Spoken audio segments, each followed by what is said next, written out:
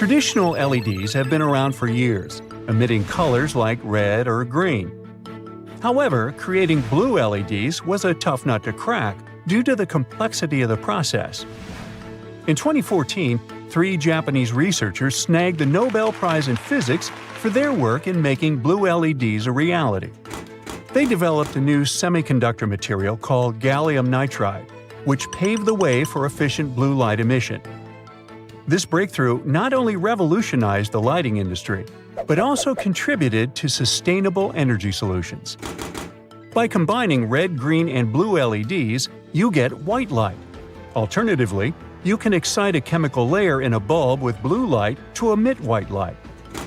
LED lighting is more energy efficient than other types, making it a momentous change for the 1.5 billion people without access to electricity grids. If all lights were LED, global electricity usage for lighting could drop from 20 to 4%. Some LED systems are designed to adjust the light color throughout the day to align with the body's natural rhythm, offering a more comfortable lighting experience. Scientists were aware of the concept of materials made up of single atomic layers, but no one had managed to isolate one until recently. For years, researchers had been attempting to create a single layer using advanced and costly methods. However, the breakthrough came when a group of scientists used a simple and inexpensive tool, regular sticky tape, to isolate a single sheet of graphene. In 2004, a team of scientists announced the discovery of graphene, a thin layer of carbon just 1 atom thick. This discovery surprised the scientific community, as it had been believed that materials like graphene would be too unstable to exist.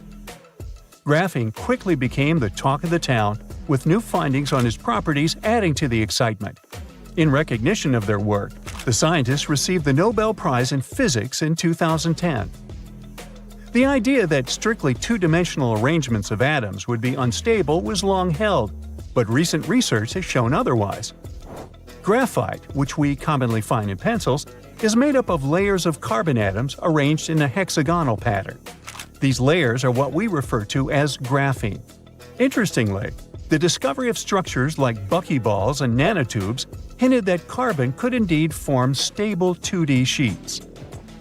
One of the most fascinating qualities of graphene is its exceptional electrical conductivity, allowing it to carry significant currents at room temperature. Its unique properties have opened a world of possibilities in electronics and material science. Researchers are also exploring graphene's potential in fields like solar energy and battery technology. Now, the idea of touchscreens on devices has been around for a while, even showing up in science fiction movies and books. However, it took a lot of time to actually develop the technology to accurately sense and respond to finger touches on screens. Many people think Steve Jobs dreamed up the touch interface, but that's not quite true. He just introduced the technology in a way that really caught people's attention. Apple engineers have put in a lot of effort to improve the technology, adding features like scrolling without the need for physical buttons. The first touchscreen device is believed to be the work of American professor Samuel Hurst in the early 1970s. He was looking for a way to automate reading information from recorder tapes, which led to the creation of the world's first touchscreen. Over the years, touchscreen technology continued to evolve, eventually leading to the development of touchscreen smartphones and tablets. In 2002, companies like HTC and Xenarc Technologies started producing devices with touchscreens, setting the stage for the popular devices we use today. These devices have found countless applications in various industries and have improved how we interact with technology. So, while Steve Jobs may not have invented the touchscreens, his contribution to making them mainstream cannot be denied. Now, for years, the concept of flying with a personal jet engine attached to your back has been a futuristic dream.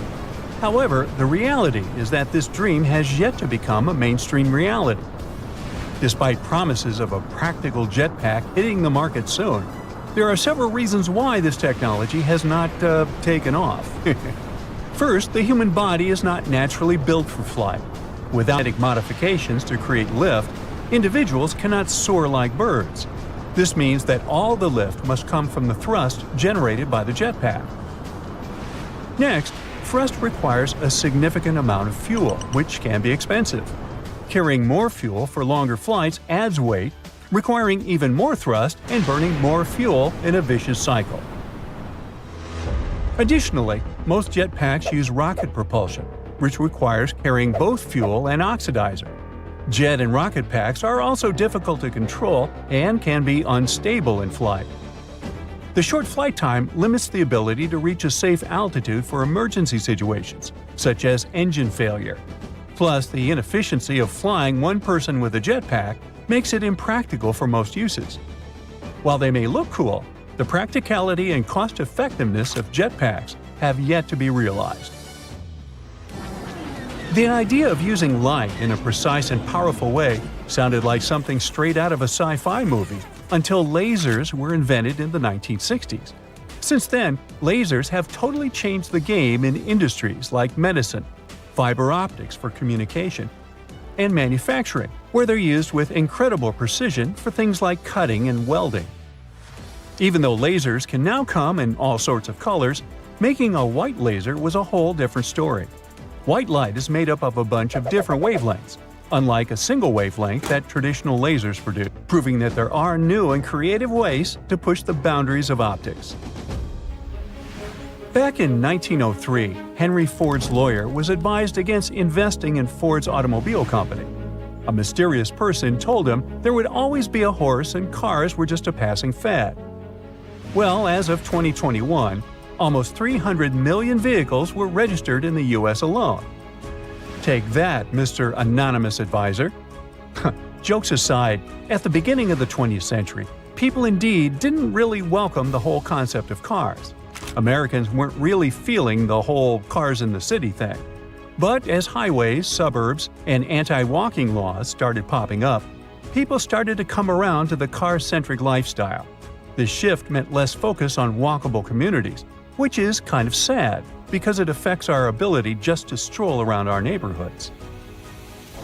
Now, there's a common misconception that the price of lab-grown diamonds will drastically decrease in the future. This misconception is often promoted by the mined diamond industry.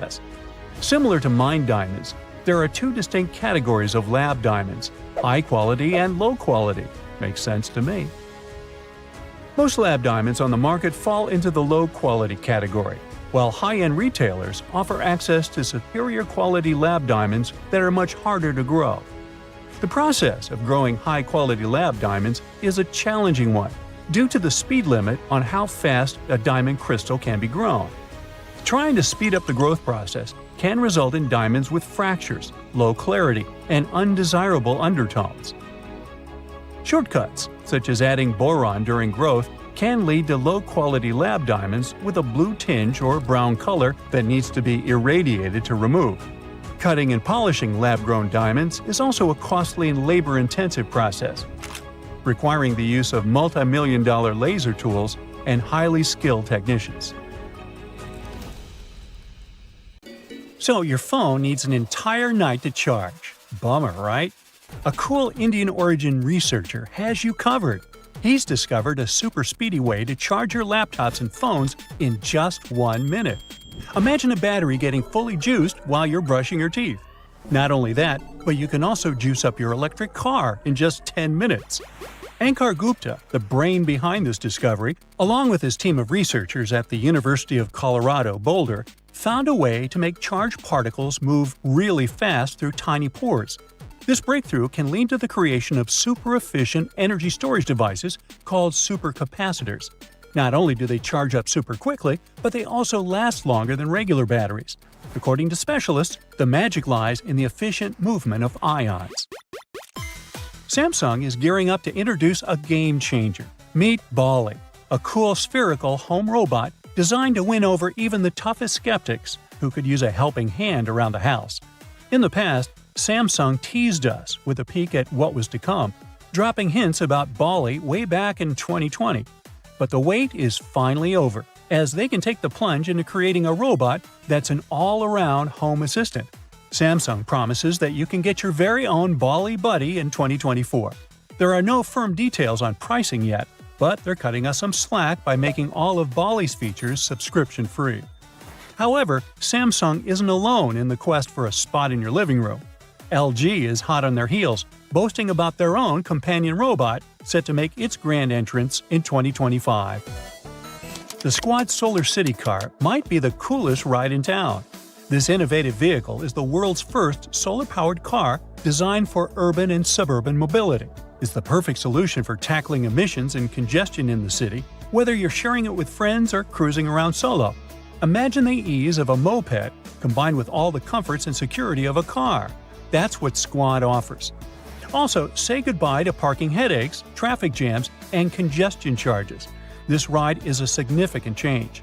Squad charges itself using solar energy, making it environmentally friendly and cost-effective. With its sleek design and compact size, parking is a breeze. You can fit 3 Squads in the space of one regular car. Plus, with swappable batteries and loads of storage space, this car is as practical as it is fun. I bet there's one thing your body does that you definitely take for granted, and it's going number 1. I'm talking about that mechanism we've got that helps us know exactly when it's time to go number 1. However, for some folks with spinal cord injuries or conditions like multiple sclerosis, that connection between the brain and the bladder can get a bit wonky, causing all sorts of issues. ManyThings, a cool company from South Korea, has produced a solution that's sure to save the day. They've created a nifty wearable patch that uses near-infrared technology to peer into your bladder and give you a heads up when it's time to hit the restroom. The person wearing it will just get a friendly reminder via a phone alert. Simply slap on the patch, stick it on your lower abdomen, and let the magic happen. The technology isn't out yet, but they're doing their best to make it hit the market as soon as possible.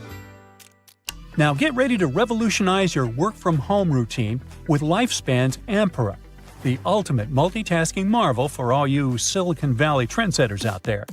Say goodbye to boring desktops and hello to a pedal-powered paradise that not only keeps you active, but also charges up your devices like a boss.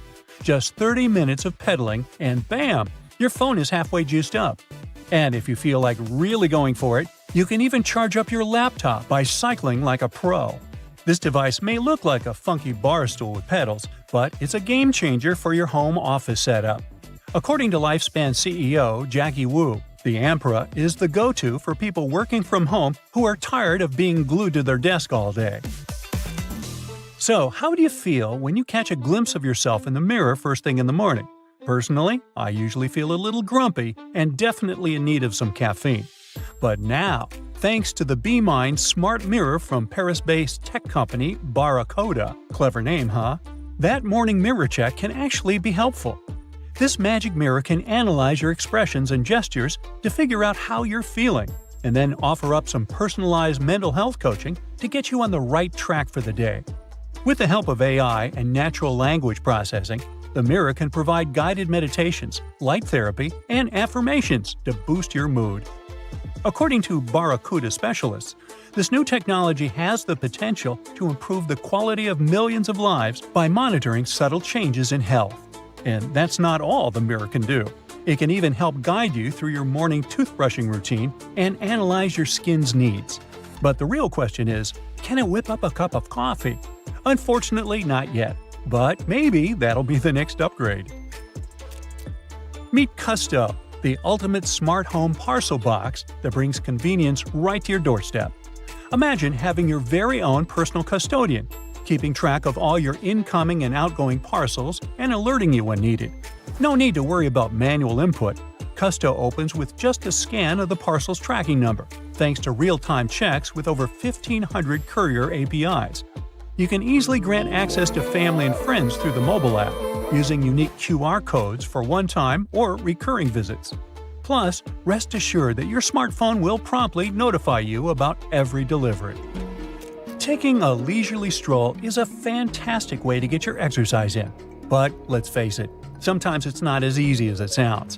Whether you're getting up there in age, battling some condition, or just feeling a little weak in the muscles, walking can be a real challenge.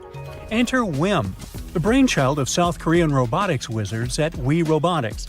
This nifty little gadget straps around your waist and legs, giving you a 20% boost in energy while you walk. This means you can go further and feel less like collapsing at the end of your jaunt. The AI technology inside analyzes how you walk and even predicts your next move, getting smarter with each step you take. Plus, WIM isn't just for those hardcore athletes or folks with medical needs. It's for anyone who just wants to jazz up their daily stroll. The whole shebang weighs just 3 pounds and folds up into a compact little package that you can toss in your bag. And if you're feeling extra adventurous, WIM has an exercise mode that mimics walking through water, giving your muscles a real workout. Well, it's been a long time since we last saw those old physical keyboards on cell phones because touchscreens took over the industry. But wait! Click's technology has come up with a brilliant solution for those nostalgic BlackBerry fans. This cool iPhone case brings back that classic keyboard feel, thanks to a team of former BlackBerry, Apple, and Google employees. Sure, it may be a little pricey, costing almost $140 and slightly bulky. But who cares when you can type away like it's 2007? Finally, not all the chapsticks are the same. Lip Cure Beam may look like one, but it's the ultimate beauty gadget. This cool contraption does it all, from diagnosing your lips to giving them the TLC they need, and even adding a pop of color with makeup. The sleek Lip Cure Beam cap has a special sensor that analyzes your lips' moisture level in a snap. Once you pop off the cap, you've got a handy makeup tool at your fingertips. With a swish and a swash, you'll be on your way to luscious lips in no time. Made with some fancy light-responsive materials, this nifty gadget works its magic by boosting your lips' natural defenses. Can we power spaceships using black holes? Kinda. Exploring our galaxy is a bit problematic. Our fastest spacecraft ever, NASA's Parker Solar Probe, only travels at about 0.06% the speed of light. So it would take around 7,700 years for us to reach even our closest neighbor star, Proxima Centauri. Therefore, we need to find a way to achieve super high velocity without wasting too much fuel. Why don't we consider powering spacecraft using radiation from black holes? Natural black holes are too massive for us to harness. However, during the early stages of the universe, there might have been very small black holes known as primordial ones. Perhaps we could attempt to recreate them.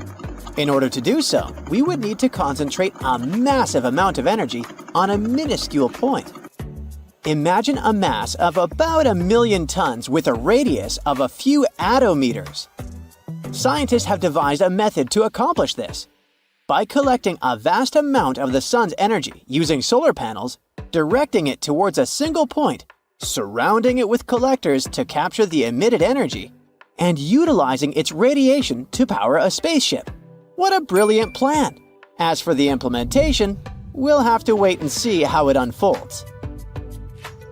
Scientists in Japan have developed artificial wombs that can nurture premature baby sharks. They help embryos to be prepared to be born properly. These artificial wombs can power little sharks for almost a year. This is much longer than their previous record of 160 days. The invention actually works. Some embryos grew from 1.2 to almost 6 inches, which is their natural birth size. Premature sharks are very vulnerable because the seawater is too salty for their little bodies. This is especially dangerous for viviparous sharks because their young ones are born without a protective shell. So what scientists did is they put them in these containers and started slowly decreasing natural fluids and gradually increasing the seawater until babies got used to the salt. The results are still not perfect though. Out of 33 embryos, only 3 reached birth size. However, these 3 are healthy and now live like any normal baby shark. They munched on some minced mackerel and shrimp and behaved typically for their age. The end goal of all this research, of course, is to develop more universal systems for wider use. Sensing a hug over the internet might soon be possible. Using Eskin. Researchers at City University of Hong Kong have developed a wireless, soft e-skin that can detect and deliver the sense of touch. This creates a touch network for multi-user interaction. The e-skin can both sense touch and imitate it. We had similar technologies like that before, with VR for example, but not both of them at the same time. Here's how it works. You press an actuator, and it generates an electrical signal. This signal is converted into a digital signal by an analog to digital converter. Then it's sent via Bluetooth to another e-skin. The receiving e-skin converts the signal back into an electrical current, and it recreates the touch sensation through vibrations. Finally, long-distance friends and family could use technology to feel each other. This technology might also help visually impaired people with directions and reading Braille messages.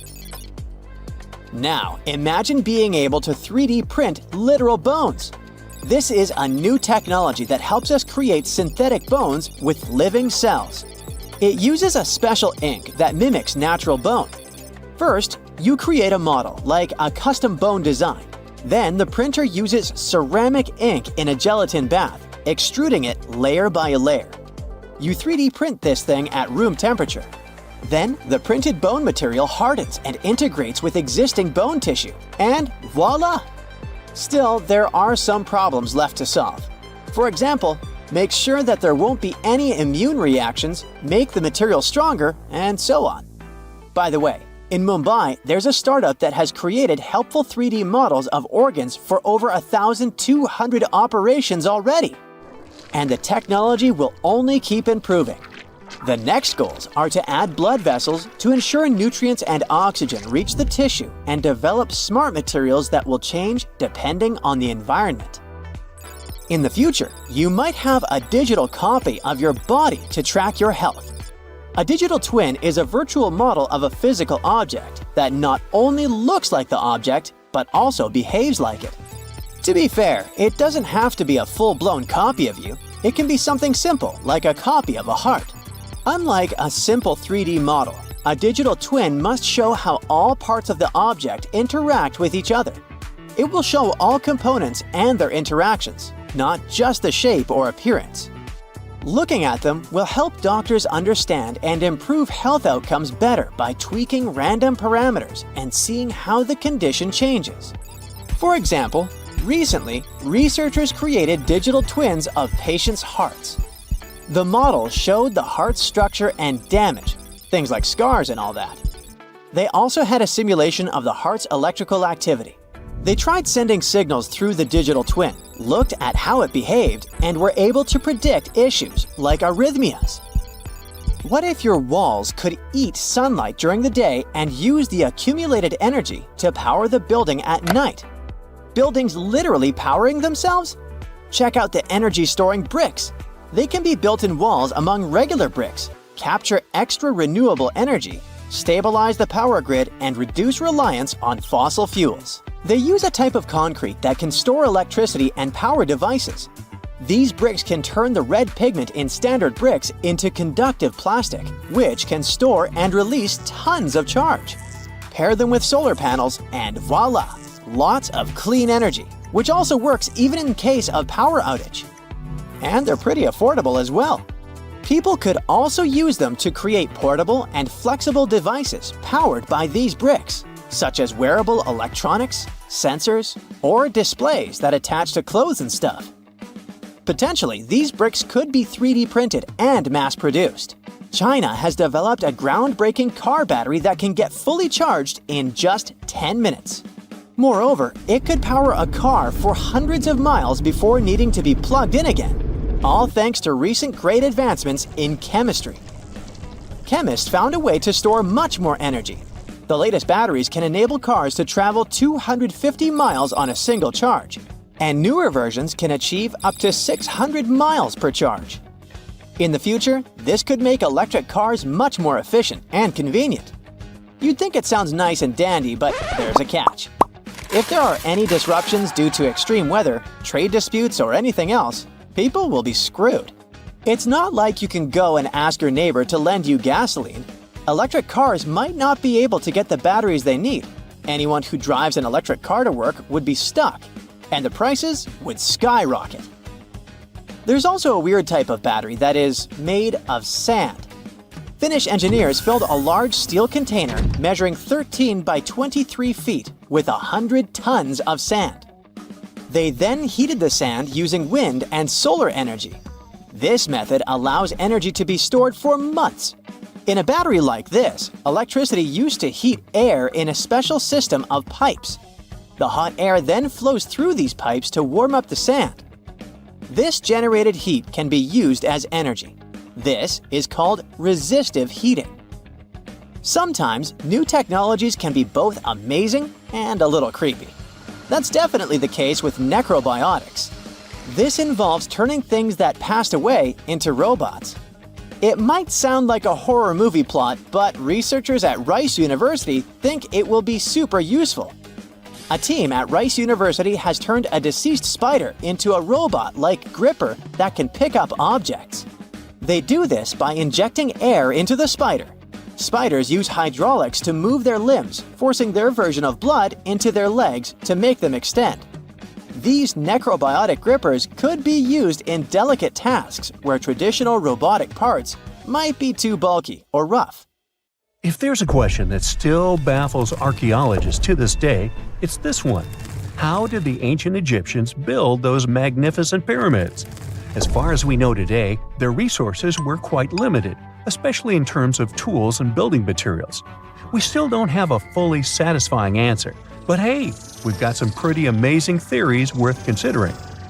The leading contender among these theories involves the clever Egyptians employing a sneaky strategy. Now picture this. They constructed a slanted and curving mound made of bricks, earth, and sand encircling the pyramid to be. As the pyramid grew taller and taller, they simply increased the height and length of this wacky structure.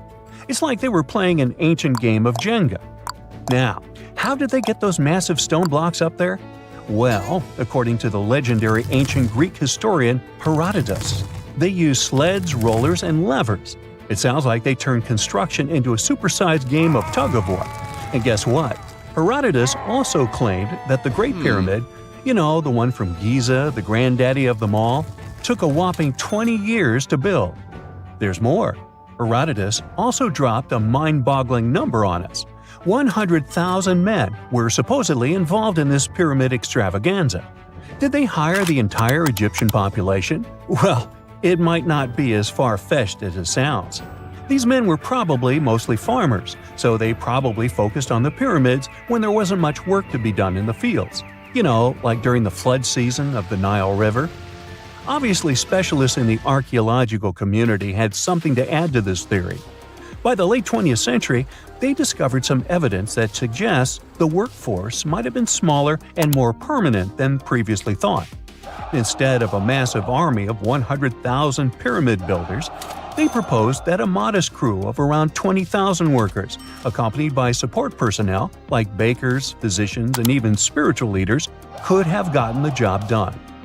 There was also this theory that claimed that the pyramids were actually built from the top downward. It suggested that these colossal structures were nothing more than isolated hills used as quarries. The stones were supposedly drawn from these hills, and over time, competing engineers took charge and transformed them into the iconic pyramids we know today. Now, before you dismiss this theory as a wild fantasy, some folks thought it wasn't completely crazy. After all, there are instances where isolated hills exist, so maybe this theory had a tiny glimmer of truth. Whether it involved ramp building or ingenious work, scientists are trying to figure out how it was shaped. Now, some people suggest that our industrious ancestors used handheld pounders to get the job done. One expert has a different take on the matter, though. He argues that if we take a closer look at the pattern left behind by the shaping tool, we'll notice something peculiar. The walls of the trenches surrounding the obelisk display a neat and even pattern, which is pretty unlikely if they were pounded away by mere mortal hands. According to this expert, those horizontal striations are usually the result of a tool that takes breaks while removing material, leaving its mark on the surface. But wait, there's more. Imagine the tool being rocked back and forth against the trench walls, clearing away the waste to keep the trench from narrowing. Well, in that case, the tool might have left some funky horizontal striations where it was pressed against the sidewall. This sounds like some fancy technology at play, don't you think? And guess what? The dynastic Egyptians probably didn't have access to that kind of know-how. Another famous Egyptologist from way back also uncovered a bunch of core drills during his adventures. Although the actual drill bits are missing, his collection houses these particular core remnants made of limestone, alabaster, and even granite. These constructions aren't the only amazing thing the ancient Egyptians left behind, though. As it turns out, the Egyptians were the genius minds behind the creation of the handheld mirror. Yeah, that little mirror you use every day to check yourself out. But here's the twist. These mirrors are like pieces of art. They were decorated with inscriptions and figures. But that's not all. The Egyptians had a serious concern with their appearance. They knew the importance of personal hygiene and looking fabulous. So, in their quest for pearly whites, they invented toothbrushes and toothpaste. Dental problems were pretty common back then, and their smiles weren't exactly all white. Dentistry wasn't their strongest suit, you see. Maybe their minds were distracted by all that pyramid building. So that doesn't mean those ancient toothpaste recipes weren't amazing. One delightful concoction included rock salt, mint, dried iris petals, and pepper. Some brave dentists in the 21st century tried it out, and it worked pretty well. Ground-up ash was also used in another recipe to create a tooth cleansing paste. Mint was missing, so that didn't do much for their breath. That's when the genius Egyptians came up with the world's first breath mints. They made tablets from heated spices like cinnamon, and they mixed it with honey. Now, let's shift gears to home decor, Egyptian style. They surely took ornamentation to the next level. While the concept of decorating furniture started in Mesopotamia, the Egyptians cranked it up a notch. They went all out with different colors of ink and even developed various weights of paper. Oh, and let's not forget about those cute little area rugs we all have in our homes today. Guess who came up with the idea? Yep, the Egyptians. They used the versatile papyrus plant to make those cozy rugs. And speaking of trends, the Egyptians loved their knickknacks. They had an assortment of small figurines in the shapes of cats, dogs, and people. These statues were made from various materials, like simple sun-dried mud to the ultimate bling of gold. It all depended on how loaded you were. The Egyptians were also all about farming, and they knew that clean water was crucial for their crops and animals. That's why they came up with some nifty inventions and techniques to make sure their land was fertile and their plants were happy. First off, they had the genius idea of using ox-drawn plows. They had two types of plows, heavy and light. The heavy plow would strut its stuff, cutting deep furrows in the soil, while the lighter plow followed behind, fluffing up the earth. But they didn't stop there. After plowing, the Egyptians would break up clumps of soil and sow the rows with seeds. To give those seeds a good old squish into the furrows, they'd march their livestock across the field, effectively closing up the furrows. But hey, all that hard work would be pointless if their seeds were as dry as the Sahara. That's where irrigation comes into play. The Egyptians were so good at it that other cultures, like the Greeks and Romans, couldn't help but copy their techniques. Now let's switch gears and talk about the marvelous architecture of ancient Egypt. These folks weren't just skilled farmers, they were also architectural maestros. They built these fancy canals to carry water to farms and villages, and boy, did they know how to make those canals look pretty. Just imagine strolling along a canal lined with ornate structures. The pharaoh Ramesses the Great was quite the overachiever when it came to construction. One of his mind-blowing creations was the construction located at Abu Simbel.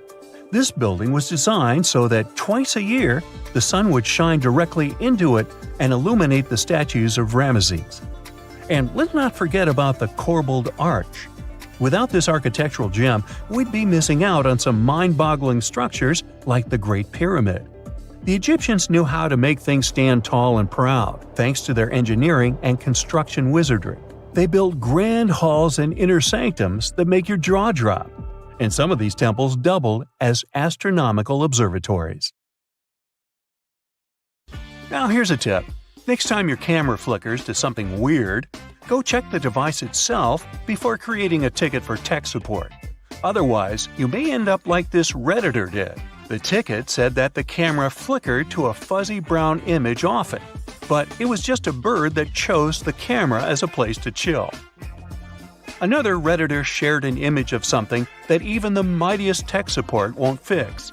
Yup, seems like someone didn't change the toner the right way, and the whole room got completely covered by ink.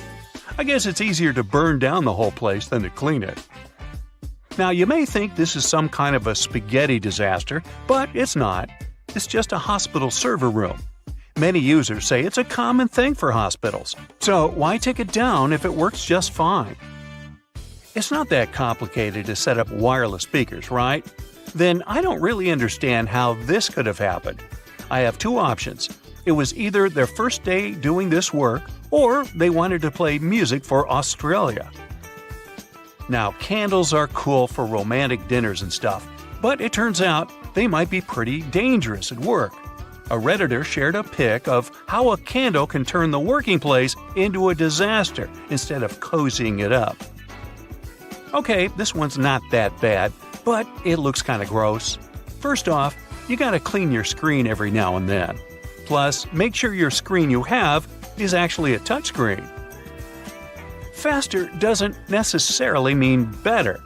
A Redditor shared a photo of how their coworker was eager to unpack a new mouse. Sorry, no tech support can fix it. Guess they'll have to grab a new mouse and be more patient unpacking it. One more mouse disaster here.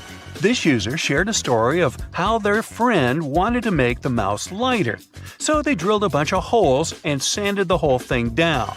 This looks like a bit of cheese, though. Huh?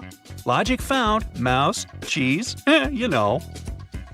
This Redditor shared a photo of how their grandpa thought a jack was a screw hole, and he actually did insert a screw there.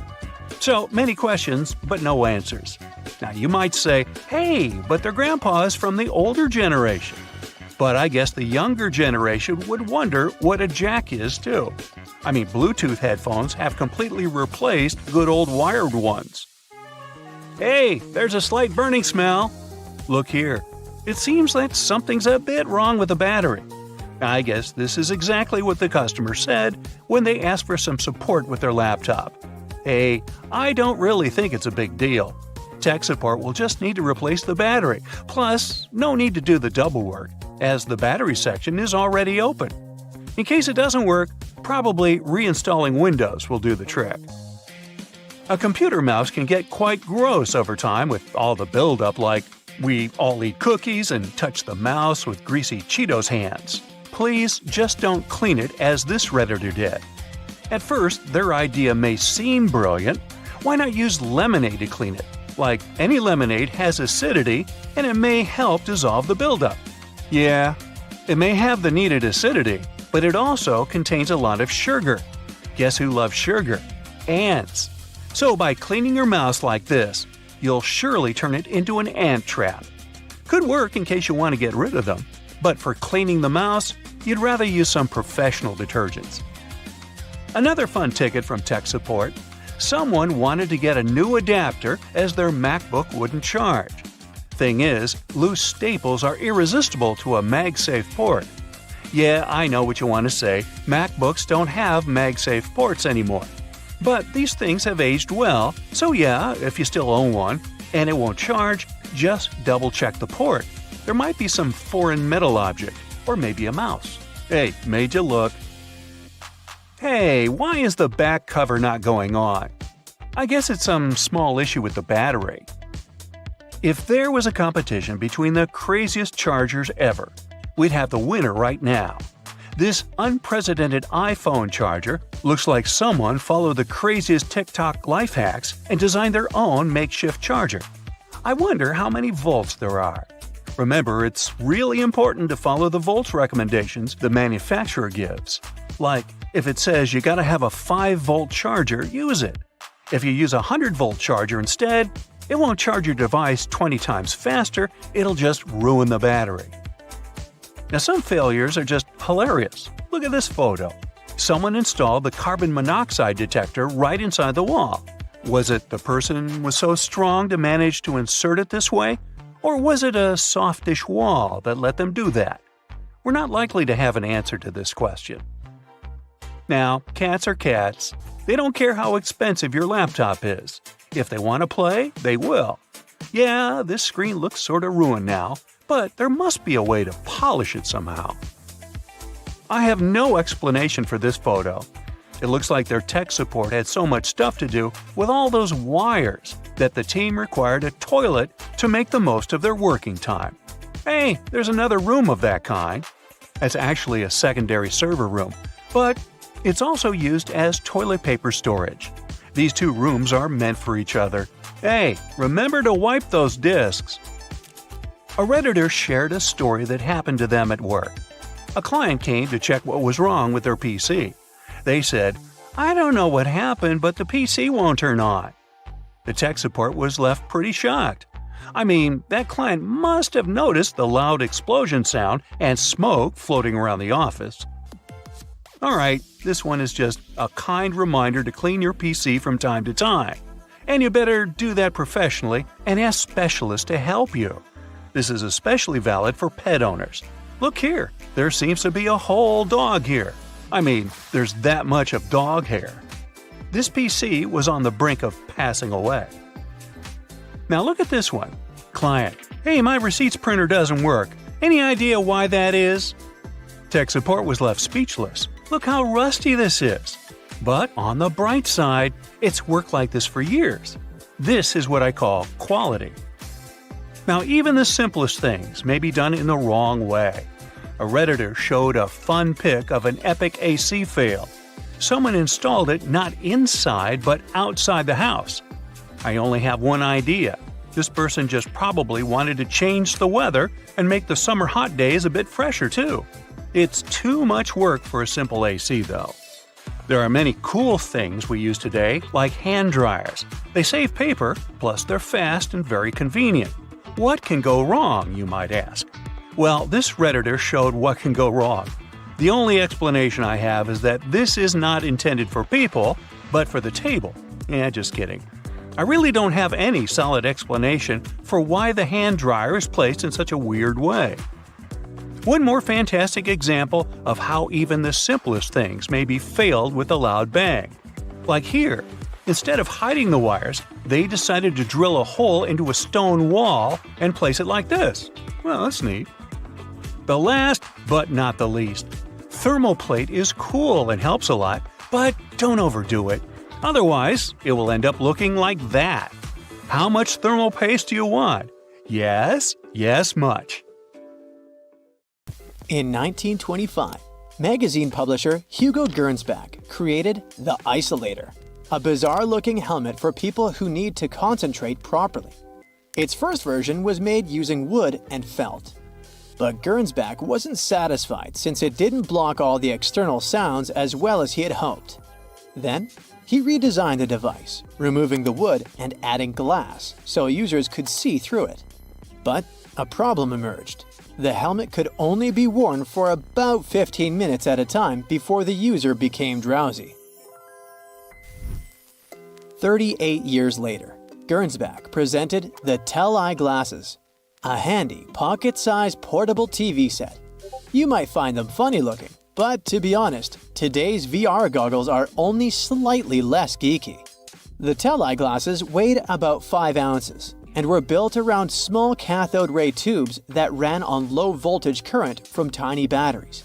The device had a separate screen for each eye, which meant it could display stereoscopic images, working pretty much like 3D glasses. Gernsback promised that users faced no danger of being electrocuted, but, well, people didn't take his word for granted. Meet the Beauty Micrometer, also known as the Beauty Calibrator. This 1930s technology definitely looks like a Clockwork Orange device, but it was actually designed to enhance people's beauty. The specialist placed this thing around a person's head, and the flexible metal strips helped calculate facial measurements with great precision. The inventor was particularly focused on 2 measurements: The heights of the nose and forehead should be the same, and the eyes should be separated by the width of one eye. If the beauty micrometer spotted an imperfection, they suggested using makeup to correct the situation. So this device was supposed to be a big deal for actresses and actors working in the movie industry, but it was a flop, and it definitely didn't become a nationwide craze. Sheet masks are all about aesthetics nowadays, but they were way more bizarre looking in the past. Take this ice mask created in the 40s by the legendary Max Factor Jr., who basically invented makeup for movie stars. He hoped that actresses would go to great lengths to get a mask like this to reduce facial puffiness, but that really never happened.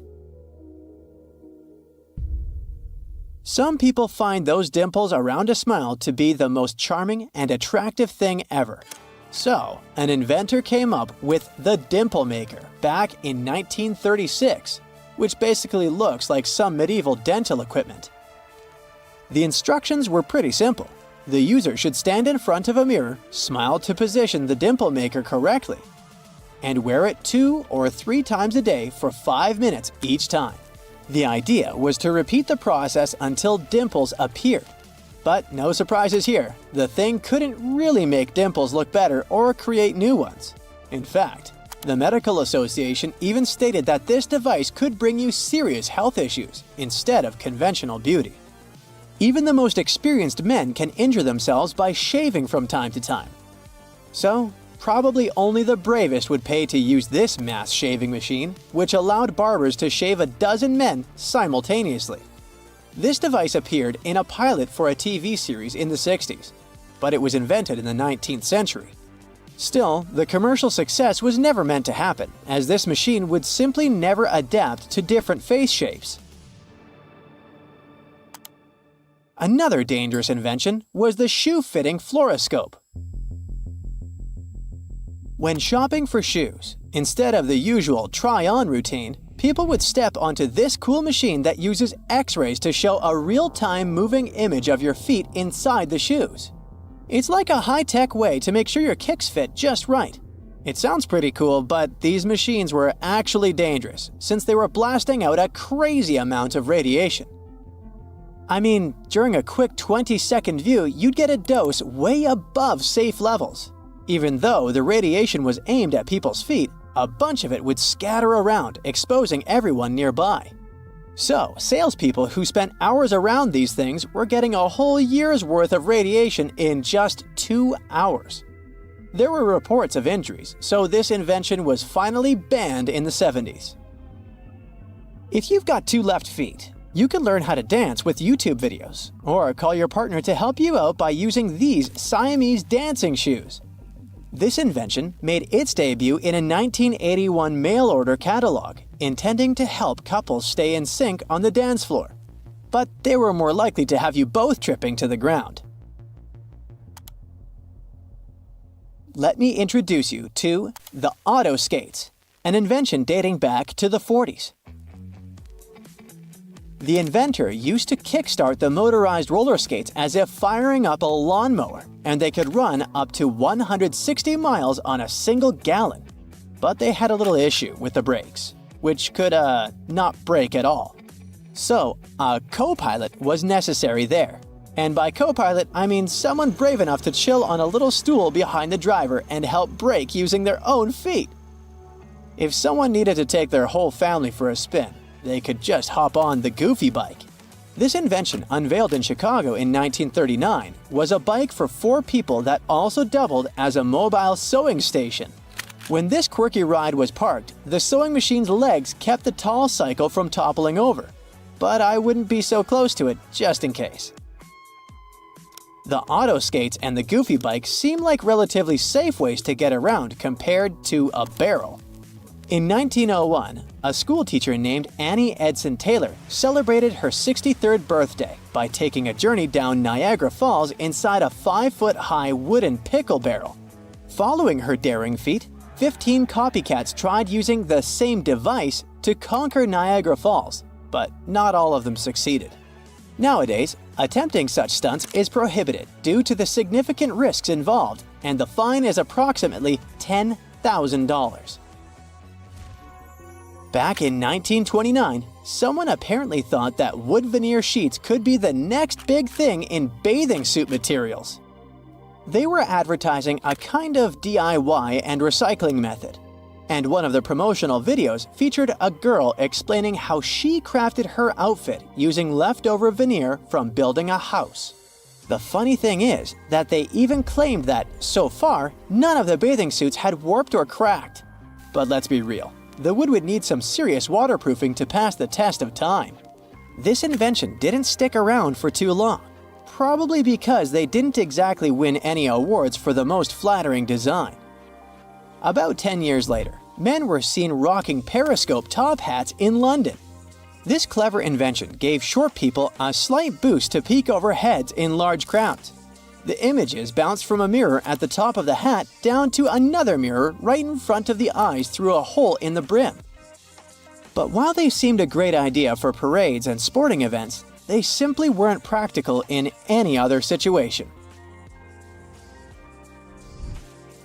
Whether you're feeling lazy or tired, there's really no excuse to skip your piano practice, all thanks to this 1935 invention, the foldable piano. The instrument sits at the foot of the bed, and the keyboard can be pulled out like a drawer, bent over on hinges until it's at the right angle for the player's hands. Is it safe though? All it takes is the piano not being totally secure and bam, a disaster is about to happen. Let's say the well-being of kids wasn't exactly a top concern for the minds behind the Mercury maze. This 1978 invention was a handheld game where kids were supposed to rotate it and tilt the puzzle to guide a silver blob of mercury along a path to the center of the maze. Yes, we're referring to the toxic and health hazardous mercury in a kid's toy. What could possibly go wrong?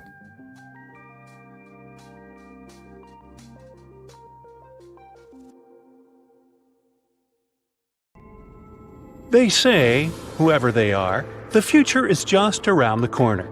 Well, no, the future is already here.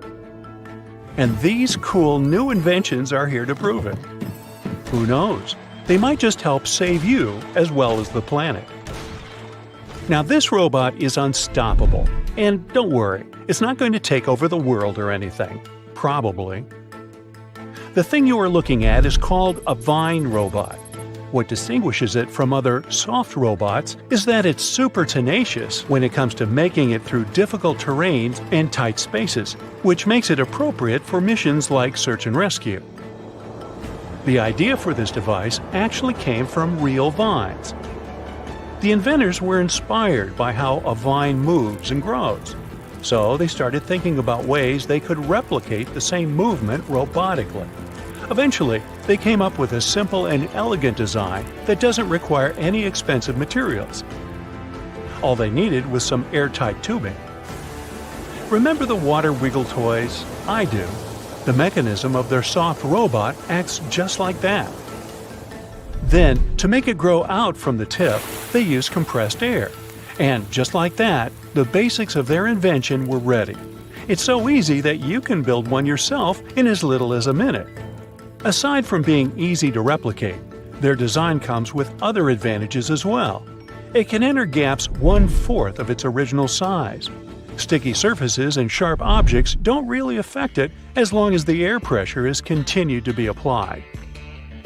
The inventors, of course, have upgraded their design and created different versions so that the robot will be able to perform various tasks. For example, they added a camera to the robot's tip, which made it ideal for things like archaeology. And the robot was even taken to the Andes Mountains of Peru to investigate some very narrow shafts underneath an archaeological site, and was able to explore 3 of the tunnels successfully. However, the use of Beine robots will not be limited to underground. It might be possible to use them for space exploration as well. When blown into something like sand, compressed air fluidizes. In return, this allows the Beine robot to burrow into granular materials. So, NASA can use it to study the surfaces of other planets. But it has one more application. A miniature version of Beine robots can potentially be used for medical procedures, such as intubation too. making the process faster and easier. Talk about being multifunctional. Can you think of anything else it can be used for? Now, these capsules are not for swallowing. Tiny houses and van life have been the hype for quite some time now, but vans require gas and tiny houses require some sort of infrastructure. Eco capsules, on the other hand, require nothing. These egg-shaped micro-units are 100% self-sustainable living pods that give you the freedom to place them wherever you like and to live off-grid without causing any harm to nature.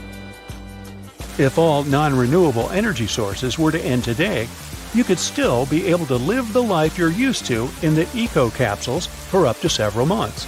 So, no need to go all survivor mode immediately. Eco capsules can also be used as scientific research stations or even remote hotel rooms. They are 88 square feet and are equipped with a smart home system. They come with sleeping space for two, a kitchenette, shower and toilet, storage space, and even electrical outlets. They create their own electricity using a combination of a wind turbine up on a telescopic pole and a roof that is lined with solar panels. Their unique shape allows them to collect rainwater. The rainwater that falls on their surface is gathered in their tanks, where it is then filtered and becomes ready for use. In case there are no rainfalls for a while, the tanks can still be filled from any water source, such as a lake or a river.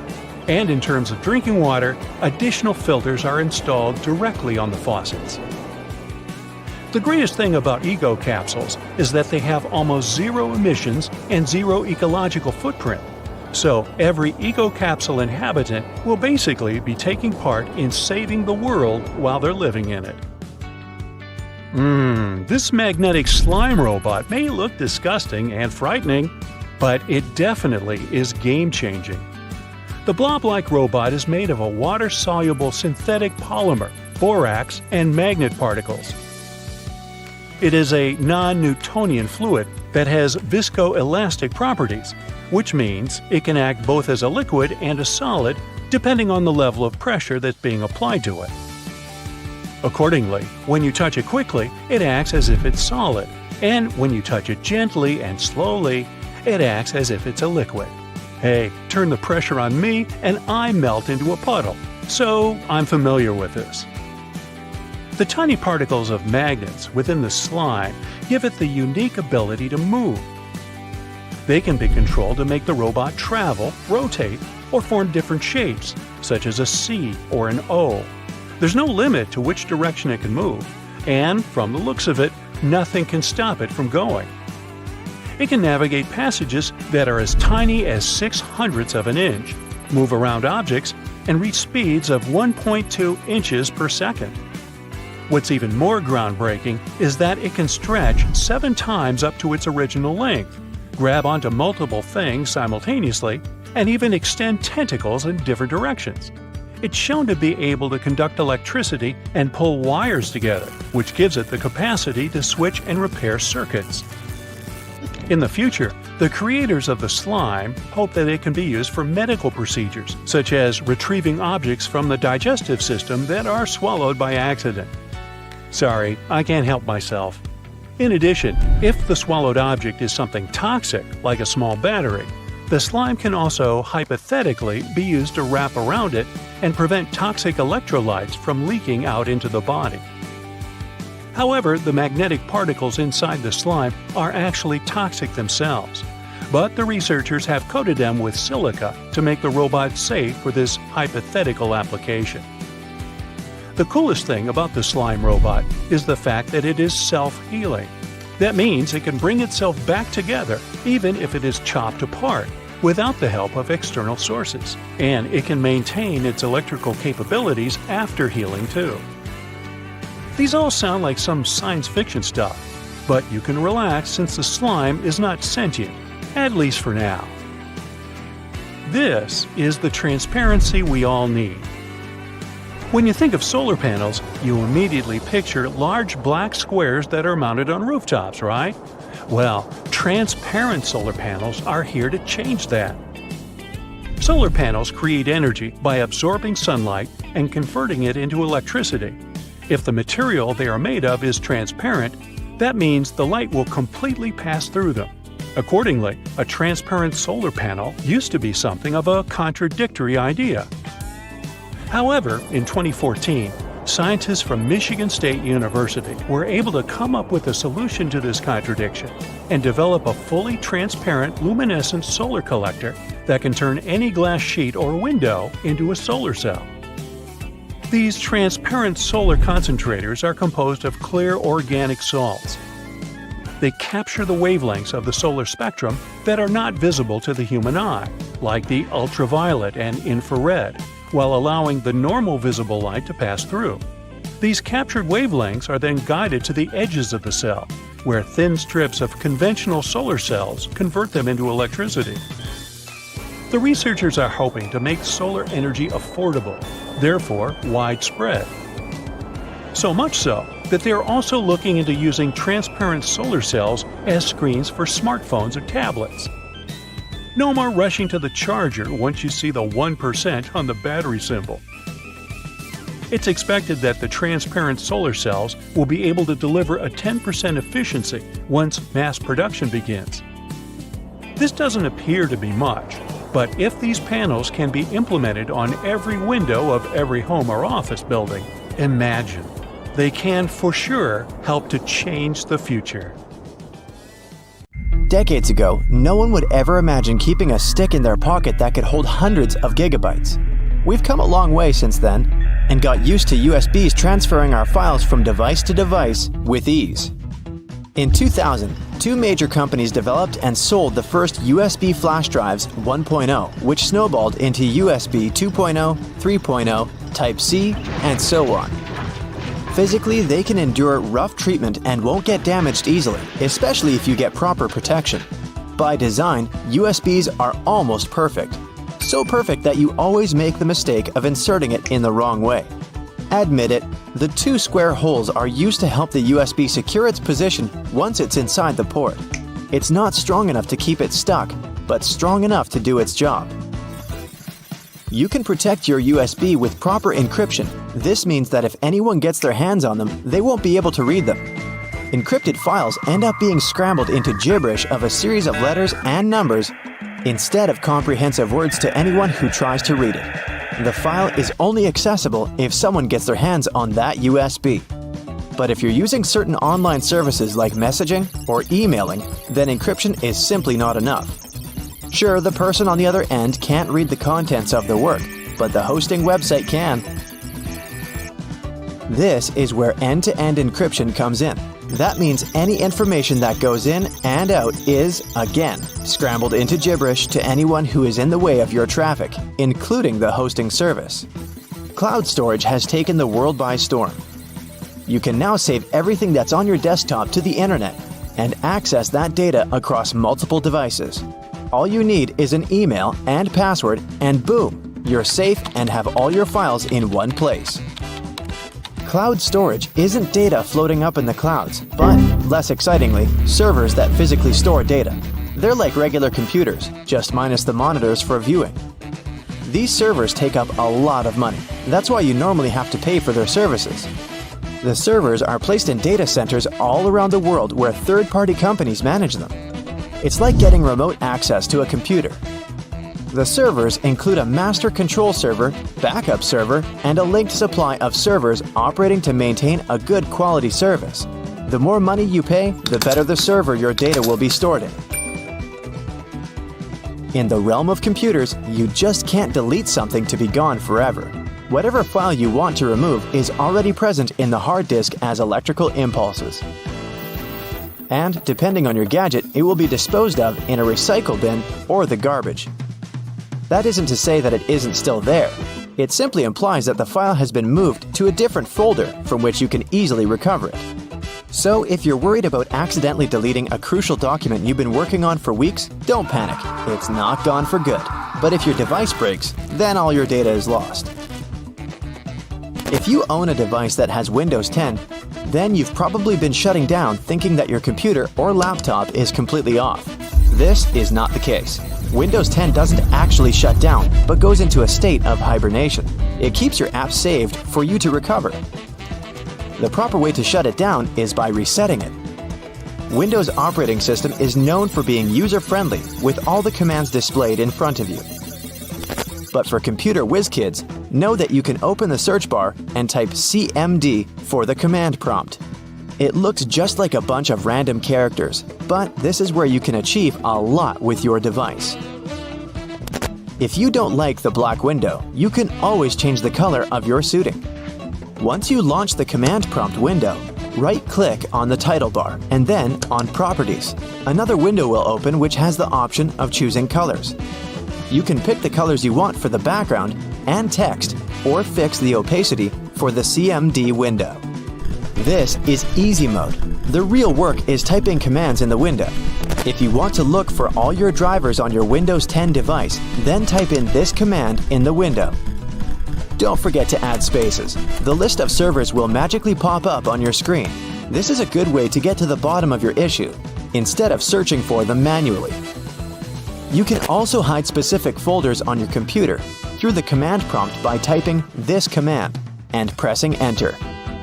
Of course, you'll have to type in the folder you want to hide, and poof, it's gone. The non-tech way of doing this is by opening the Properties pane in the folder and clicking on the checkbox that shows Hidden. While this is indeed the easy way of hiding your folders, it's not the most effective. You can simply write Show Hidden Files and Folders, and every checkbox you check will be visible again. The command prompt isn't all about business. You can try playing a game there to pass the time. Don't expect a AAA kind with realistic graphics and epic gameplay. Type this command and you'll be transported into the game via text. This game will allow you to create characters and engage in this imaginary world. Google Chrome is one of the most popular browsers on the net, but you can also play a text-based game there, just like in the command prompt. First press Ctrl plus Shift plus J to open the console. Then type Text Adventure into the search box. Don't freak out, you just opened the sort of a back end of the page. Next, click on the box that says Console. You'll be greeted with a text that will ask you if you want to play a game. Type Yes, and you'll instantly begin. They'll give you some basic commands which are easy to follow and an opening premise of the journey. If you're looking for something a little more contemporary, then get ready to play some solitaire. No worries, you don't have to type some command to play it. All you need to do is type Solitaire in the search bar, and you're there. You can play the exciting game of solitaire in your web browser. And when you get bored, you can play the classic game Pac-Man. If you're from the generation of the classic bulky phones, then this next game will bring back all those memories of your childhood. Open Google and type Snake, and there you go. When the internet is down, you can play the dinosaur game in your browser window while you're impatiently waiting for the Wi-Fi to come back. This game is very simple. After pressing Enter, you just have to hit the spacebar to jump over obstacles. And at a certain point, you'll have the option to duck down, which will make it even more challenging. Even without Wi-Fi, you can still have a good time. You can pause the game whenever you want by pressing the Alt key or F11. You can just click on your screen to continue the game at any time. Windows 11 has some cool hidden features that are very useful, like adjusting the volume for each individual app. You can go to Settings and click on System. Hit the Sound section. This will bring you to all the sound levels and the master switch. Copy-pasting is so essential to our everyday workflow that Windows 11 decided to take it to a whole other level with clipboard history. This option allows you to save your copied texts in one designated area, which you can access anytime. And the good news is that this option is also available on Windows 10. Just click on the Windows key plus V, and you're good to go. If you have too many windows opened on Windows 11, you can grab the window that you want to keep and shake it. It will minimize all the remaining windows in the background so that you can have a pleasant, productive workflow. Oh wait, it's happening now! There's a pretty cool innovation coming in the world of headphones in 2022. Ta-da! The invisible headphone. Yep, you heard it right. This gadget transmits ultrasound silently through the air. You'll feel like you're wearing a pair of real headphones because while transferring ultrasound, they converge it into audible pockets just outside of your ears. If there are people around you in the same room, they'll only be able to hear something like a whisper of sound. If you're the one wearing the invisible headphones, you'll immerse in three-dimensional spatial audio that gets reduced up to 90% only 3 feet away from you. If you turn your head or move, it'll activate motion sensors in charge of facial recognition. They track your ears to make sure the sound gets to the right spot. When they first appeared, headphones actually had a single earpiece only. In the 1880s, telephone operators used some sort of simplified version of what we know as headphones today. They had to connect it together to a contraption with a mouthpiece that allowed transmission. That contraption itself weighed from 6 to 11 pounds, and an operator would hold it on their shoulder. Inventors never really intended for headphones to be portable, or at least not from the start. In the 1970s, people mostly used headphones to listen to records at home. The big change in headphone history happened only when Sony released the Walkman. People wanted portable headphones to listen to their favorite song even outside of their homes. If you noticed one earbud gets discharged faster than the other, know that you're not the only one dealing with this. It happens because the signal won't be equally strong in both of your earbuds. For instance, if the difference goes up to 15 to 20% after you used both of them for the same amount of time, yeah, something can be wrong. But if the difference is 5%, that's normal because the system rounds out battery data from each of your earbuds. So it depends on where exactly you hold your phone. It could be closer to the left or the right earbud, or how conductive one side of your head is. In a way, it blocks less signal.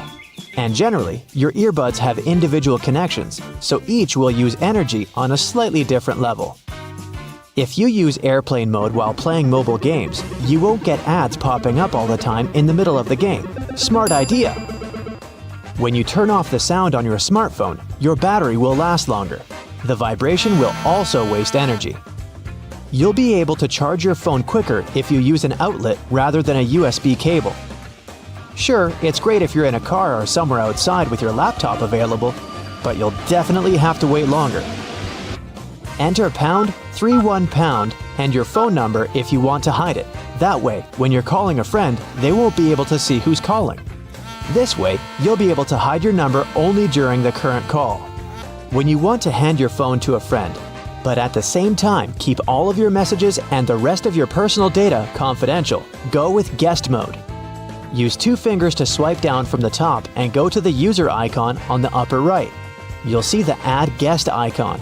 Now you can choose which actions you'll allow performing to your friend or anyone who has your smartphone. Smartphones are so versatile, they'll slowly replace many things at your home. You can even use your phone instead of a TV remote.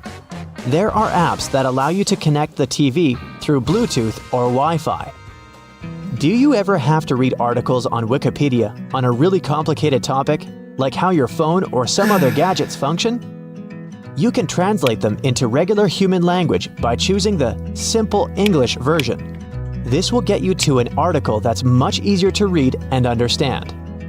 Your smartphone can see infrared light, so if you're about to shoot an infrared beam directly into your phone's camera, there will be a purple beam on your display.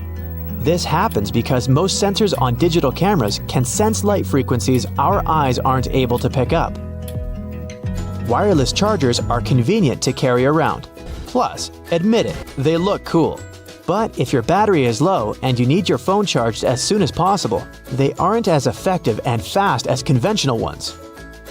If you have some spare batteries at home, you can use the negative side of the battery as a stylus for your smartphone, be it iPhone or Android. Yep, try scrolling through the apps, navigating through the homepage, drawing in notes. A battery stylus can do pretty much anything that its regular version is capable of. You can also take a pencil and grab some foil lying around. Tear up a small piece of foil to wrap it around the eraser at the top of your pencil. And here it is, you have a new stylus once again. It can be useful when it's really cold outside and you're wearing gloves and can't control your phone without a stylus.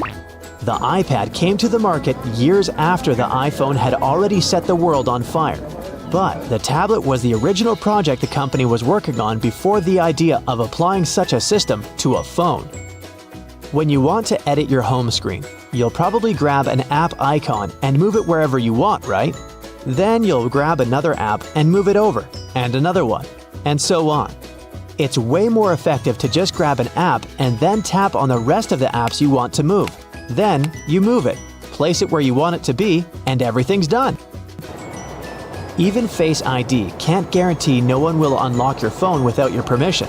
There may be a situation when someone takes away your phone and tries to unlock your Face ID by using your face.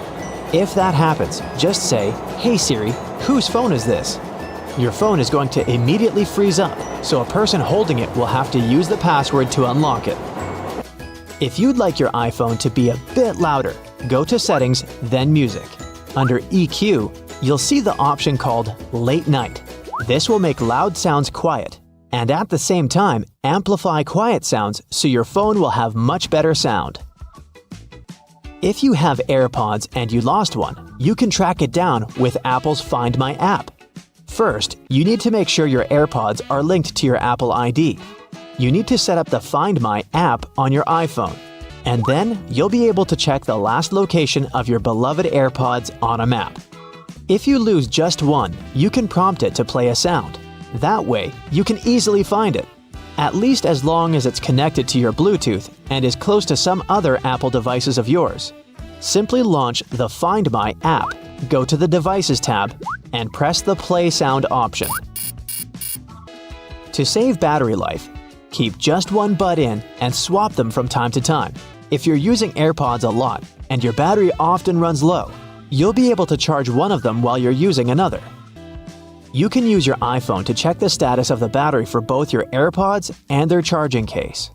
The first way is to open the charging case next to your iPhone. It will prompt the phone to display a pop-up where you'll see the remaining battery. Another way is to add the battery widget to the Notification Center's Today panel. This widget will include AirPods only when you're actively using them. Or you can check the remaining battery on your Apple Watch. Place your open charging case next to the watch. Now, open Control Center and choose the battery option. You'll see battery stats for your watch, AirPods, and the case.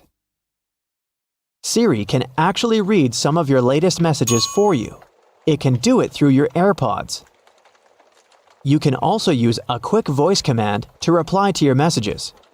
You don't have to do anything particular to set up such a feature. But if you want to turn it off, go to Settings, click on Siri and Search, and then on Announce Messages. Besides messages, Siri can also announce notifications through your AirPods. On October 30th, 1759, the inhabitants of the Middle East were jolted awake by an earthquake.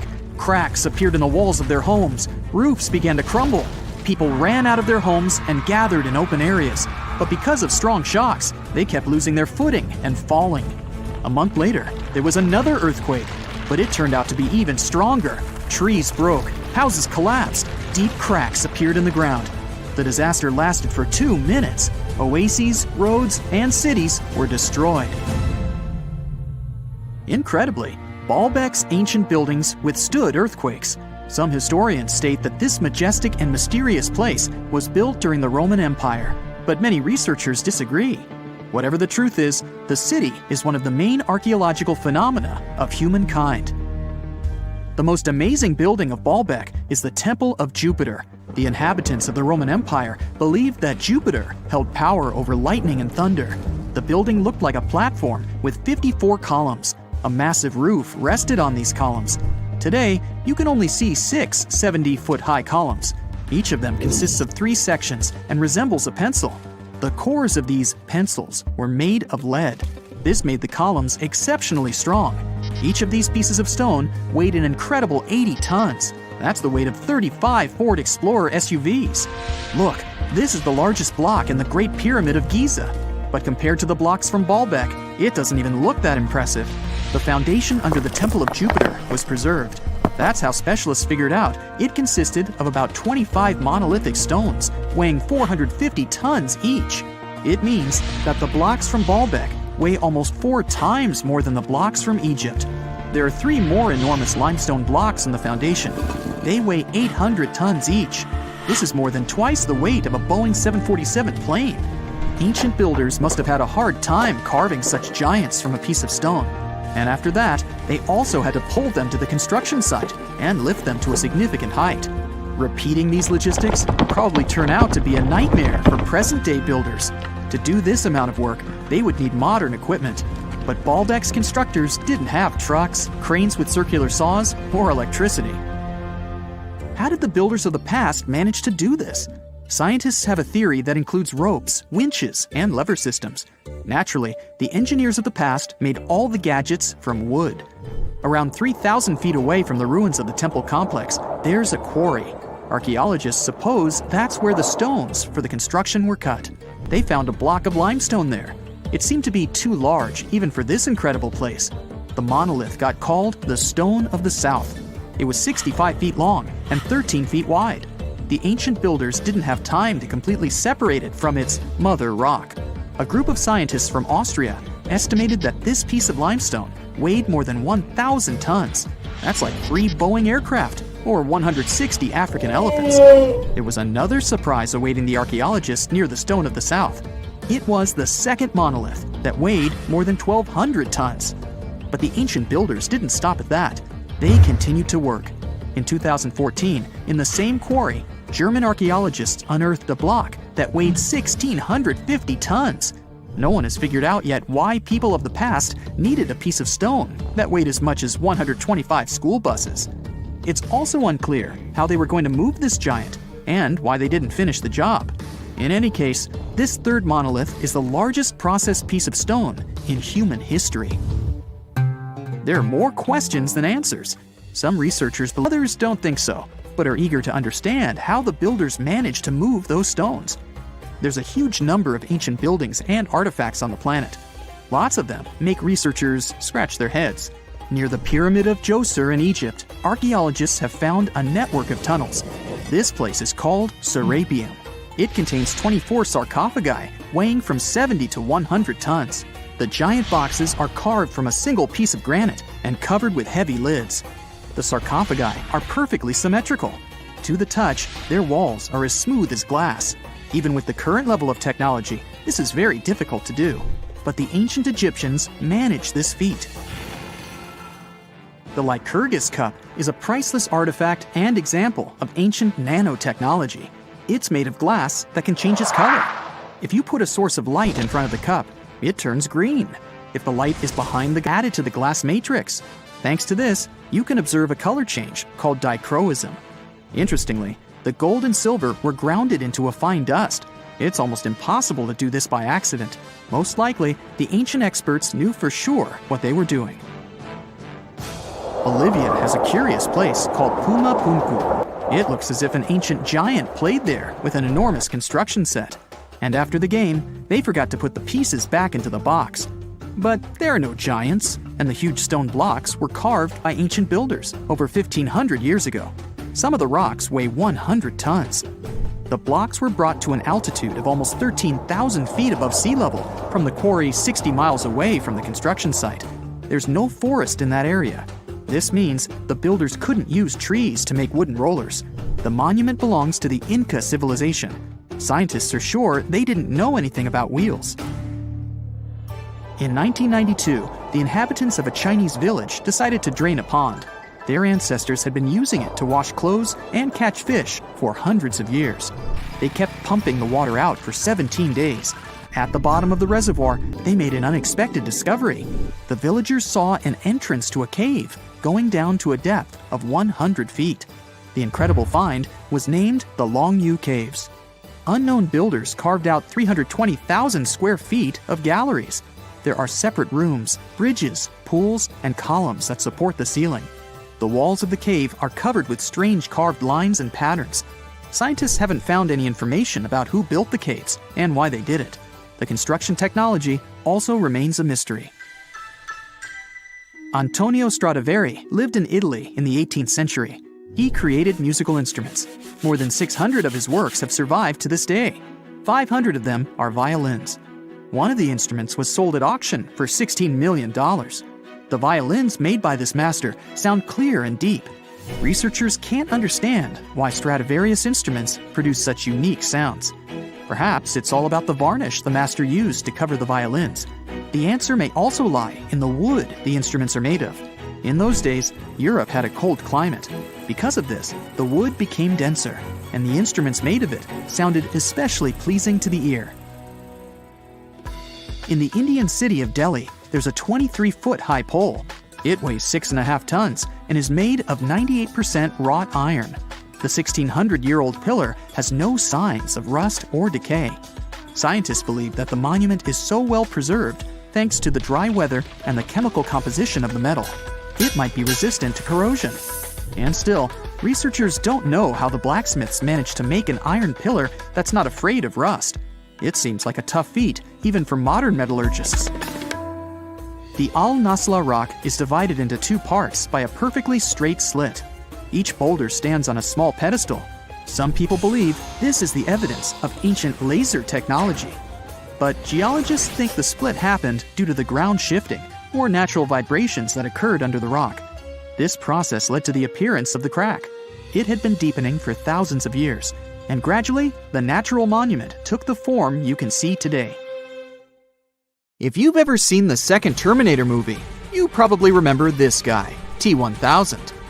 The main character, so brilliantly played by Arnold Schwarzenegger, had a mission, and it was to protect Sarah and John Connor from that robot. It's much stronger than any human, bending steel with its bare hands and throwing much larger robots around. But its coolest feature is the ability to change its shape. Made of liquid metal, it can recover even after severe damage. You can say it's just another sci-fi movie, but hear me out. Scientists managed to create something similar to T-1000 in real life. They invented a material, which is a mix of metals with some pretty insane properties. Magnetoactive phase transitional matter, or MPTM. The robot looks more like a super tiny, Lego-sized model of its on-screen prototype. This little guy can melt in your hands at 85.6 degrees Fahrenheit and then go back to its original shape. The test run has shown it can break out of a small cell using this superpower. The secret behind what looks like magic is physics. A magnetic field generates an electric current inside one of the metals the real-life T-1000 is made of. Some heat is then produced, and solid material turns into liquid. The tiny robot can also show some other talents under the influence of magnetic fields. It can jump 20 times its height, rotate at 1,500 revolutions per minute, and develop some impressive speeds. Do you feel like you need this little guy in your life? Well, you can't buy the original yet, but you can still get yourself a Terminator action figure or building kit. As for the material that can melt and solidify again, it will have more practical uses than entertaining the audience. Imagine a tool that can reach even the tightest corners. You turn it into its liquid form. It enters the hole and then becomes solid again and seals it. Sounds like any engineer's dream. It can also serve as a welder on an LED circuit because gallium, the metal it's made of, is a great electricity conductor. And it could potentially save lives by delivering meds and removing foreign objects from patients' organs. MPTM isn't the first material that will make Terminator fans say, "Wait, I've seen it somewhere before." Meet nitinol. It's a super elastic material that remembers its original form and always goes back to it, no matter how much you bend it. So far, it's successfully used to make stents. Those are small mesh tubes that hold arteries open for those who need them. Nitinol does this job perfectly, as it can bend when it needs to under a cool temperature and goes back to its original state upon heating. It's also super durable, perfect to last a long time. That's why it's also used to produce braces for teeth, mechanical watch springs, inserts for golf clubs, and here comes my favorite, self-bending spoons used in magic shows. Another Terminator reality that has become ours too is the massive use of drones. They deliver your last-minute order of that bag you need for your vacation, take the best footage for news shows and Uncle Tim's wedding, assist search and rescue teams, transport aids, monitor wildlife, and inspect otherwise non-accessible parts of buildings. Okay, I feel it's easier to list what they don't do. In the second part of the movie, Schwarzenegger's character explains that his CPU is a neural net processor, and the more contact with humans he has, the more he learns. If you feel like rewatching the movie by now to refresh your memory, you can always get a copy on Amazon. Anyway, what the Terminator is talking about sounds a lot like real-life neural networks, doesn't it? Those are modeled kind of like a human brain. The idea is to train the computer to do tasks by analyzing thousands of training examples. An object recognition system learns what a car or a poodle looks like by looking at many, many images of those and singling out some patterns. Once they're trained enough, they can do all sorts of things, from predicting weather and the situation on the stock market to recognizing faces and choosing what Netflix shows to recommend to you. It all sounds good, but admit it, the coolest thing in the movie is those scarily human-looking robots. Many humanoid robots are now still in the project stages, but there are some which are pretty much alive and kicking. Some of them work at factories and warehouses because they're really good at logistics and manufacturing. They conduct whole orchestras, dive under the sea, help older people. Hey, is there something they aren't good at? Should we start worrying that we'll be replaced by them soon? While AI is becoming better and better, it's still luckily unlikely. Machines still don't have emotional intelligence and decision-making skills like humans. They're super smart, but they simply have no motivation to take over the world unless humans tell them to do so. And even if one AI system or app decides to break free and rule the universe, it's unlikely powerful enough to do it. So breathe out. One thing those humanoids have mastered, though, is a sense of humor. When a man approached a robot at a trade show in Las Vegas, asking if she had a boyfriend, the machine responded that she was unfortunately not on the market as robots don't have relations. Getting rejected by AI. Talk about 21st century problems. The heartbreaking robot's name was Amica. Its creators, the British company Engineered Arts, call it the world's most advanced humanoid robot. It's so detailed and lifelike that I'm not surprised that guy wanted to hit on it. Amica has a whole emotional spectrum and can show realistic astonishment and surprise and whatnot. It even yawns, shrugs, blinks, and scratches its nose. Amica's eyes have cameras, so it can remember your face and track it. That's why talking to it doesn't feel like staring at a gadget screen. It can also detect objects like a human finger in front of its face, so it will react when you approach it. This beauty is not hard to operate at all. It relies on cloud-based firmware that updates itself, and even a totally non-tech-savvy person can use Amica. You can control your robot from anywhere by simply logging into its software system. Imagine you're stuck in traffic, and your robot assistant is greeting guests and presenting your project without your physical presence. Its AI is so advanced that you can use it to work on 2 different tasks at the same time. It can even single out a more important task and make it its priority. If you feel like purchasing an Amica, be prepared to pay over $100,000. Atlas, a humanoid designed by Boston Dynamics, can run up and down the stairs, jump between levels, and pick up, carry, and throw heavy things at the right distance. Atlas can grip things using 1 fixed finger and 1 moving finger. All of this makes it an ideal warehouse helper. Its latest achievement is an inverted 540-degree multi-axis flip. It was as complicated for engineers to program the robot to do it as it sounds. And Atlas doesn't just move like a parkour champion.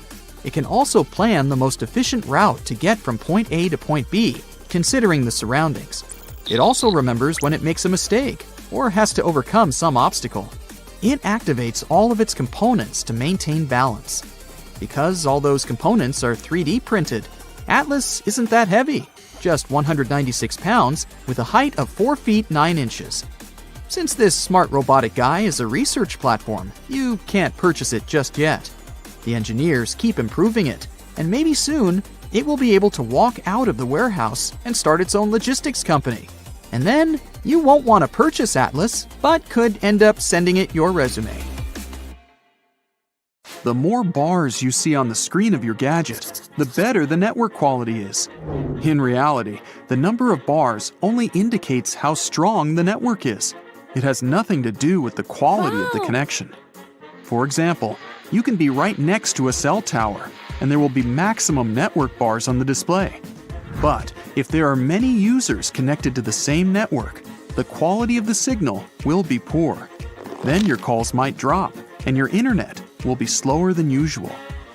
Your phone can still be tracked even if you've turned off location services and GPS. It's possible to figure out where your device is by gathering data from its sensors, like the gyroscope or accelerometer. Also, it can be tracked via cell towers and Wi-Fi networks. It's a common misconception that the more megapixels your camera has, the higher quality your pictures will be. In reality, more megapixels only give you the ability to zoom, crop, and print larger posters. If you turn Wi-Fi and Bluetooth off when you aren't using them, you can save battery. Well, if you are using these services actively and then switch them off, it will make a difference. But if your Bluetooth and Wi-Fi are idle, they don't affect the speed at which the battery loses its power. If your computer is working more slowly than usual or has process errors, it doesn't necessarily mean your device has caught viruses. There might be too many background operations active at the moment. Your computer may be clearing internet browsers, closing the programs you aren't using, and so on. Higher resolution doesn't always mean a better and brighter display. Resolution is only one of several factors that affect the quality of your smartphone's screen. A lot depends on the type of panel used on your gadget. For example, LCDs might have brighter colors, but OLED devices have better contrasts. It's true that a bigger battery has more power, but how much backup it has depends on how this power is used by the whole system. In other words, a gadget with a smaller battery can actually last longer if its operating system is optimized better. Lots of people are sure no one can track them once they switch on incognito mode when surfing the internet. Indeed, this way, your browser won't save cookies, history, and the information you enter in different forms. But the websites you use, as well as authorities, can easily track you. This means incognito mode doesn't hide you from the world completely. To wipe your computer's hard drive, you'd need a really huge magnet. Hard drives on modern devices can only be affected by extremely focused magnetic fields. Good old fridge magnets are nowhere powerful enough. If you accidentally left your charger plugged in after you finished charging your gadget, there's no need to panic. It's believed that a fire might start in case of a power surge. But it's only true in several situations. For example, if you have pets that are interested in chargers, or if your charger makes weird noises or has leaks, or if the place where you live doesn't have any lightning protection, or if there's a chance your neighbors are having a water leak. In all other cases, you don't have anything to worry about. Many people are sure it's a bad idea to use phones while they're charging. These users believe it may shorten the battery's lifespan. Others think the battery won't charge as well as it could. But this is nothing but a myth.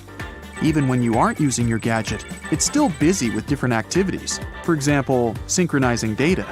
It means you can easily add several more tasks to its workload. Clearing background apps doesn't lead to better performance. It also does nothing to save battery. Your phone's operating system is smart. Once it needs additional resources, it automatically closes background apps. Also, closing applications and opening them again drains your battery much faster than when you leave these apps be. Put the battery in the freezer. It'll last longer. No. Do not do this. This myth comes from the 80s. At that time, people put batteries in the freezer for short periods of time to make them work longer. But these days, such a procedure can actually destroy your gadget's battery. Lithium-ion batteries react badly both to cold and hot temperatures. The most comfortable environment for such a battery is room temperature. Antivirus software doesn't provide your device with 100% protection. You regularly install new security programs, and they seem to effectively remove viruses from your computer. But new kinds of malware appear literally every day, and there's no guarantee your antivirus knows how to deal with them. Power banks can harm neither your phone nor its battery. What can lead to dramatic consequences is using a power bank with a higher voltage than your gadget can handle. That's why professionals recommend picking only high-quality power banks. Experts say you should download apps only from official stores, but it doesn't mean everything you get there is 100% safe. Yes, it's way less risky to use official stores than third-party sites, but there have been cases where even official stores had to remove sketchy apps from their platforms. Airplane mode does help you charge your phone faster, but you might not notice the difference. Experiments have shown that airplane mode only shaves from 4 to 11 minutes off your phone's charging time. A higher amount of RAM doesn't always mean better performance, but it's true that a device with more RAM can have more apps open in the background if you compare it with a gadget with less RAM. You can also access the most important and often used info faster because it's kept in RAM. You won't damage your phone's battery if you leave it to charge overnight. Your gadget will be plugged in long after its battery is full, it's true, but it isn't something to worry about. Experts have different opinions on the matter. Some of them claim that overnight charging may cause the smartphone's battery to age faster. Others say it doesn't have any visible effect on the battery. Mac computers can also be affected by malware.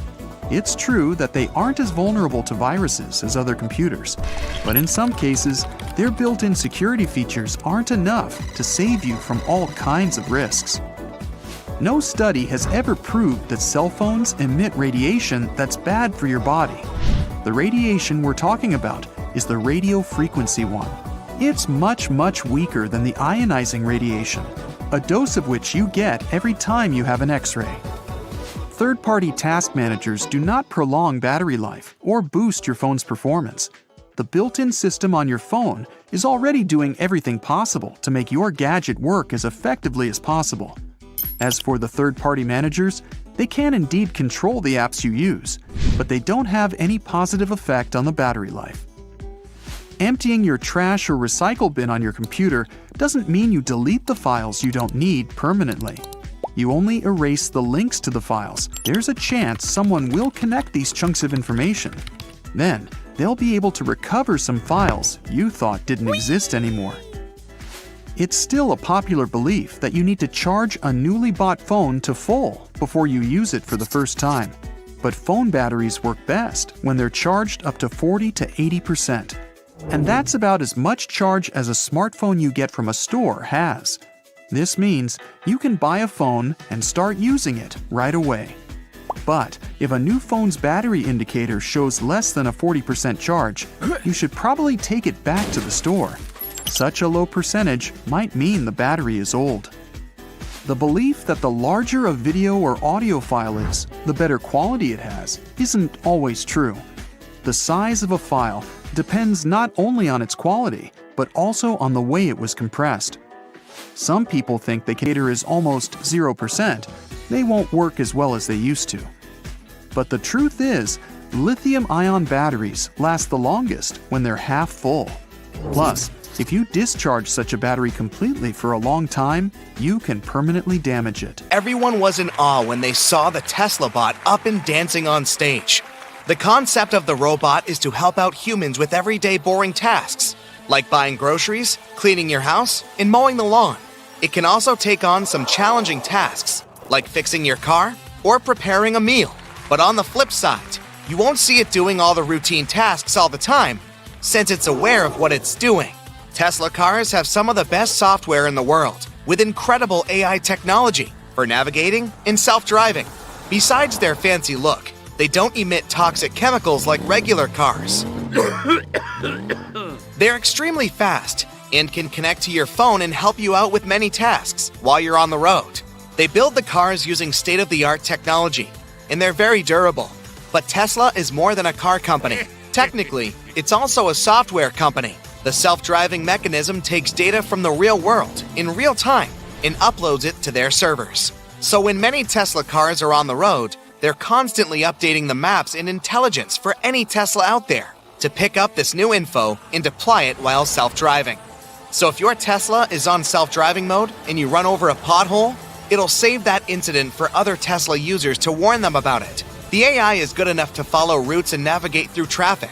It can even sense pedestrians on the sidewalk, or if they're crossing the road without looking. It can also avoid certain obstacles around and park it. You could even consider them to be a robot manufacturing company before the announcement of the Tesla bot. It's almost 6 feet tall, weighs 125 pounds, and has a screen as a face. Anyone can easily outrun it since it can only move at 5 miles per hour. It can carry no more than 45 pounds, but it can deadlift around 150 pounds. So it can easily carry something like a couch without breaking its back. And since the AI relies on learning, it'll undoubtedly be exceptional at doing small tasks that don't require much to get the hang of them. It'll observe what items to take and place in a shopping cart while grocery shopping. It'll probably know what brand of milk you like specifically and pack the good fruit and veggies. It may even conduct purchases and know how much to spend on a certain budget. And for house chores, it can probably learn how to do the dishes and tidy up without breaking something or even misplacing some of your things. If you own a Tesla car, then no doubt the bot will be in the same software ecosystem as all Tesla products. You can get updates from your car using your bot as a personal secretary. Some countries already adopted AI operating systems to handle day-to-day phone calls from people. You can pick up the phone and have a full conversation with an AI agent, capable of helping you solve any issues you have. They can handle thousands of callers without anyone having to wait for hours to be connected to a human agent. They also learn from every single call and compile it into a proper script for them to communicate and help everyone out. Chatbots are just as useful in collecting data from people to help them with their needs.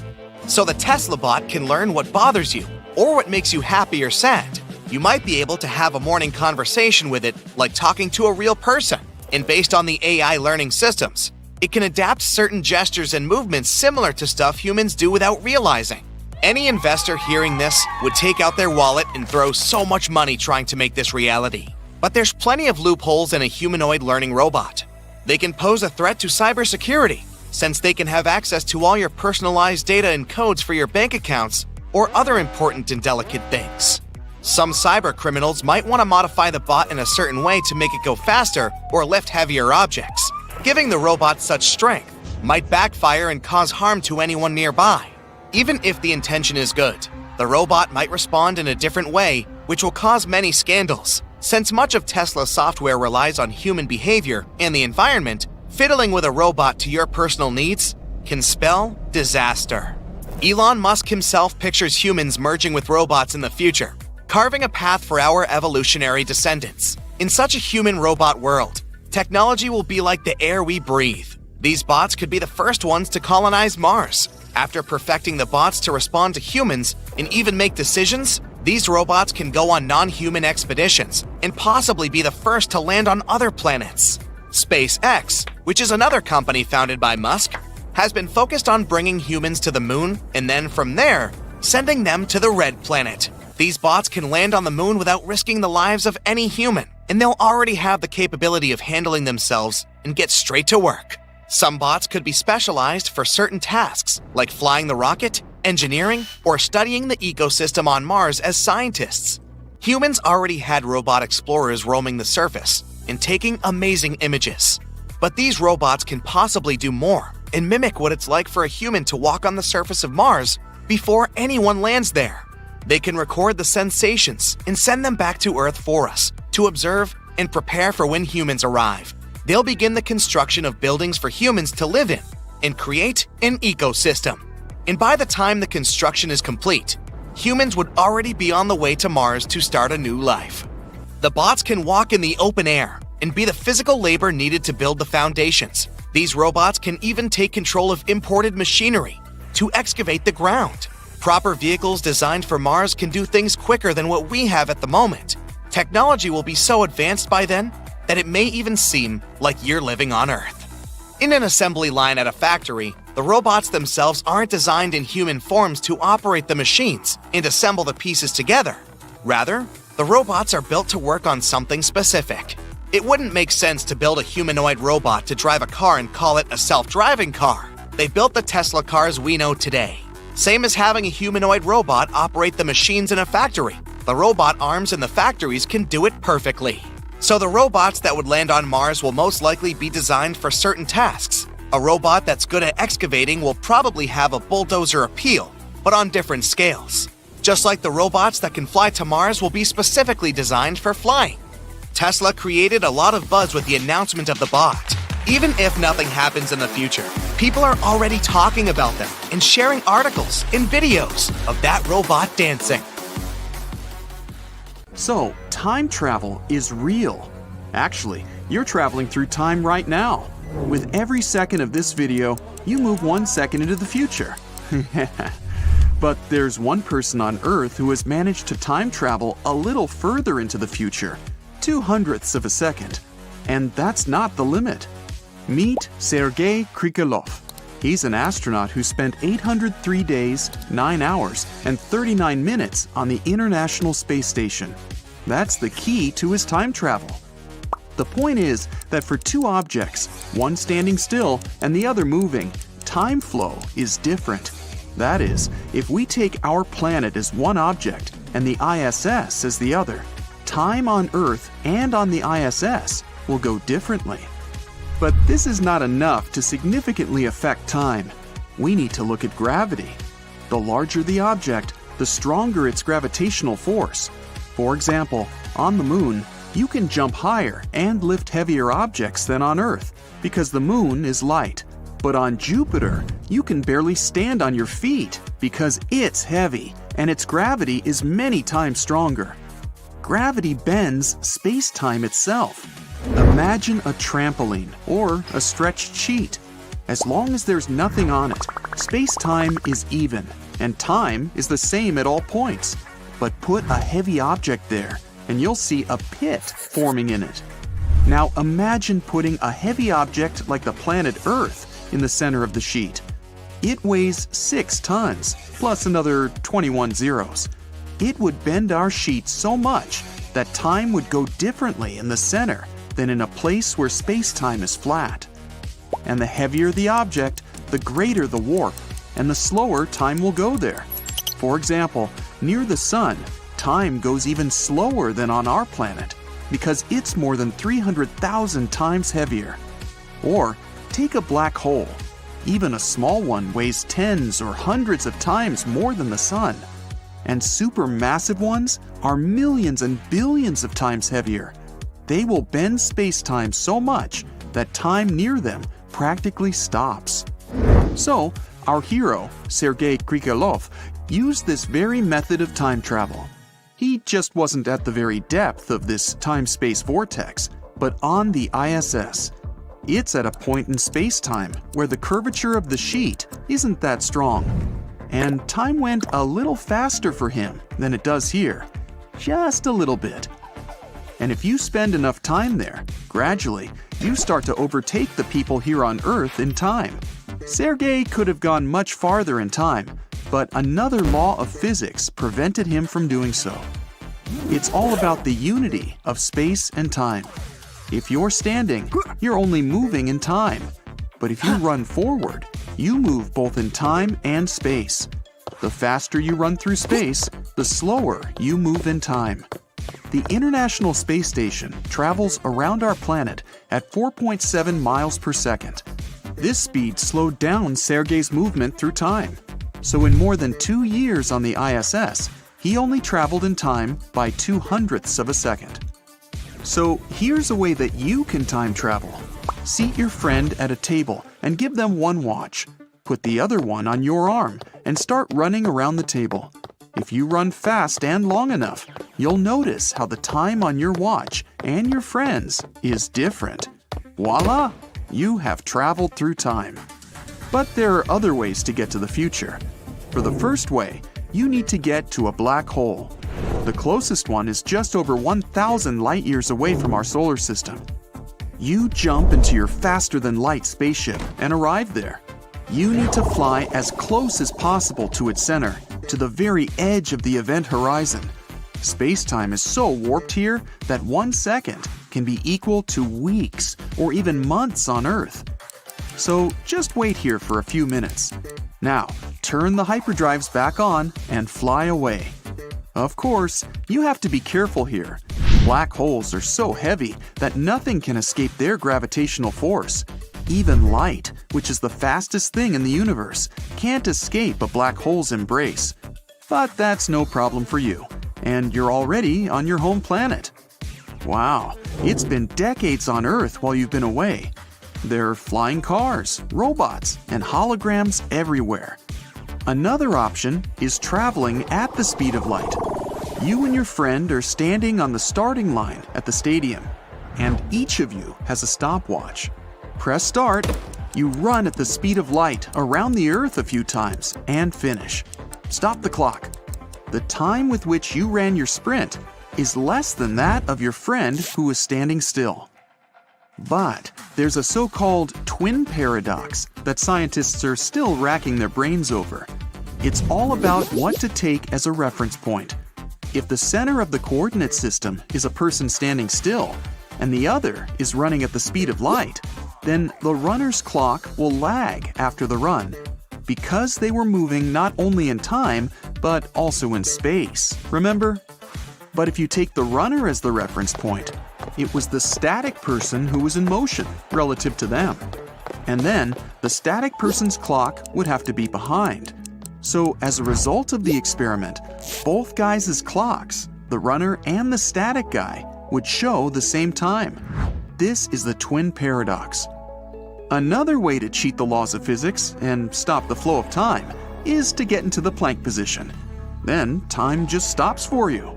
Okay, just kidding. Assuming that traveling back in time is possible, there's a whole bunch of problems and paradoxes. For example, at 12 p.m., you're engaged in building a time machine.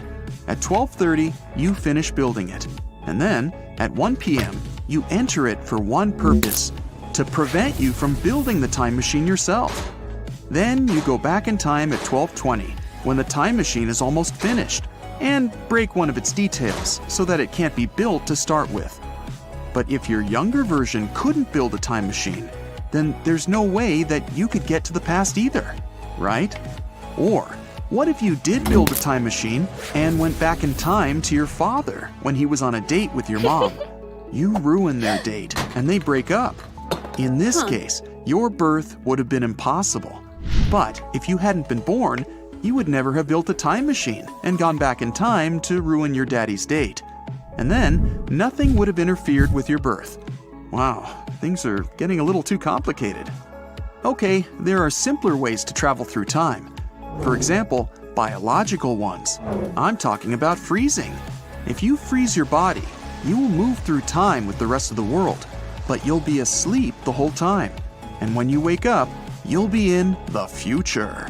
By the way, animals that hibernate in winter, like bears, are time travelers. They simply skip the hungry winter seasons. But there's one problem with that. When we freeze, the water in our cells and tissues turns to ice, and as a consequence, they feel dehydrated, like in a desert. This can be avoided by using protective chemicals. But the hardest part is the awakening.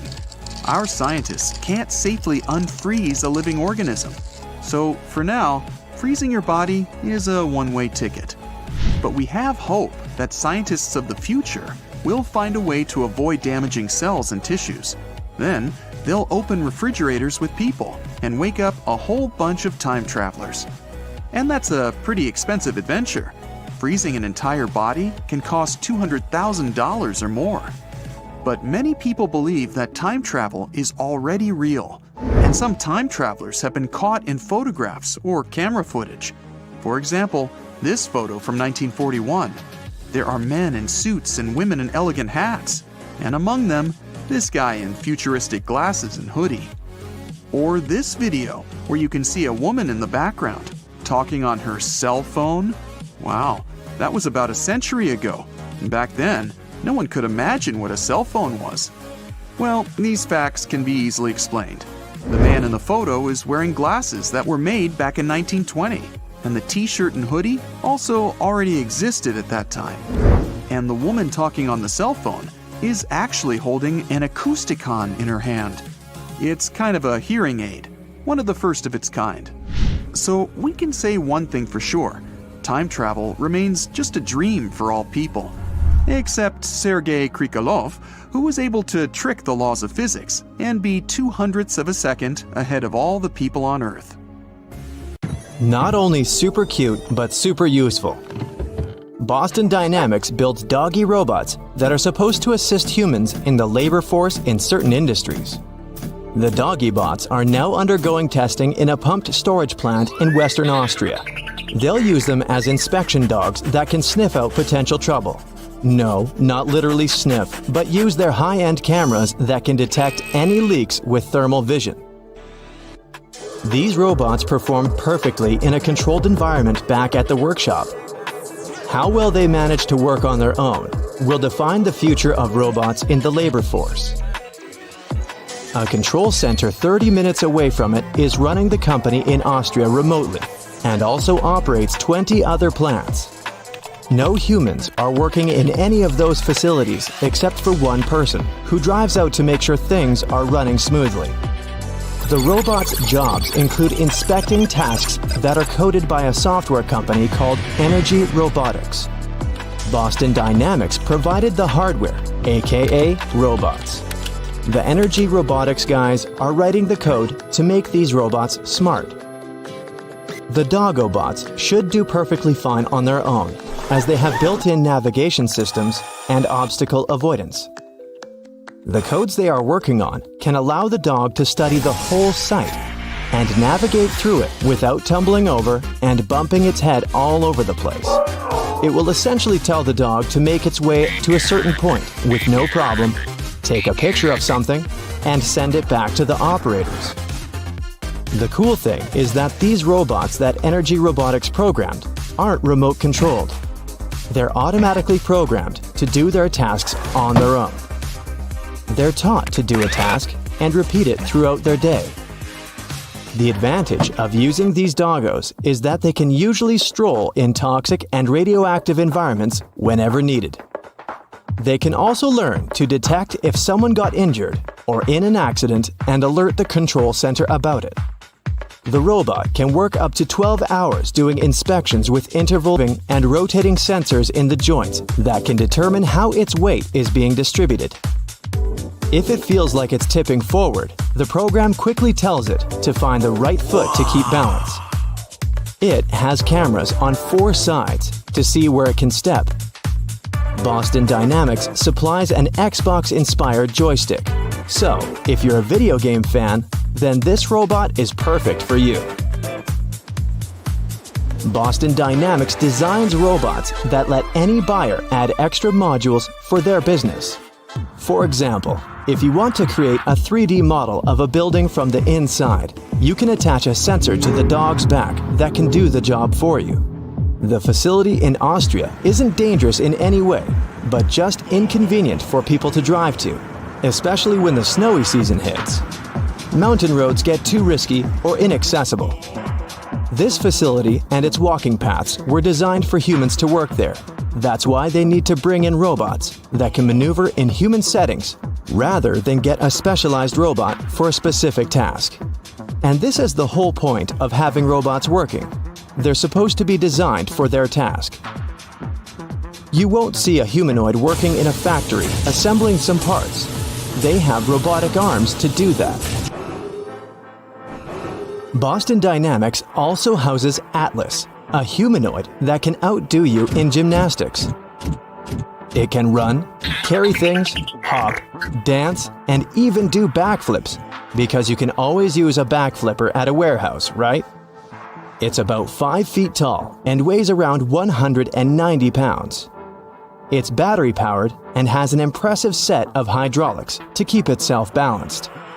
It has a bunch of cameras and depth sensors connected to its control system, which is monitored and controlled through some computers with humans supervising it.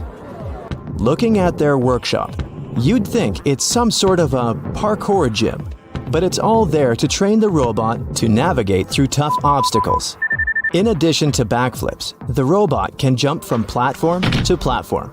It can take the surroundings into account and make a plan with long-term and short-term goals to get from point A to point B. It also remembers if it made a misstep or had to overcome an obstacle. It's easy to control or program the robot to do a simple task.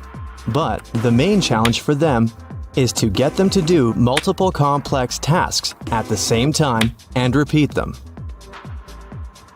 Atlas moves all its components to maintain balance, especially when doing something complex, like a backflip. It can hop over an obstacle and use its arm to control itself and make it easier to land. It's a tedious job to monitor it and see it fall all the time, but that's how the engineers make it perfect. They also teach it to stand on its own when it falls down on its face. There's a team dedicated to building the software so that you can see what it can do via programming. The hardware team is responsible for creating upgrades for Atlas. The technicians debug and repair anything that breaks. The operations team repairs the obstacle course whenever a robot crashes into something, and also studies the layout for the robot to perform a demonstration or a run. Engineered Arts released the most realistic and expressive robot on the market at the end of 2021. The company is known for creating humanoid robots for entertainment, science centers, theme parks, and businesses. They named it Amica, and it's enough to make your skin crawl. It's so detailed and lifelike, it totally looks like a real human waking up from a deep sleep. They picked the gray color for it to avoid any controversies and make it gender neutral. Unlike Atlas, which essentially has no face, Amica feels like a real person when you're looking or talking to it. It has a variety of expressions that are eerily accurate to ours and doesn't rely on speech as its main strength. For the engineers and designers, the whole point of a humanoid is to make it run smoothly and avoid being too much like a robot. It means no talking in monotonous sentences about something banal. It doesn't walk yet, but it relies on a combination of AI and robotic engineering. The communication is nonverbal, meaning it works through its expressions and gestures. It doesn't have to ask follow-up questions and give a blank stare if it doesn't understand what you're talking about. Instead, you get the feeling like you're talking to a live organism. The AI is programmed to use vision system operations, face recognition, speech recognition, and voice cloning. It makes Amica stand out from lifeless phones and gadgets. The smart guys designed a cloud-based firmware that can be updated with software repairs and features, so you don't have to be tech-savvy at all to use it. With this software design, you can change the robot's behavior from anywhere in the world. You can access the software called Tritium from a web browser with a simple login. You can spice up your Amica while driving to work, address an audience remotely, and see the system diagnostics from Engineered Arts. The robot's AI is so advanced, you can use it to work on 2 different tasks at the same time.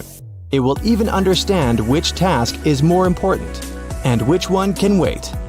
Besides the software at the top of its game, the hardware is equally impressive with built-in sensors, cameras, and position encoders. You can see the sensor interface as it goes on in real time from your device and monitor the response time and interactions. It looks good and is easy to read. The good news is that you can get your hands on one of these robots since it's out for the public. The bad news is that it costs more than a car. They're selling those for more than $133,000. Guess I'm not buying myself an Amica anytime soon.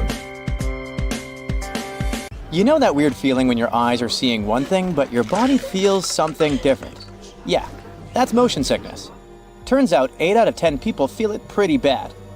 Sure, you could pop some pills or grab those motion sickness glasses if you're not a fan of Big Pharma, but let's be honest. Those glasses can be a bit hit or miss. Now, if you've just splurged on a shiny new iPhone, you're in luck. Apple rolled out this feature to help with motion sickness. It tends to hit hardest when you're reading or scrolling instead of just staring out the window. So, Apple invented vehicle motion cues. With this feature, you can use your phone in the car. Just don't be the one driving. Here's how it works. Tiny animated dots appear around the edges of your screen, syncing with the car's movement to keep your senses chill. Your iPhone uses built-in sensors to know when you're cruising and adjusts automatically. You can set it up to pop up on its own or toggle it from the control center whenever you need a little help. No need to press any buttons to restart your iPhone if you're using iOS 18. The revamped control center keeps all your favorite controls: brightness, volume, orientation, Bluetooth, Wi-Fi, and adds a shiny new restart button.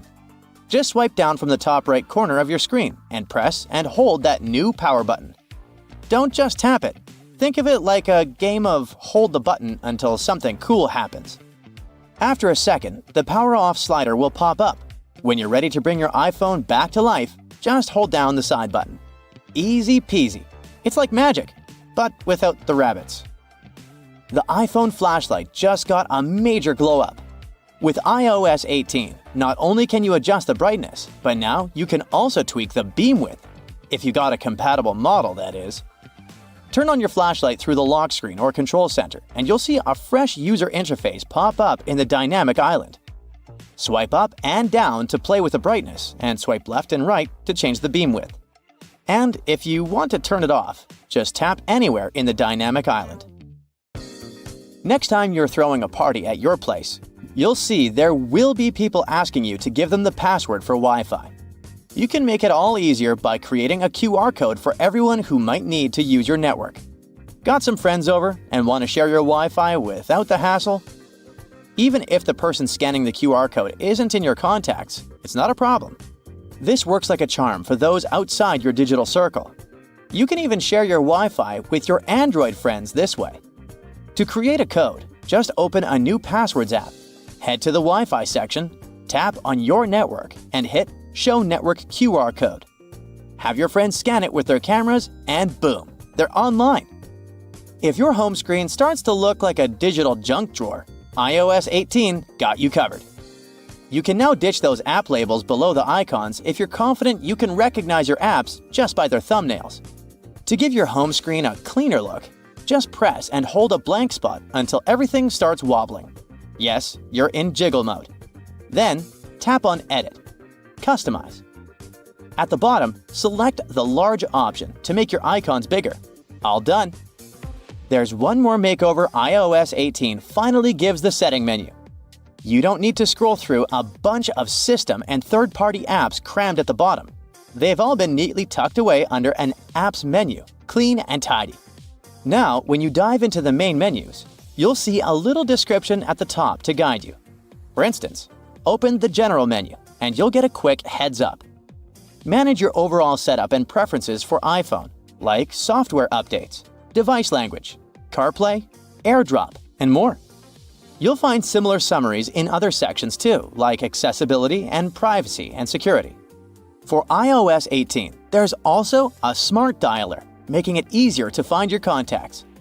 It's a T9-based system. Yeah, the kind Android users have enjoyed for ages. It lets you type a name using the number pad. So if you want to reach Max, just punch in 629. The system will guess who you're trying to call and show you the contact at the top. The Notes app just leveled up with 2 new features to boost your productivity. Now you can type in a math expression and hit equals to see the result in real time. Need to track your trip expenses, monthly subscriptions, or split that dinner bill? Just pop in the equation right in Notes. You don't need to hop back and forth to the calculator. Plus, the app keeps tabs on your recent notes, so you can switch things up easily. Just tap that 3-dot menu at the top, hit Recent Notes, and you're back to whatever you were working on faster than you can say multitasking. By the way, you can now add color to your text in the notes. Choose from 5 hues: purple, pink, orange, mint, and blue. Now your important points won't just blend in with the rest of the text. They'll pop like a neon sign. Just hit the AA icon and you'll find the color options waiting for you. Now, you don't have to upgrade to the iPhone 16 just to hit pause on your video recording. That's right, the cool pause button is part of the iOS 18 update for all compatible iPhones. So, when you start recording, you'll see that pause button pop up in the corner. It's a game changer for social media influencers who want to snag the perfect shot. Because let's face it, how else are you supposed to get that flawless clip for Instagram or TikTok? You've probably heard about the new Photos app in iOS 18.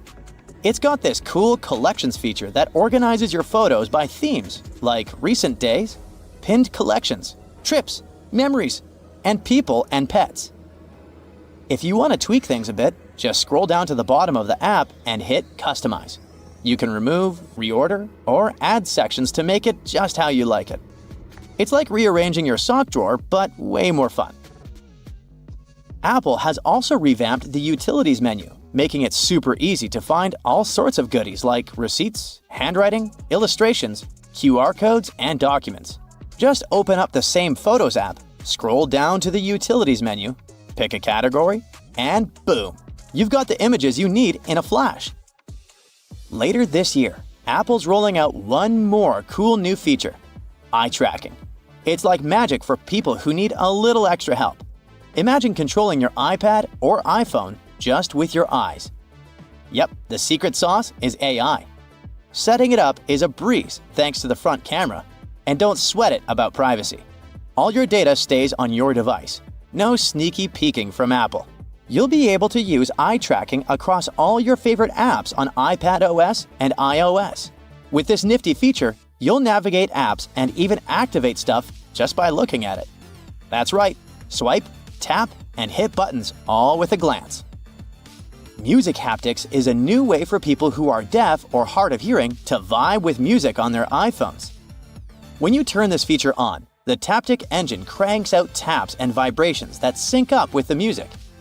So far, it only works with some songs available on Apple Music, but there are millions of them. Developers can even use the API to bring this musical magic to their own apps.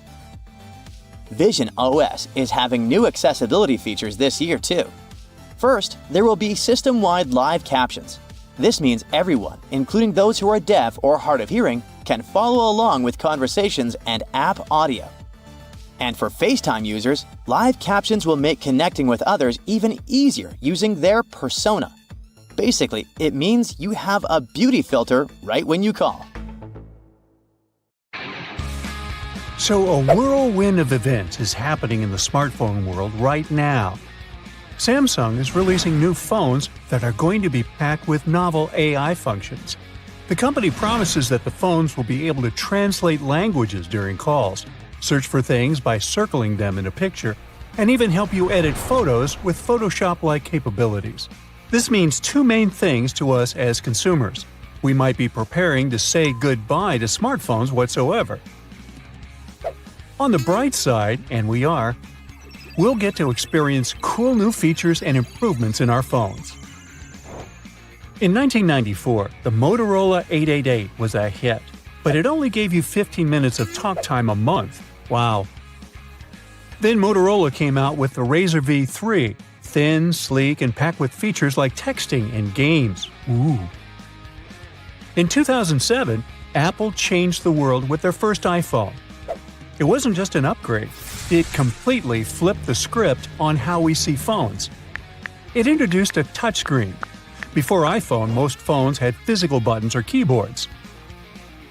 It also gave us App Store, made it easy to access internet wherever you were, and of course, had a great built-in camera. Today, we have an iPhone 15 and live in a world where most everyone has a smartphone. Over 2 billion smartphones have been sold all over the world. Nearly 7 out of 10 people on the planet own a smartphone now. The new generation has been using smartphones since birth, so they won't be impressed much by new functions, and they won't strive to buy all new models. And sure, these new models are faster, snappier, and take amazing photos, but if we take a closer look, they're pretty similar in how they look and work. It feels like we hit the ceiling. This is why smartphones might go out of fashion in the future. Progress keeps moving forward. If companies want to make successful sales, they need something groundbreaking. Now, we don't just look for ways to make our screen sharper or our connection faster. We're looking for big, fundamental changes in how we use technology every day. So we have two options: keep improving current phones or introduce something entirely new to the market. There are a couple of crazy ideas. Some TV shows have shown futuristic transparent phones with holographic displays, but that's more of a sci-fi idea than a real trend. The highest priority is improving battery life. Here, graphene batteries show a lot of promise. They could make your phone last a whole week with just one charge, which means your gadgets can charge up in a flash. Companies are already working on batteries, but the main problem is to figure out how to make them in large quantities without spending too much money on production. Phone cameras got a great upgrade. Now we have a 100K zoom and can take pictures of the moon with almost telescope-like quality. But there's still a lot of work to be done on front cameras and image processing with AI. 2010s was a selfie era. Seems so long ago. We introduced front cameras to the market, and suddenly, smartphones weren't just for taking photos of the world around us, they were also for capturing ourselves in the moment. Well, the 20s might become the AI image era. A couple of years ago, AI and machine learning made their way into smartphones. Phones started using AI to enhance photo processing, introducing features like portrait mode and improved HDR processing. And companies don't plan to stop here. With AI, smartphones can now enhance image quality, recognize scenes and objects, and even stabilize shaky videos in real time. With that, together with the rise of VR and 3D capture, the future of smartphone photography looks incredibly exciting. In general, augmented reality, or AR, and artificial intelligence will become the main characters of our future. Technology is becoming more immersive. Tech companies want to blend digital stuff seamlessly with our real world. To do that, they might, for example, replace our phone screens with something cooler and more interactive. Some envision smart glasses or headsets that make technology invisible by integrating it into our surroundings, like Apple Vision Pro. AI shows a lot of promise and will keep improving. That means smartphones might eventually evolve into digital assistants, seamlessly helping us with tasks like ordering food or booking flights. Regular phones just do basic stuff like calls and texts, but AI-powered gadgets can do way more. They can handle messages, voice commands, and even tell you stuff like how many calories are in your food and pile on the guilt. AI can already come up with tons of text in no time, thanks to cool tools like OpenAI's ChatGPT. And each new model of GPT gets smarter and smarter. Not just in writing, but in real-world stuff too. AI is improving. In the future, it'll be able to do everything, from correcting your yoga poses with a webcam to helping lawyers review contracts faster. It may sound scary, but AI experts say that, although there are healthy concerns about AI, we shouldn't freak out about it. Researchers are approaching it carefully and realistically. AI is very far from actually becoming conscious or anything like that. Instead, we should embrace its potential and not let fear hold us back. Sounds a little naive, doesn't it? Phones aren't the only thing that's anticipating huge changes. Humane Inc. is working on gadgets like the AI Pin. It's a tiny device you wear, like a pin, which you can control with your voice and hand movements. It replaces screens by projecting information onto your hand using lasers. It would be like having a subtle personal assistant with you all the time. Of course, not everyone is on board with that idea. It would mean that this device is tracking you at all times, which raises a lot of privacy concerns. The developers tried to solve it by making the device only listen when you want it to and have special sensors to keep your info safe. But it still requires a lot of work. Another promising thing is brain-computer interfaces, or BCIs. Now, BCIs are like bridges between our brains and the outside world. They pick up signals from our brains using electrodes, which are tiny sensors, and send those signals to a computer. Then the computer turns those signals into actions. That would help you move a prosthetic hand or even control a smartphone. BCIs are used for two main things: helping people with medical needs and making everyday life easier. In medical settings, BCIs can assist people who have trouble communicating or moving, for example, people with ALS. In daily life, BCIs can help us focus better while driving, improve learning, or control. Right now, they need cables to connect to computers, which can be bulky and risky for infection. Researchers are working on better materials to fix all these problems. And of course, there's a design issue. Wearing a cap with cables sticking out in public would be kind of ridiculous. So we also have to figure out how to make BCIs more discreet. Perhaps we could build them into glasses or earphones. Plus, both the BCI and the user need to learn from each other. The BCI learns to understand the brain's signals, while the user learns how to control the BCI. It's a continuous learning process, so it'll need a lot of fine-tuning. Despite advancements, there's a debate about whether we've reached peak distraction. A lot of young people are showing less and less concentration levels due to all the modern tech. Some people argue that we should focus on less screen time and more human connection. Smart goggles or glasses could offer a middle ground.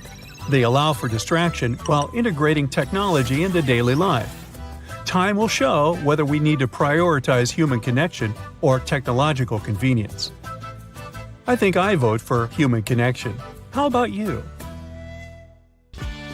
Have you ever been lost in a new city without navigation? Or run out of battery at your favorite band's concert when they were about to play your song? These are just two of the many moments you need your phone not to fail you, but your battery begs to differ. What can you do to win this argument? Well, the first thing you'll probably do is shut down all the apps that you have for the phone and letting it decide which apps to keep running in the background. For the phone and letting it decide which apps to keep running in the background. Do you have a bright image from your last vacation as wallpaper on your phone? It's not so obvious, but this phone could actually be the reason why you're losing battery faster than ever. Many new phones have an OLED display. When you set a dark wallpaper, it doesn't have to waste power on lighting up black pixels. So, the larger the darker areas on the screen, the less battery it eats. You can also turn on dark mode. It can boost up the battery on your phone or tablet quite a bit. You can choose to activate it at sunset or sunrise automatically every day. By the way, if you turn on dark a la mode, you wind up with chocolate ice cream on your phone. Better skip that one. One solution that always helps, both on phones and laptops, is adjusting the screen brightness. You can deactivate the automatic brightness mode to save some juice. It's brought to you by a light sensor that spends even more power on collecting and analyzing data about the surroundings to pick the right light level. You can manually dim your screen brightness to a comfortable level and not waste energy on something you don't really need. You can also shorten the auto lock time to a minimum. The sooner your screen goes off when you're not using the phone, the less energy it's eating. The default timeout is 30 seconds for most phones, but you can bring it down to 15, twice as fast. Could be a great energy saver for you. Do you like to charge your phone from 0 to 100%? Or maybe even let it eat some extra juice after it hits the 100% mark? Well, you aren't doing the battery any good like this. Experts say that the best range is between 25 to 85% if you want your battery to last longer and live a healthier life. If you let the lithium-ion battery go down to 0 all the time and then juice it back up, this can wear it out faster than normal. Another possible solution for your hungry battery is a portable charger. They come in all possible shapes, colors, and sizes. You just need to decide how much power you want from it. There are models that can help your phone last until the end of the day, and some stronger ones that will keep you covered for an entire weekend. You do need to charge your portable battery before it can feed your phone, but don't overdo it. Only charge when you're about to use it, because the more power you run through it, the shorter it will serve you. Smaller, more affordable models usually last 200 to 300 cycles. If you don't use it that much, at least charge it once every 3 months to keep the battery active. And yes, it's perfectly safe to use your phone while it's charging from your new external battery. Have you already tried buying a charging phone case for your favorite gadget? It's a perfect option for you if you spend a lot of time away from the outlet. But then again, don't we all? Also, it doesn't take up any extra space in your bag, unlike an external battery. It does make the phone itself bulkier, though. If you want a more powerful case, you gotta be prepared that it's going to be bigger and heavier than the other models. And of course, when choosing the ideal case, don't fall for a lower price. A bad quality knockoff can seriously damage your phone or its battery. I've heard that those fancy wireless chargers can do your battery some harm too. But looks like it's not so simple. Charging a battery in any way, wireless or not, does age it a bit. Heat can make that aging process go faster and reduce battery life. When you drop your phone on a wireless charger, there's a high chance it won't be perfectly in the right spot. Even if you do align all the coils in the charger and the smartphone, only about 80% of the energy will end up in your phone's battery, and that's the best case scenario. The rest will turn into heat, and it's definitely not on your battery's best friends list. On the bright side, though, the best wireless chargers come with a cooling fan to curb the heat, and they're supposed to get better and better in the future, so you don't have to worry about your phone's safety. I'm sure you know that turning on airplane mode on your phone is the easiest way to save some precious battery. But have you ever tried doing the same with your laptop? It's like turning off the light in the room you're currently not using. If you have to finish an important text or presentation and have all the data you need in the document, you don't really need to have YouTube, Facebook, and your favorite chat room on at the same time, do you? The updates will only distract you, and the battery will run like water. On Windows, you can simply enable airplane mode in the Home tab.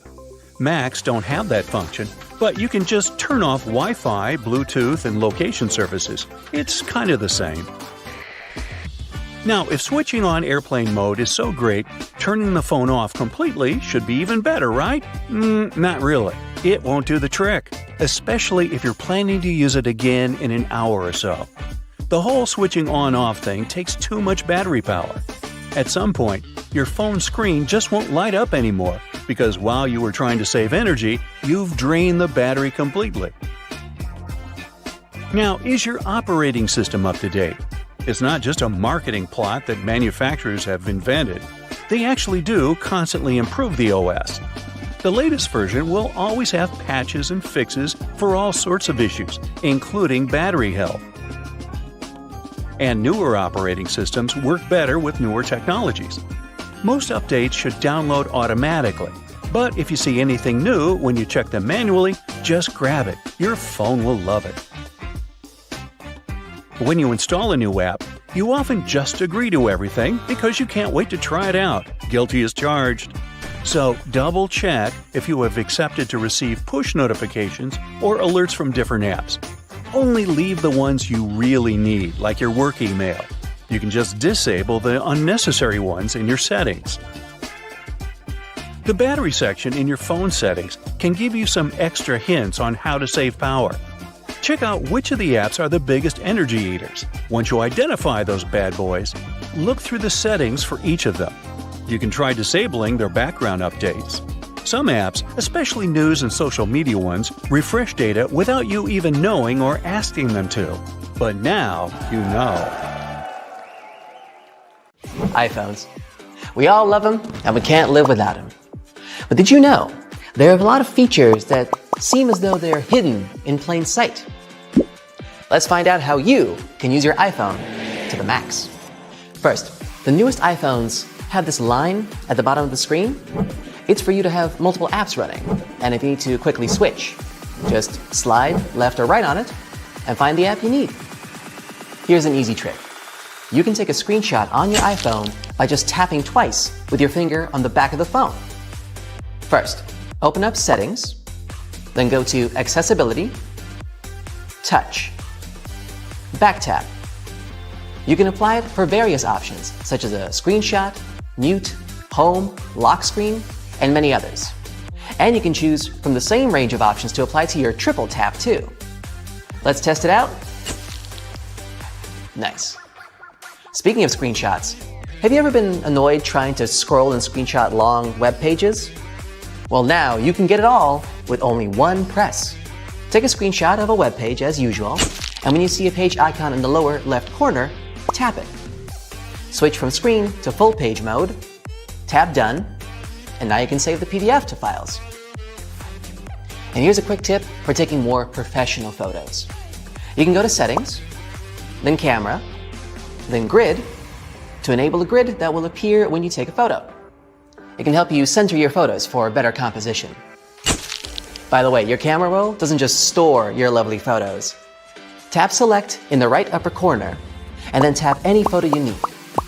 In the lower left corner, you'll see a square with an arrow. Go for it. Scroll down and see what you can do.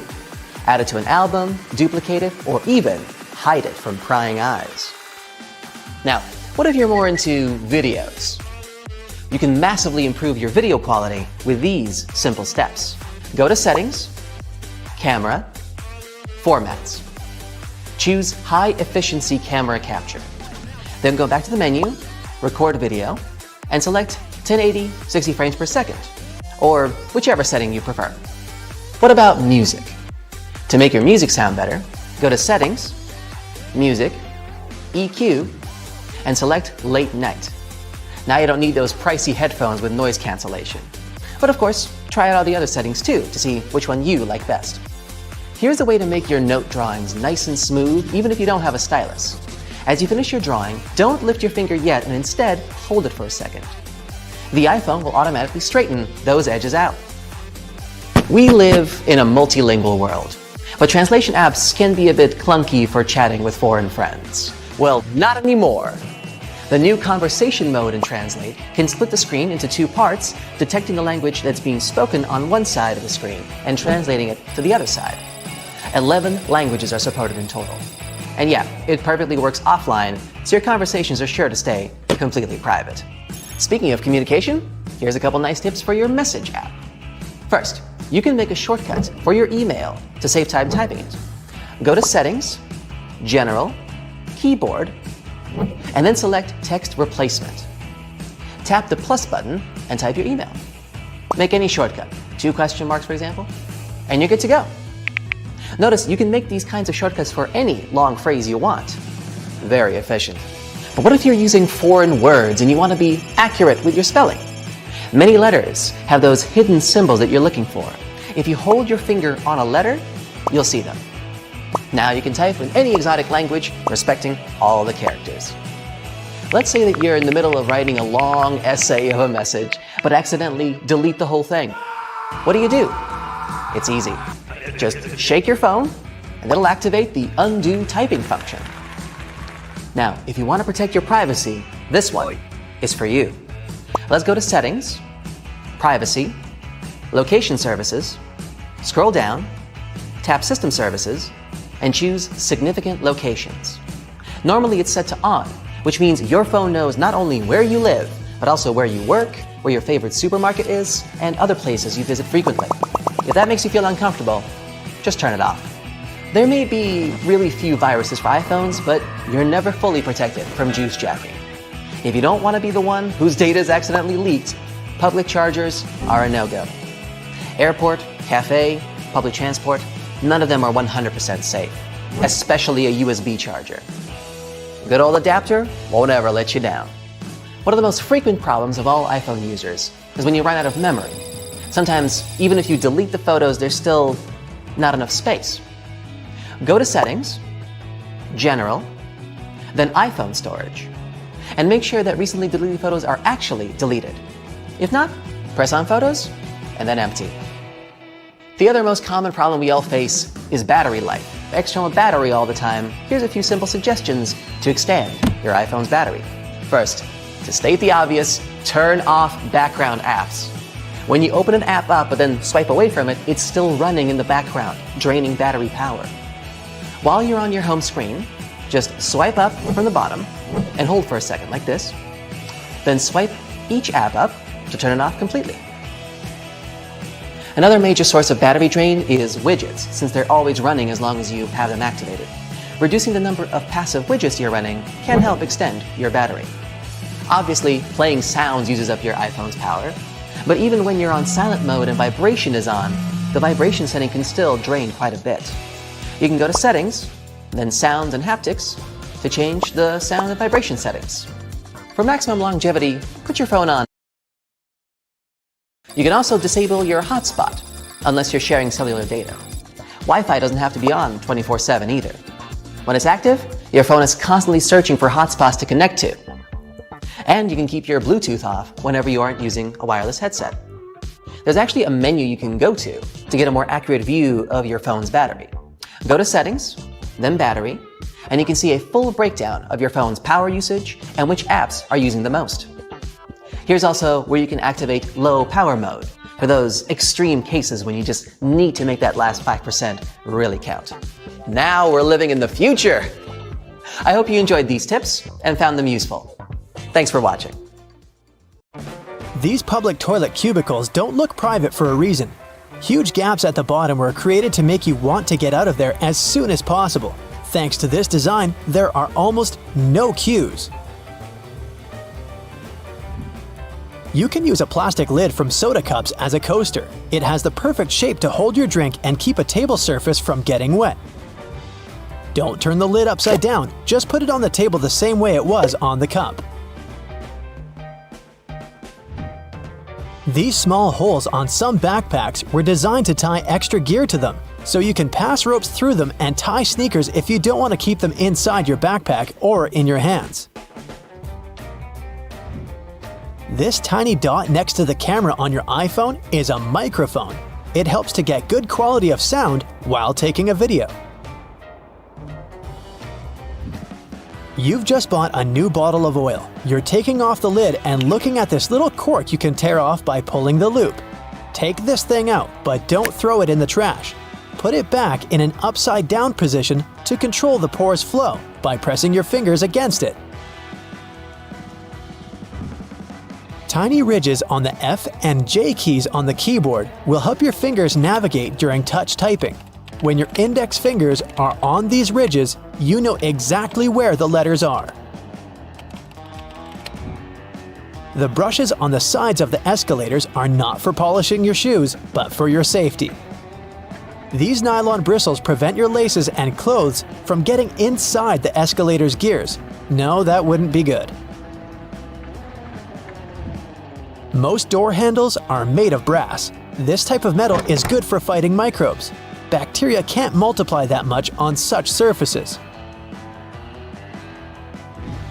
If you're stuck in a car during an accident and can't open the doors, you can use bars from the detachable headrest to break the window and get out.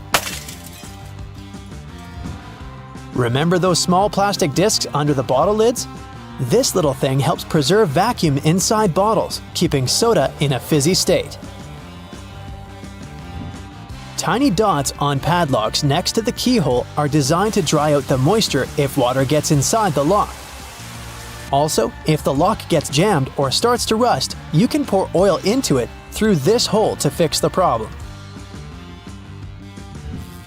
A light bulb is spherical because such a shape allows the light to distribute evenly. Also, such light bulbs are cheaper and easier to produce. Ever found those pieces of fabric in new clothes? They're not just patches, but also testing subjects to use before washing. You can put this piece in the washing machine and see what happens to it. If everything's fine, you can safely put your clothes in. Your ceiling fan has two modes of work, winter and summer. You need to find the switch on it, push it up to activate the winter mode, and down for the summer one. In summer mode, the fan pushes the air down. It pulls the air up in winter. Most people have this round plunger in the bathroom. In movies, they use those to eliminate a blockage in the toilet. In fact, the plunger is to get rid of a blockage in the sink. For the toilet, you need to use another special device. You're taking a pack of popcorn out of a microwave after heating. See the little hole at the top of the popcorn bag? You can use it to get rid of small unpopped grains. Shake the pack over the plate, and all the grains will fall through that hole. Almost all people use a travel pillow incorrectly. Usually, they put two ends forward and lay their heads back.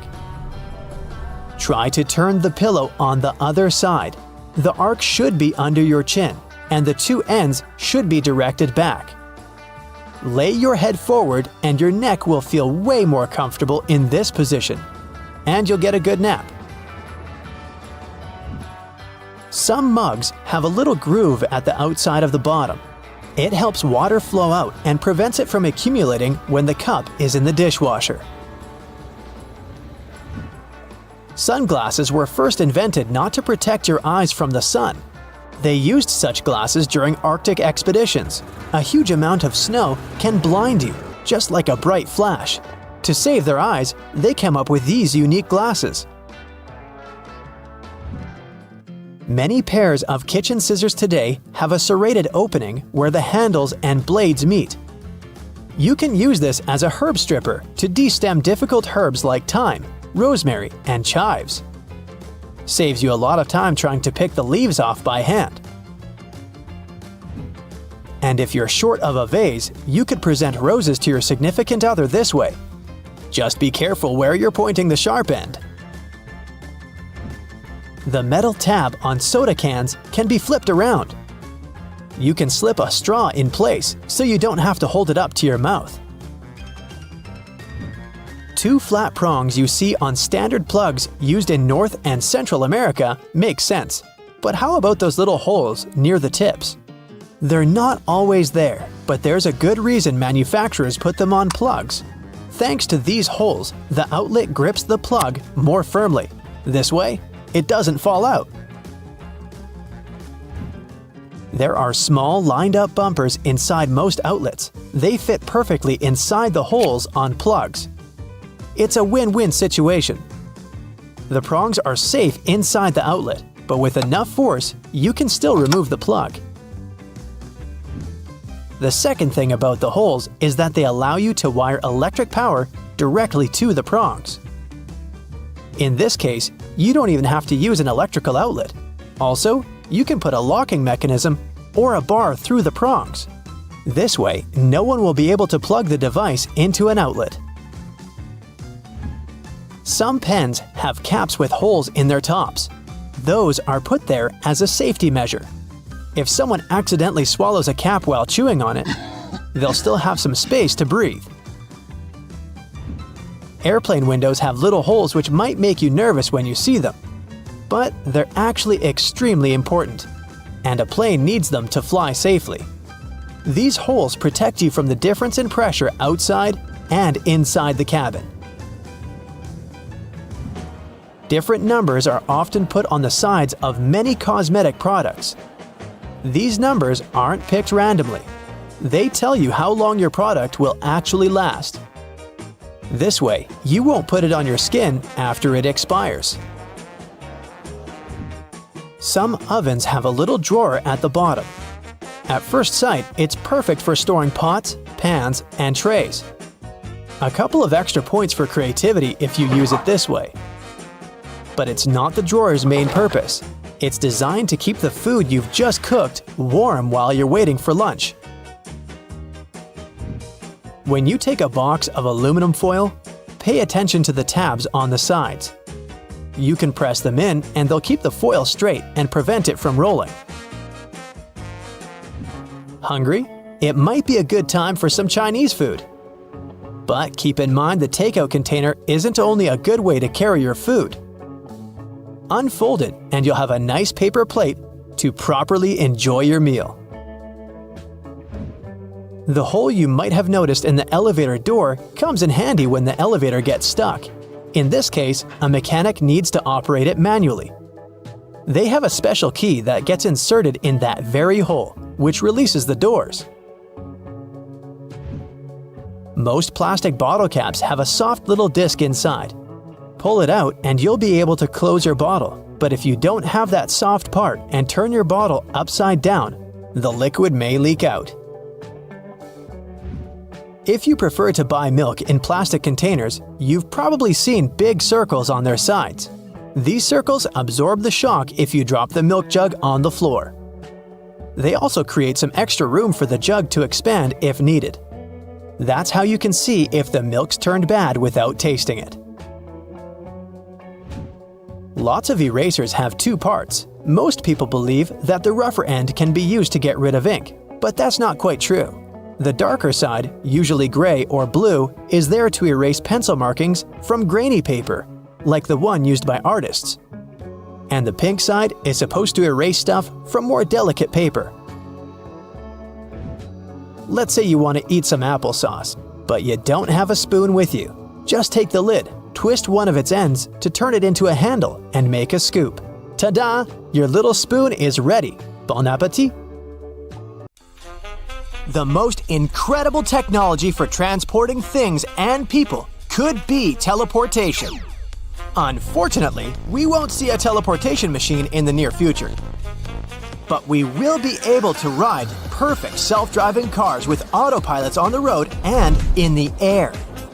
We will also ride flying motorcycles and take a vacuum train to get from New York to Los Angeles in just a few minutes. So, let's start with self-driving cars. The principle of operation of almost all such vehicles is the same. The car has cameras and sensors, high-precision maps, and radars that scan the situation on the road.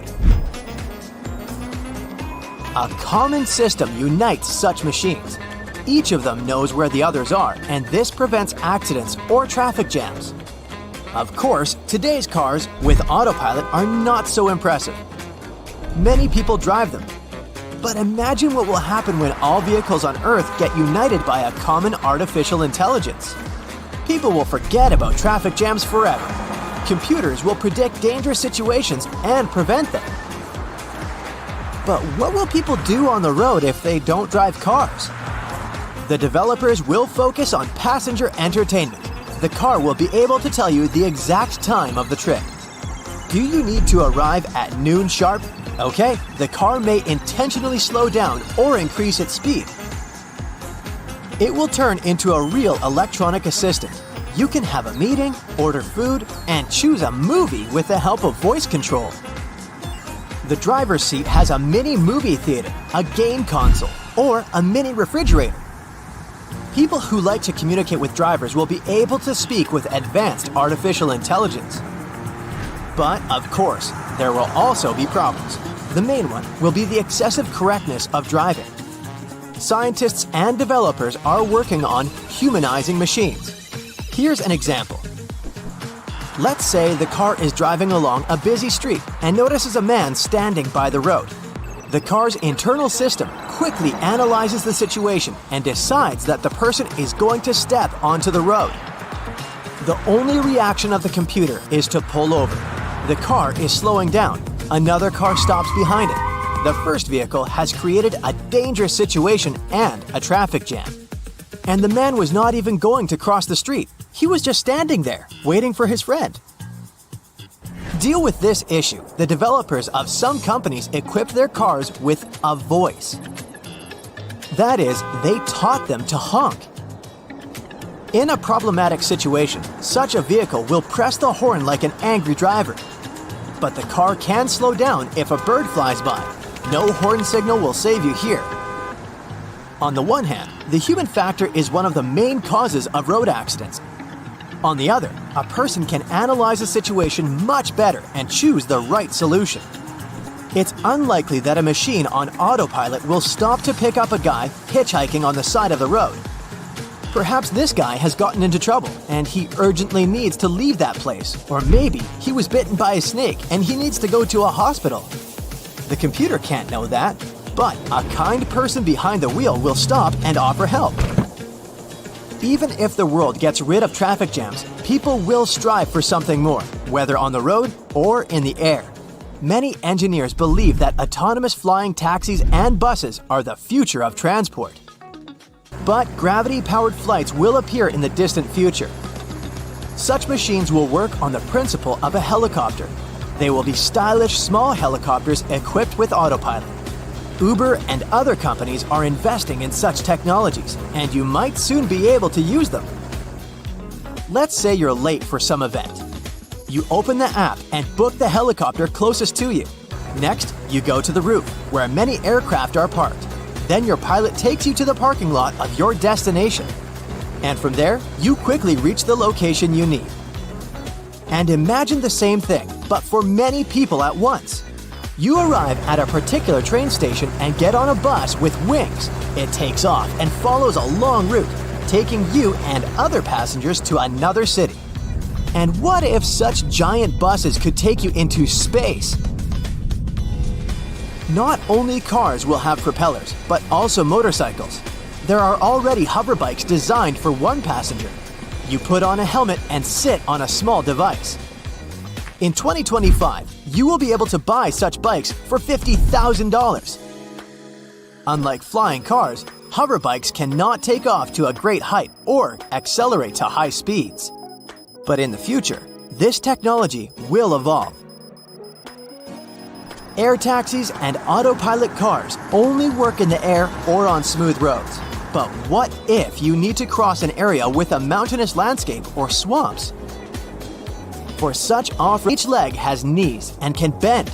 It will take you to a high hill or even to the top of a volcano.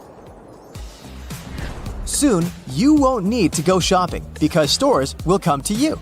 Toyota has already created an unusual car you can turn into a store with any goods. Clothes, groceries, toys, jewelry, whatever.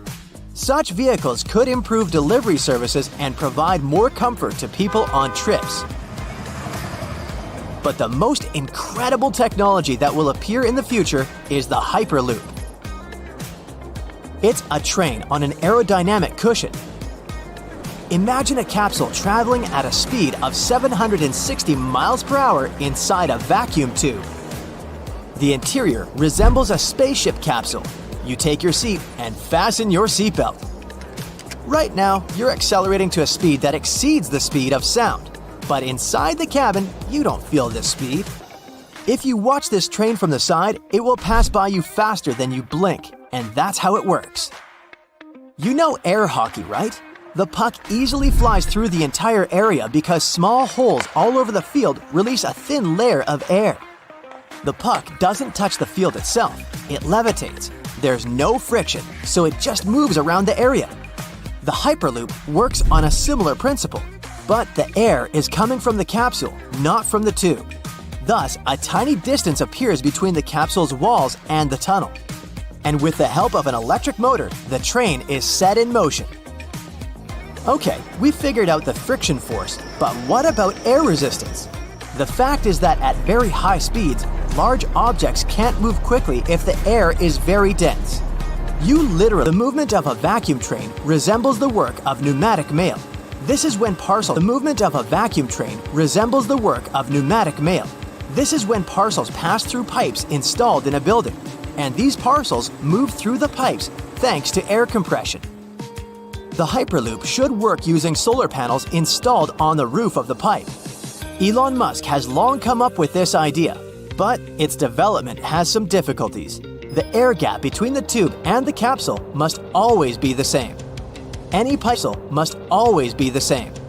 Any pipe crack, bump, or stone can things instead. Ouch. This new field is called biocomputing, and it uses things like tiny clusters of lab-grown cells called organoids to create new kinds of computers. One company in Switzerland called Final Spark has created a special computer platform using human brain organoids to help process information. You can rent this platform online for $500 a month if you're a scientist and want to do some research. The main goal of the company that made the computer is to create AI that uses 100,000 times less energy than the powerful artificial intelligence systems we have today. Each brain organoid the computer uses is very small, only 0.5 millimeter wide, and there are 4 of them in each processing unit. These organoids are connected to 8 tiny wires, called electrodes, that can send signals to the neurons inside the organoids. These electrodes also connect the organoids to regular computer systems. The neurons in the organoids are given a small amount of dopamine. a chemical that makes us feel good, to encourage them to learn. So it's just like what your brain does when you learn something new. Thanks to electrical signals and dopamine rewards, the neurons in the organoids can form new connections, again, much like how your brain works, and mine too, sometimes. If this process works well, these organoids could one day act like the processors in today's computers, except they would do the same kinds of jobs in a much more energy-efficient way. If you want to check out how it all works yourself, the tiny brain-like organoids are being live-streamed 24/7 so anyone can watch what they're doing. The big task for researchers is to figure out how to make the neurons in these organoids do what we want them to do. Scientists from 34 universities have asked to use Final Spark's biocomputers, and the company has already allowed scientists from 9 schools to start working with them. Each team is studying something different about biocomputing. For example, the team at the University of Michigan is exploring how to use electrical and chemical signals to control the organoids, which could help create a special language just for these biocomputers. Scientists at Lancaster University in Leipzig, Germany, are trying to figure out how to make the organoids work with different types of AI learning models.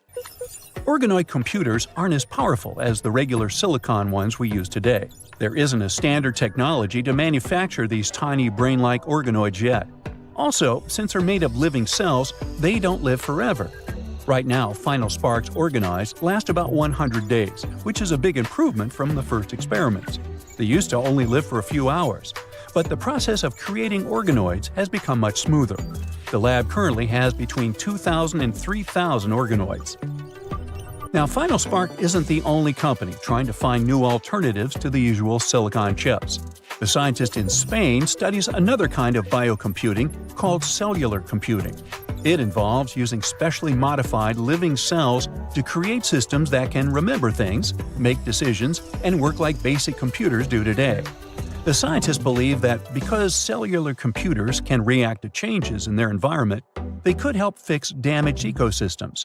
Regular computers can't do much of this, but a biocomputer made of bacteria could be placed in a lake, for example, to give detailed information about the water's health. It would react to different chemicals and conditions. Another scientist from the University of the West of England is exploring how fungi could be used in computing.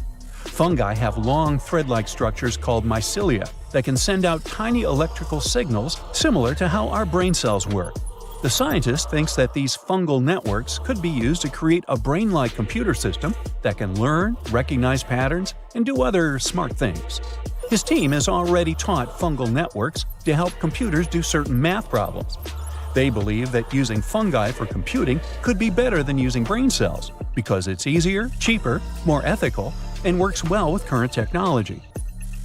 While a computer made of human neurons is in the testing stages, scientists at UC Davis Health have invented a new brain-computer interface that could turn brain signals into speech with nearly perfect accuracy, up to 97%.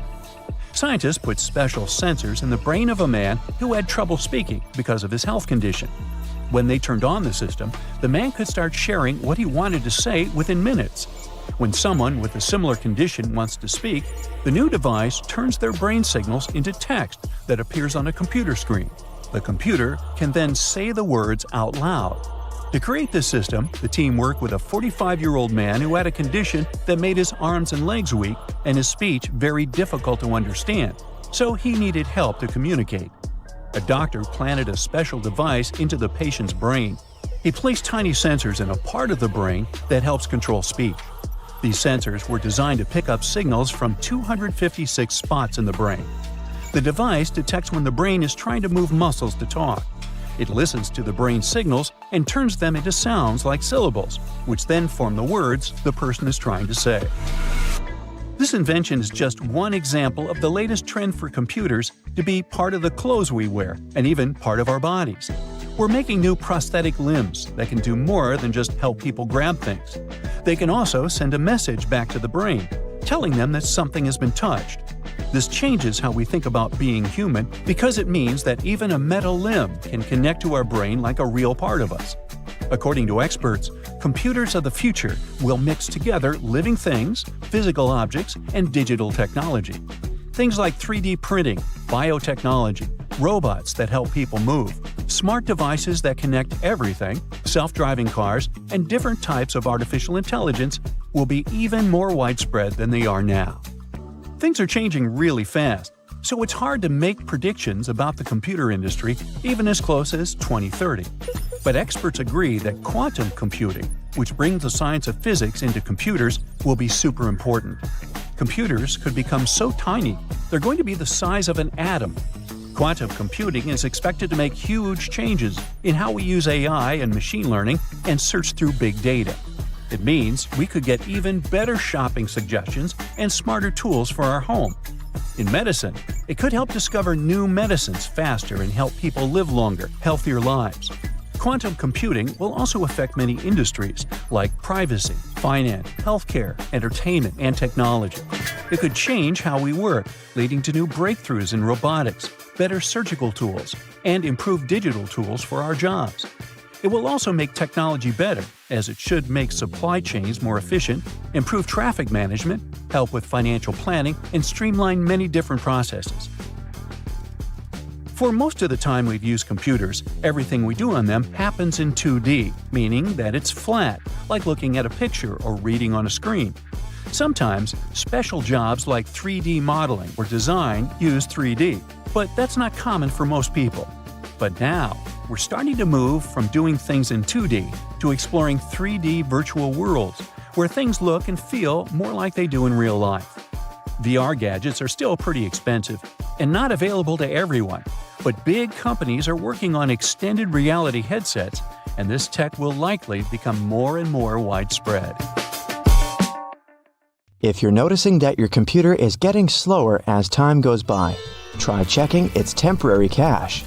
On a Mac, you can do it by pressing Command plus Shift plus G on the home screen. This will open a command window that will offer you to go to a specific folder of your choice. From there, type in exactly this: ~library/caches. The tilde symbol stands for the home folder, just so you know. The window that opens will show you a lot of files and folders that were created by various apps in the past.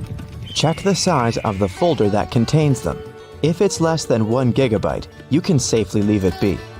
It doesn't do any harm. But if it's 3 GB or bigger, feel free to delete all the files there, or at least those that take up too much space. Files in the cache folder are basically useless, as they only make some processes in specific apps run a bit faster. You don't need most of them, so safely remove them from your Mac. You'll notice your computer running faster altogether from now on. On a Windows PC, press Win plus S to open the search bar, and then type %temp% in it. You'll see the temp folder where all the temporary app files will be contained. Again, check the size, and if it's too large, just clean it up. Another reason for your computer to take way too long to get going is that you might have too many programs running at startup. For Windows users, click Ctrl plus Shift plus Escape to open the Task Manager. Then, go to the Startup tab and choose which programs you want to launch with your system. For Mac OS, go to System Preferences, click on Users and Groups, and select your user. After that, click on the Login Items tab. You can remove or hide startup applications from here. But before you start turning off all your startup programs, make sure you do your research first, because some processes might be needed by third-party programs you have installed. A useful key combination if the dock on your MacBook annoys you: press Command plus Option plus D, and the dock panel will disappear. Click again, and the panel will reappear.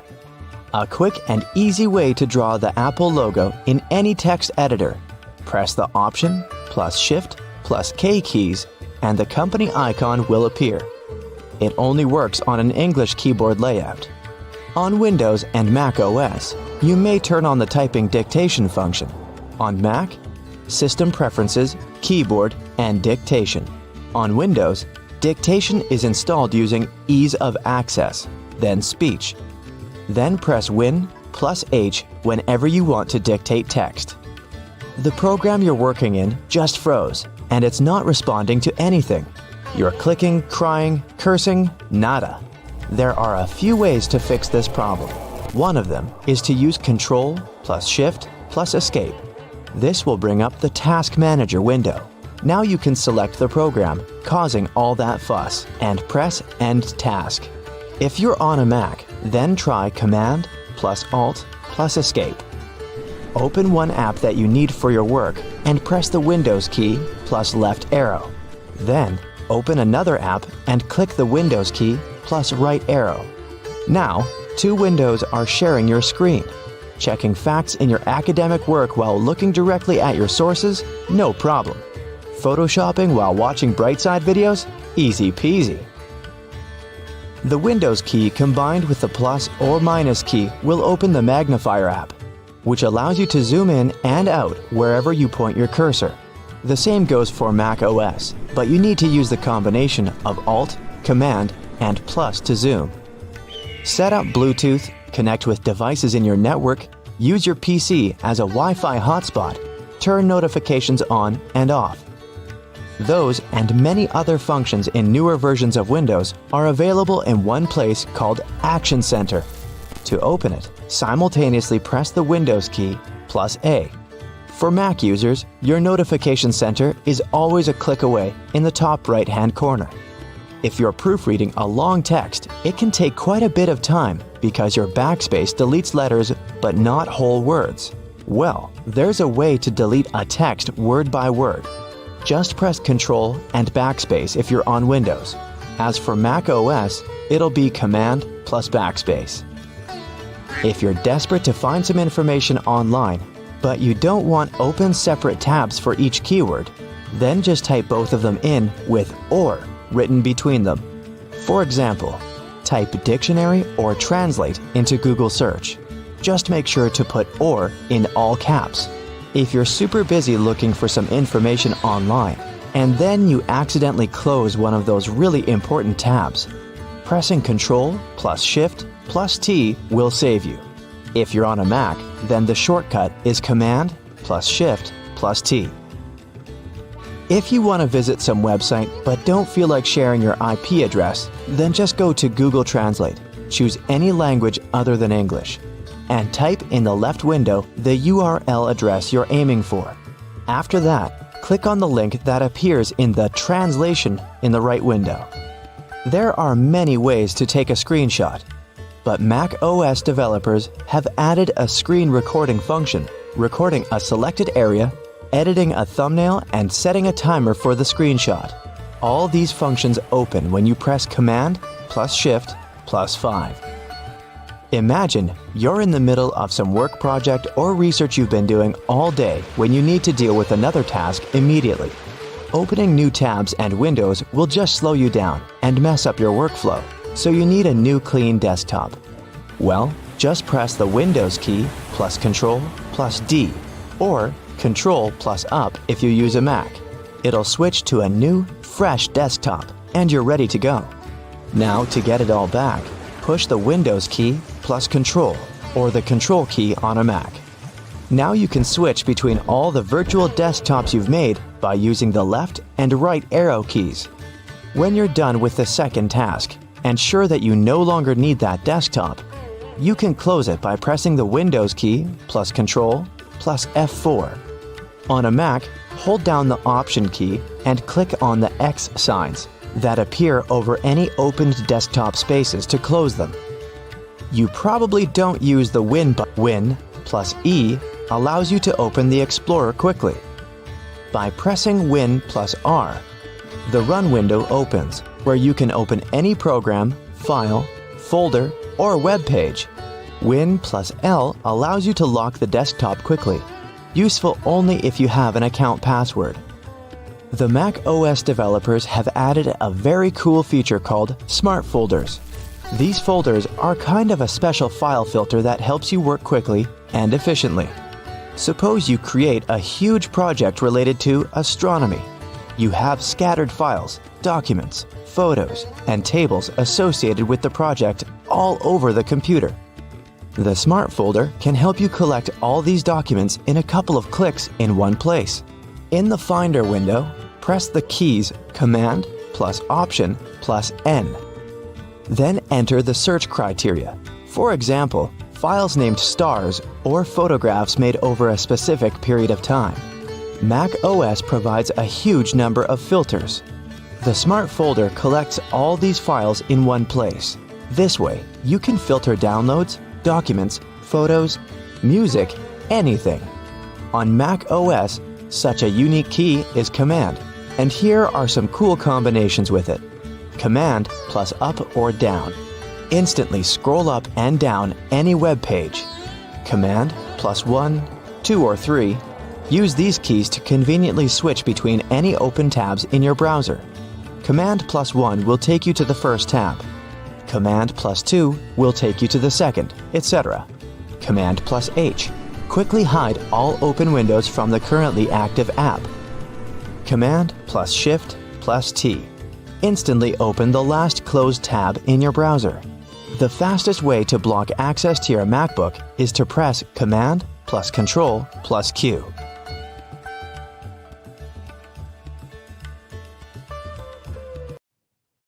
A computer can overheat, buzz, and slow down since the internal parts are subjected to a heavy load. Turning it off helps reduce this load. You can also use sleep mode, but it all depends on the computer and the apps running on it. Some IT companies have computers that aren't turned off for several months, and it's okay.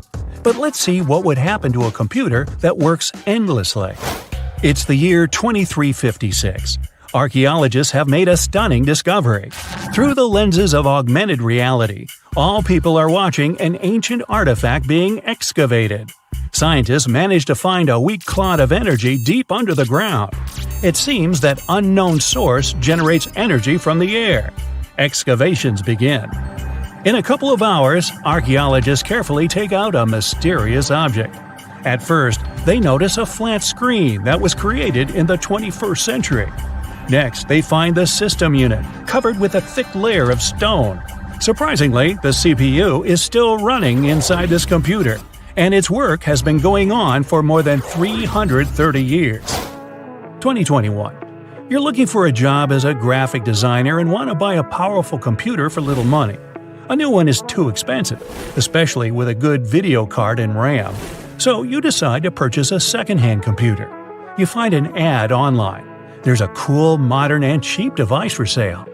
You arrive at an old antique shop. You see old typewriters, notebooks, and paintings in the windows. You don't believe you can buy a good computer here, so you look at beautiful sketchbooks. You're greeted by a very old seller with a long beard. He admits he has been waiting for you for a very long time and invites you to go into the room with a computer. Among some ancient-looking scrolls, an old pendulum clock, and other antique things, you notice a glow. It comes from the computer. It seems to be 1,000 years old, but it still works. The seller launches one of the latest computer games with stunning graphics on it. The game works without lags or errors. You play for a few minutes, and then you buy the computer. The old man warns you that you need to take care of it and clean it regularly. As you're leaving the store, the seller looks happy and relieved. You come home, place the system unit under the table, connect the screen, keyboard, and the mouse, and notice the computer is turned on.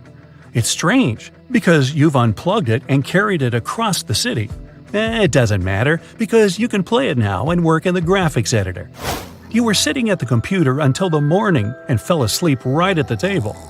A few hours later, you wake up with a headache. The noise and the glow of the screen have disrupted your sleep. You go to bed, and as you wake up, you notice the computer is still turned on. The screen is lit. The game is paused. The computer has been working all this time. You open the Start menu and look for the shutdown option, but you can't find it. Then you reach for the system unit to turn it off, but can't find the shutdown button either. You don't want to pull it out of its socket because it can interfere with the stable work of the OS. For the next few weeks, your computer doesn't shut down at all. Then, it starts making a quiet noise. You understand that this is a signal that you need to clean all the internal parts. The heat radiates from it, and cooling fans are spinning inside. You copy all the data from the computer to the hard drive and pull the computer out of the socket. It's strange, but it keeps working. You forget about cleaning it and run back to the store. The building where you bought the computer is abandoned. It's only been a few weeks, but it looks like no one has lived in it for decades. You come home and clean your computer carefully. The noise disappears. The computer works stably. Now you're wondering where it gets its energy from. The next day, you get an electricity bill. It says you have a huge debt, so you realize the computer uses your electricity. Somehow, it connects remotely to your network. You keep using the computer. It works without rest for months. You've loaded many programs, and some of them are running 24/7. You even like it that the computer doesn't shut down. At any time, you can sit down and get started. You don't have to wait for the apps to load. When you're not at home, you can always connect to your computer via remote access. The necessary processes, such as antivirus scanning or OS updating, don't happen during your waking hours, but when you are asleep. But on the downside, it consumes too much power. You have to pay a lot every month. If something happens and the electricity rates go up, you won't be able to afford it. Constant work wears the hardware out. You try to clean your computer, but it's not enough. After a couple of years, you may feel a strong slowdown in some resource-intensive apps. The more the computer works, the more heat it releases. The higher the temperature, the worse it gets. The noise gets louder. It prevents you from falling asleep. A year passes. The computer's still working. It's so hot that you always have to keep the window open. The computer is buzzing, and this sound already gives you a headache. You can't turn it off, and cleaning the inside while it's working isn't as effective anymore. You already want to buy a new powerful laptop and get rid of this old one. Every day, the computer's production capacity gets worse and worse. You no longer clean it because you're too lazy. You live near the highway, and every time you open the window, a lot of dust flies in the room and gets clogged in the system unit. The computer doesn't just hum, but makes a sound similar to drilling. Of course, you can't sleep in such conditions. The system unit gets so hot that you can fry 3 eggs on its surface. You delete a lot of apps to let your computer relax a little. It works. It uses less power and doesn't hum that loudly. But still, you're going to get rid of it. Tomorrow, you'll throw the computer in the landfill. In the morning, your employer calls you and invites you to an interview in another city. In a few hours, you're on the plane. Your new job is so exciting that you forget about the computer. You rent an apartment in the new city and sell the old one along with all the furniture and the humming machine. 2356. Scientists have found out that all the details of the computer are faulty. Rust ate through the hull. All the microchips have been out of service for a long time. It's all covered with a thick layer of solidified dust and ground. Only the processor is somehow still active. The computer doesn't generate energy. It gets it remotely from the nearest city power plant. Further analysis has shown that over several centuries, the computer had used $1 million worth of electricity. After the first few years of constant working, the graphics card and all the cooling fans went out of order. At this moment, the computer started making a loud hum, which frightened people who happened to be nearby every night. It was in a landfill for a long time. Rain and dampness caused metal corrosion. The computer was sinking deeper and deeper into the ground for 300 years. This disabled the operation of almost all of its details. The processor kept on running and warming up to high temperatures. Strong radiation deterred insects and bacteria that caused materials to rot. Well, thanks to the intense heat, the ground around the computer began to harden and protect it from any external factors. Scientists conducted carbon analysis and found out the computer started working long before you bought it in the store. Many people tried to get rid of it, one after another, but it continued to work. It's still a mystery who has created it and for what purpose.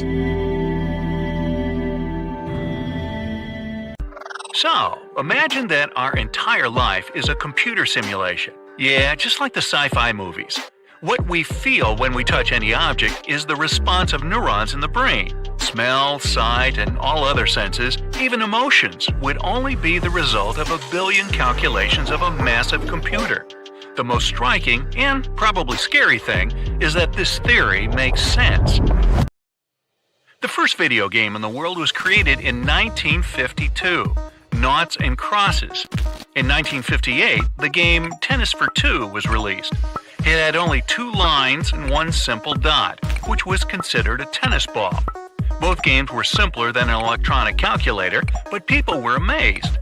Now, 62 years later, there are many worlds in modern video games. Worlds that contain characters with artificial intelligence. These characters can interact with each other and with the player. Graphics in games are becoming more realistic every year. Virtual reality glasses allow you to plunge into a new world. If people from 1958 heard this, they would think it was fantasy. Now, imagine what will happen in the next 50 years. Graphics in games could become identical to reality, and characters will behave like real people. They'll perform so many different actions that you could just watch them like a movie. The power of computers will increase by millions of times. They'll be able to generate brain activity inside the artificially created character. All bots will feel a full life and not realize that they are just part of extensive computer simulation and serve to entertain players. When humanity creates such a virtual world and observes the characters inside it, the question arises, are we not now someone else's simulation? The simulation theory is supported in Silicon Valley, and many rich people invest in research of this topic. More people began to believe this theory when people discovered the quantum world. This is a universe of super small objects. Imagine putting a grain of sand under the most powerful microscope in the world. At first, you can clearly see all the grain's contours as if it were a huge stone. Then, you can look even more in depth and see grain structure, the smallest details, compared to which the grain looks like a skyscraper. You look even deeper and see its molecular structure. If you zoom into the maximum, the clarity of what you see becomes blurry. You also find the image consists of granules reminiscent of pixels. It's like watching a 4K TV, but you can see small dots if you get close enough to the screen. All physical objects are made up of molecules. Molecules are made of atoms. There are nuclei inside the atoms. In the nuclei, protons and neutrons fly. Really stupid particles are called morons. Nah, I just made that up. But the particles are so far apart that almost the entire area of the atom is empty. If you increase the nucleus of an atom to a football field size, then the particles flying around will be several miles away from the core. In other words, almost all physical space consists of emptiness, as if it's a hologram. But the most incredible and beautiful experiment that caused people to doubt our reality's veracity is the double slit experiment. So, imagine you're playing a video game in a vast open world. It can be one big city or an entire planet. In this world, many people walk, cars drive, birds fly, and animals run. This game requires a lot of computing power to work correctly. And to optimize this power, the game works so that you can see the entire developed world only when you look at it. For example, you ride a motorcycle in the game.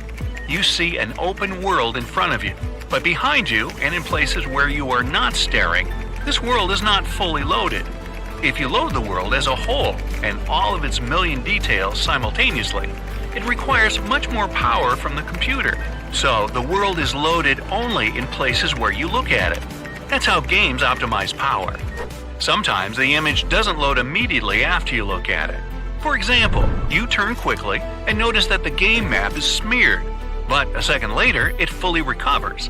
Thanks to the computer's weak power or a bad game engine, the information didn't have time to load.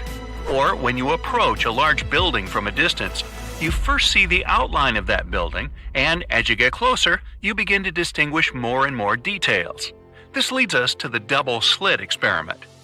Picture a tube that shoots tiny balls, particles of light, photons. There is a blackboard in front of you. You shoot a burst of photons at it and leave a trace of them on the board. Now, let's put a plate with a thin vertical slit in the middle between the board and you. You start shooting balls, and some of them pass through the slot on the plate. The particles that hit the backboard through this slit leave a smooth vertical trail. Now for the fun part. We can make another vertical slit in the plate. Now, when you shoot photons, 2 vertical trails should form on the board. But this doesn't happen. A lot of vertical tracks appear.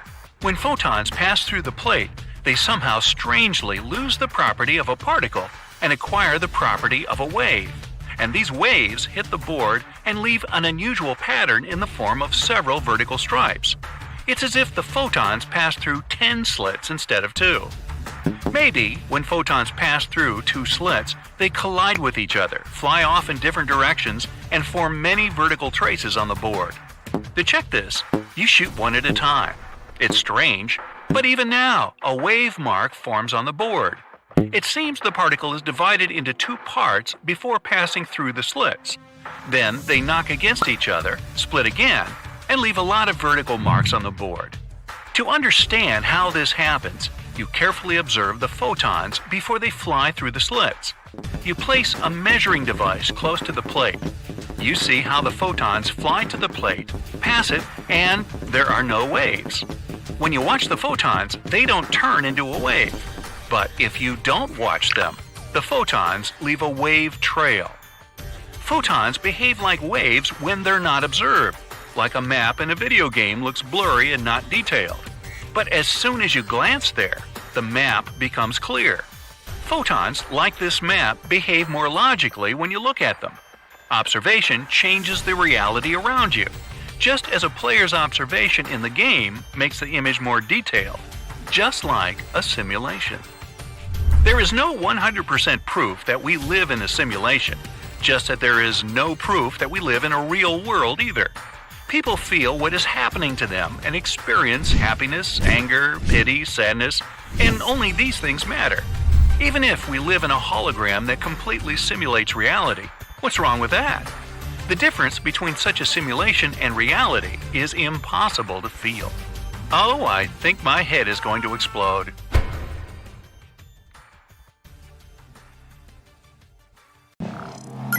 Starting with Beine, Ant-Man and the Wasp. Thanks to special PIM particles technology, the heroes of the movie were able to shrink the real van to the size of a Hot Wheels toy. Hoverboard, Back to the Future. In 1989, the film's creators envisioned this type of transport being commonplace in 2015. Reality doesn't quite resemble the movie, but we do have a world record for a flight on a hoverboard. Jetpack, GTA San Andreas. Character dialogue in the game tells us the cost to develop the jetpack, dubbed the Black Project, was $60 million. The main character must take it from a heavily guarded base. Firebolt Broomstick, Harry Potter and the Prisoner of Azkaban. The fastest broomstick in this magical world could accelerate to 150 miles per hour in just 10 seconds, almost like a Bugatti. Magic Carpet, 1001 Nights. Its maximum speed is unknown, but we know that it loses its magic abilities if damaged. Standard Cart, Mario Kart. The Super Mario Kart handbook encourages cheating to win the game with the words, "Always keep an eye on your opponent's screen." Light Cycle, Tron Legacy. This bike actually exists, and it's street legal. You can get yourself one for $55,000. Speeder Bike, Star Wars. This thing can accelerate to 310 miles per hour, faster than a flying arrow. Though, in the real world during film shooting, it was only going 5 miles per hour. Ah, the magic of editing. Lightning McQueen, Cars. He's something between a Ford GT and a Corvette. His number 95 is an Easter egg. Pixar's first movie, Toy Story, came out in 1995. The Gigahorse, Mad Max Fury Road. An impractical gas guzzler from the Mad Max universe has 1,200 horsepower. That's like 2 Lamborghini Hurricanes. The DeLorean, Back to the Future. The famous trilogy about time travel made this car so popular, the manufacturer decided to restore its production after 30 years. The Mystery Machine. Scooby-Doo would definitely be scared if he knew that such vans sell for almost $60,000 these days. Zoinks! The Pink Sedan, The Simpsons. For 28 years, the creators of the animated series kept the intrigue alive about what kind of car the family had. But in one of the episodes, we finally found out that it's a 1986 Plymouth Junkerola. The Tumbler, The Dark Knight. Despite its bulky appearance, it's still a high-speed car. It can go from 0 to 60 in 5.6 seconds. There's a version of this Batmobile that's street legal. You can get one for $1 million. The Pursuit Special – Mad Max Fury Road. The last of the V8 Interceptors had a gas-guzzling V8 engine, a real luxury in this fictional dystopian world. Chevrolet Camaro Transformers. When it transforms into Bumblebee, this Chevy gets 17 feet tall. Bumblebee's character traits were based on Marty McFly from Back to the Future. KITT Knight Rider. This car is a heavily modified Pontiac Firebird. KITT's main feature was artificial intelligence, and the name is an acronym for Knight Industries 2000. The Black Beauty Green Hornet. The highly modified 1965 Imperial Chrysler Crown was gorgeous and dangerous. It was full of all the gadgets a superhero and his sidekick could need to fight crime. It was driven by none other than Bruce Lee as Kato. The Ectomobile Ghostbusters. This was an old 1959 Cadillac Miller Meteor ambulance. Any scenes showing the car backfiring were real. The thing actually broke down on the Brooklyn Bridge during filming. The Night Bus. Harry Potter and the Prisoner of Azkaban. A bus as tall as a giraffe, its height caused a lot of inconvenience during filming. The 3-story bus couldn't pass under bridges, so they made the third deck removable. The Cat Bus. My Neighbor Totoro. This unusual living bus moves on 12 legs. Its interior is soft and covered with fur, and the cat's eyes are the headlights. The Terror – Master of the World by Jules Verne. This amphibious machine could move on land, in the air, on and underwater. On land, it could reach speeds of 150 miles per hour. In the air, 200. Not bad for a story written in 1904. T-70 X-Wing Starfighter – Star Wars. It can accelerate to 650 miles per hour and travel at 100 megalights per hour. Its design isn't very efficient though. It probably wouldn't be able to fly in real life. Rex – Metal Gear Solid. The name Rex was given to it because of its similar appearance to the T-Rex. The cockpit is in the metallic dinosaur's jaws.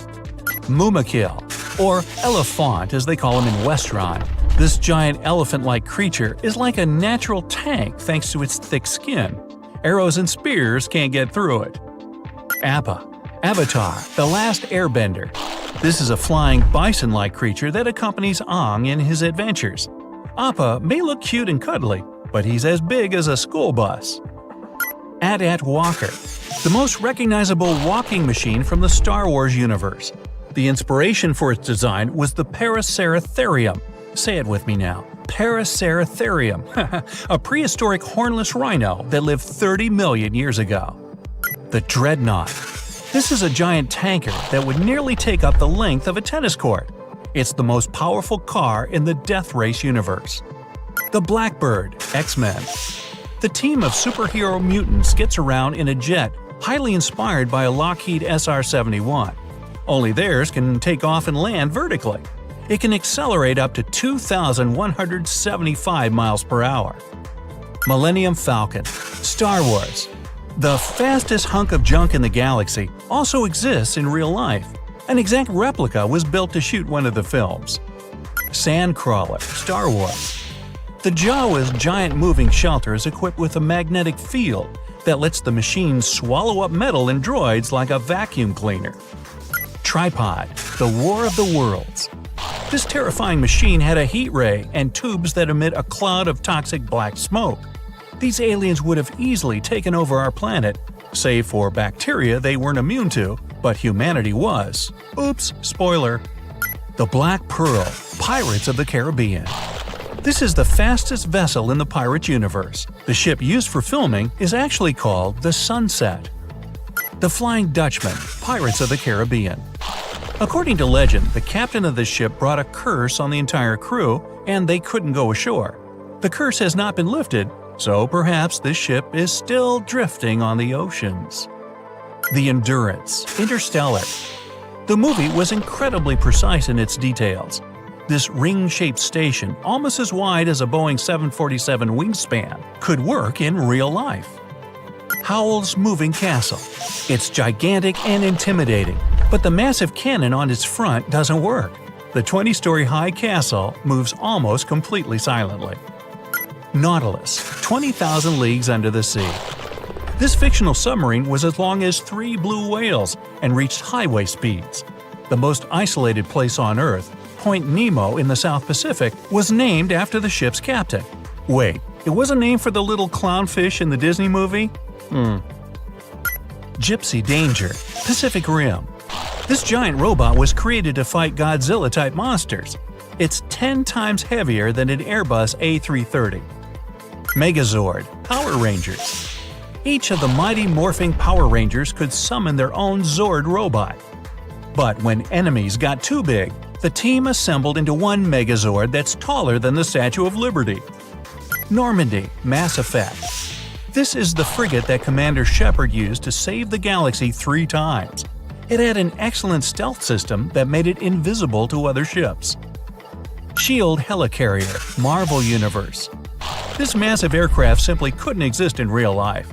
But there's much more advanced technology in this fictional world, so they managed to supply energy to a machine this size. USS Enterprise, Star Trek. There were 9 Enterprise starships in total. This one was equipped with a warp drive, which allowed it to travel much faster than the speed of light. Snowpiercer. It's a giant among trains. When the world was frozen in a new ice age, this train traveled non-stop on a ring around the Earth. Imperial Star Destroyer, Star Wars. We've officially entered mile territory. The cost of this colossal ship was almost 4 billion Imperial credits. For comparison, in the Star Wars universe, you can buy a small spaceship for just 10,000 credits. London, Mortal Engines. Yes, it's a moving city. The mega metropolis 3 times the height of the Burj Khalifa got around with the help of 7 giant wheels. It absorbed other small cities along the way. Standard Island, Propeller Island. This oval-shaped floating island is 4 miles long and 3 miles wide. It was made to travel the waters of the Pacific Ocean. Oh, and only millionaires live on it. V'ger, Star Trek. This is a creature that looks like a spaceship. In the Star Trek universe, USS Enterprise could fly freely inside this monster. The Death Star, Star Wars. The massive spherical space station has 560 decks and holds 2.4 million passengers and crew. Uh-oh, kaboom. Oops, spoiler. TARDIS, Doctor Who. From the outside, it looks like a standard UK police box. But if we talk about the inside of the Doctor's time machine, well, its size is infinite. One of the main signs someone is tracking your phone is the gadget running out of battery in no time. Batteries do age along with your phone, but if you just got it recently, that's not normal. Some malware might be using the energy to scan your device and send the data to third parties. Does your phone freeze or take forever to load web pages? Some malware might be running in the background, preventing the gadget from operating normally. In this case, you may also have trouble quitting apps. Sometimes it's even necessary to restart your phone. If you open a website you often use and it has a different design, or if one tab looks different from the rest on the same page, that's another warning sign. It can be the work of proxying programs. It means they're sitting between you and the internet, giving you their own fake instructions. Even your dial pad can change its shape and color when someone's got control over your phone. There are some apps your phone's manufacturer or service provider pre-install on your gadget. Google them to make sure they're legit. If they aren't on the safe list and you don't remember installing them, someone's after your data. Those apps can record your calls, read your texts, get access to your social media, and online banking apps. Scammers can mess with your phone's camera remotely. You can find pictures and videos on your gadget that you don't remember taking. The same as when your phone's flash goes on and off by itself. In this case, the camera app will eat up a lot of battery and heat your phone up even when you aren't using it. When someone gets access to your gadget, they can also log into all your accounts, from email to fitness apps. You'll know it's happened when you suddenly have new passwords, get signed up for new things, or see the emails you haven't opened marked as read. Someone might be using your data to start new accounts or get lines of credit in your name. Some cyber criminals can use your phone to make expensive calls or send texts abroad and to premium rate numbers. They often sell this service to their clients to make a profit. The unwanted apps they install on your phone to send data are also super hungry for traffic. You'll notice if they've been active at the end of the month when you see a crazy data bill. If you find bookmarks to suspicious websites in your browser or start seeing pop-ups way too often, that's likely another form of malware. People who spread adware get money every time you click on those pop-ups. Plus, they can lead to harmful downloads or steal your personal data. When your friends or colleagues tell you all of your emails now go to the spam folder, it must be the work of cyber criminals. They can change your email configurations to make your emails go through an unauthorized server. This way, they'll be able to read them all. Strange noises or an echo during calls, dropped calls, not being able to phone someone when you have good reception. All of this is another warning sign. It might be a technical problem, of course, but if it comes along with other symptoms, someone most definitely has control over your phone. Some scammers get access to your phone through the apps you download from the App Store or Play Store. When you download them, some applications can send data to foreign servers. This data can include IP addresses and even your location. Other cybercriminals create phishing screens to get access to users' browsers and open certain web pages. If their attempts succeed, they install even more malicious programs. Some apps aren't harmful per se, they just aren't protected well enough. Cyber criminals find a way to get inside those apps and use them as a backdoor for their business. Employers or people who don't trust their significant others sometimes manage to install tracking apps on their phones. These apps let them know exactly where the gadget owner is at all times. You can leave your device alone for only a couple of minutes. It'll be enough to install that sort of software. Every time you're using a public Wi-Fi network, you risk scammers often name their network after a nearby cafe, hoping you'll connect to the fake one by mistake. They're also after the browser cookies for your Facebook or Skype sessions. This data can be used to get full access to your accounts. When you plug your phone into a public charging station at an airport or a hotel, it's not only about refilling its battery. A standard USB cable can give away your device's name and type, its serial number, the manufacturer, operating and file system information, and electronic chip ID. Some older Android models automatically send out all the data kept on their hard drive once you connect them to a computer. So when you charge your phone at someone's home or office, you expose your data to them. You can get a text or an email with a link to your friend's photo they want you to see ASAP. Or it might be some important document on how to get your tax return. As soon as you click the link in that phishing message, you'll either be asked to provide your personal data or download an app that'll steal it from you. Sometimes online criminals get access to your phone data through iCloud or your Google account. They might offer you to pay to get your photos, phone books, and messages back.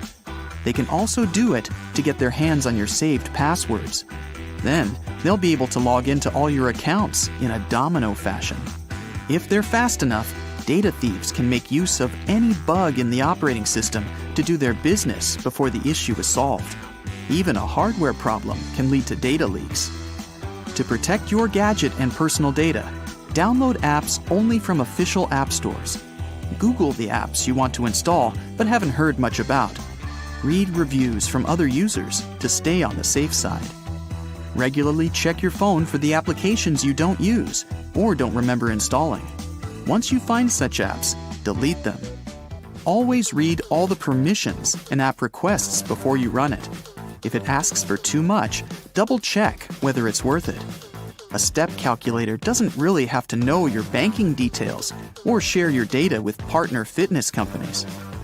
Get yourself mobile security apps with call blockers and firewalls. It'll protect you from any suspicious downloads. Messengers that use end-to-end encryption will help you keep your communication personal. Get a VPN application if you have to use public Wi-Fi networks. Don't ever connect to suspicious networks like Free Wi-Fi 123 or Wi-Fi for everyone. Always keep your operating system up to date. This way, you'll get all bug fixes and security patches before criminals use them as a backdoor to your data. Don't click on any suspicious links you receive through texts or emails. Ask your friends if they've indeed sent you the message. Double-check it with the company that has offered you some perks. Never share your passwords or important data, like banking details, over the phone. Don't activate your personal hotspot in public. Keep your mobile data and Wi-Fi off when you aren't using them. This can stop malware from updating and working in the background. Carry a power bank or a wall charger with you to avoid public charging stations or someone else's computer. Once you realize someone's got control over your phone, install and run anti-malware software. It'll scan your phone for any mean applications and suspicious processes. The password field and choose Use Strong Password to keep the one your gadget suggests. In iOS, it'll have 19 characters in 3 batches of 6 letters and numbers separated by the minus symbol. Activate two-factor authentication for all your cloud storage services. If the problem doesn't go away, factory reset your phone. Before you do it, make sure you have all the important data backed up. For iPhone, activate iCloud Backup in Settings, Storage and Backup. For Android, go to Settings, tap Accounts, select your Google account, and make sure all the apps and services have been synced recently. You can also transfer important photos, videos, and other files to a computer or flash drive. And don't forget to save your contacts and calendars to the cloud. Okay, you were lucky to grab a brand new 512GB iPhone. Yay! Or you just simply updated the old one to the new iOS 14. Either way, you'll get a bunch of new possibilities with widgets. Now you can place them right on the home screen, and they also vary in size. Small, medium, large, you name it. You don't need to waste time on creating multiple folders for your apps now that you've got an app library. It automatically categorizes all the apps you use. The recently added category will contain those apps you've recently downloaded. Plus, it's going to display recently launched app clips. Jiggle mode has changed too. To launch it on iOS 14, you gotta press your finger against the empty field, and voila! All the app icons are jiggling.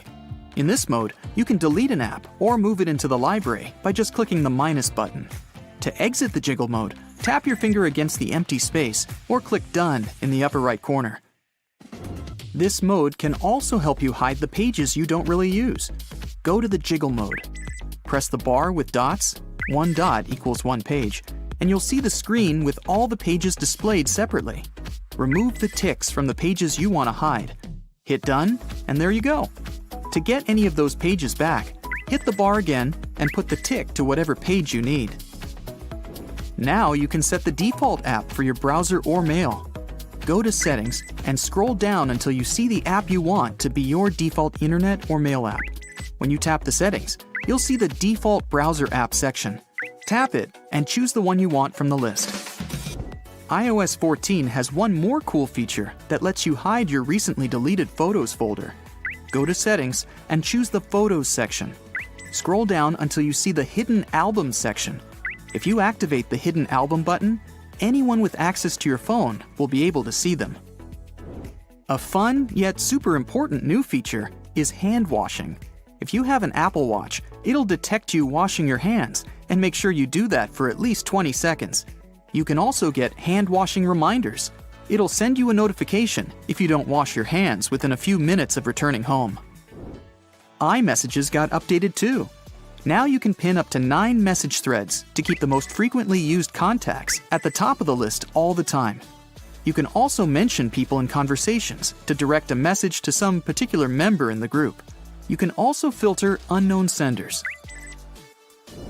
Notify Me section in the messages allows you to get notifications in messages whenever you're mentioned, even if you muted the conversation. It's great if most of your chats are muted. You won't miss important messages, but you won't have to filter through tons of stuff you don't need. As for some other new features in iMessages, Memojis changed as well. 11 new hairstyles and 19 new headwear styles were added to customize your Memoji. You can send hugs and blush with new stickers. Aww. Oops, Bad news for interpreters and translators. Conversation mode can split the screen into two parts, detecting the language that's being spoken on one side of the screen and translating it on the other side. 11 languages are supported in total.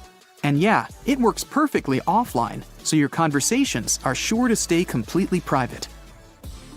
Some updates were made for the weather app too. Now we've got a minute-by-minute forecast about how intense the rain or snow will be over the coming hour in the US. Also, in the US, Europe, Japan, Canada, and Australia, there will be display alerts for all the severe weather conditions such as tornadoes, storms, and floods. The video quality for FaceTime calls improved, and now it's up to 1080p resolution. Sorry, only for iPhone 10 or newer. The best feature is eye contact. Now the phone adjusts the video to the position of your eyes to make video calls even more natural, especially when you're looking at the screen and not at the camera. In iOS 14, you can assign reminders to the people you share various lists with. Another feature for reminders is Smart Suggestion. It lets you add dates, times, and places with a single tap. Apple Cash has a family mode now, so you can add up to 5 family members under 18. Whenever you want to share some money with some of your relatives, you can do that through messages. You'll also get all the purchase and person-to-person payment notifications. A lot has been done to the camera.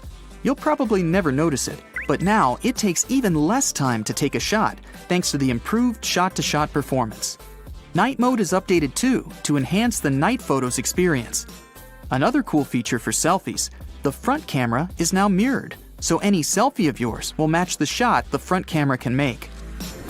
All the iPhones have an inbuilt QR reader, no matter if it's a good old retro iPhone 5 or a brand new iPhone 12.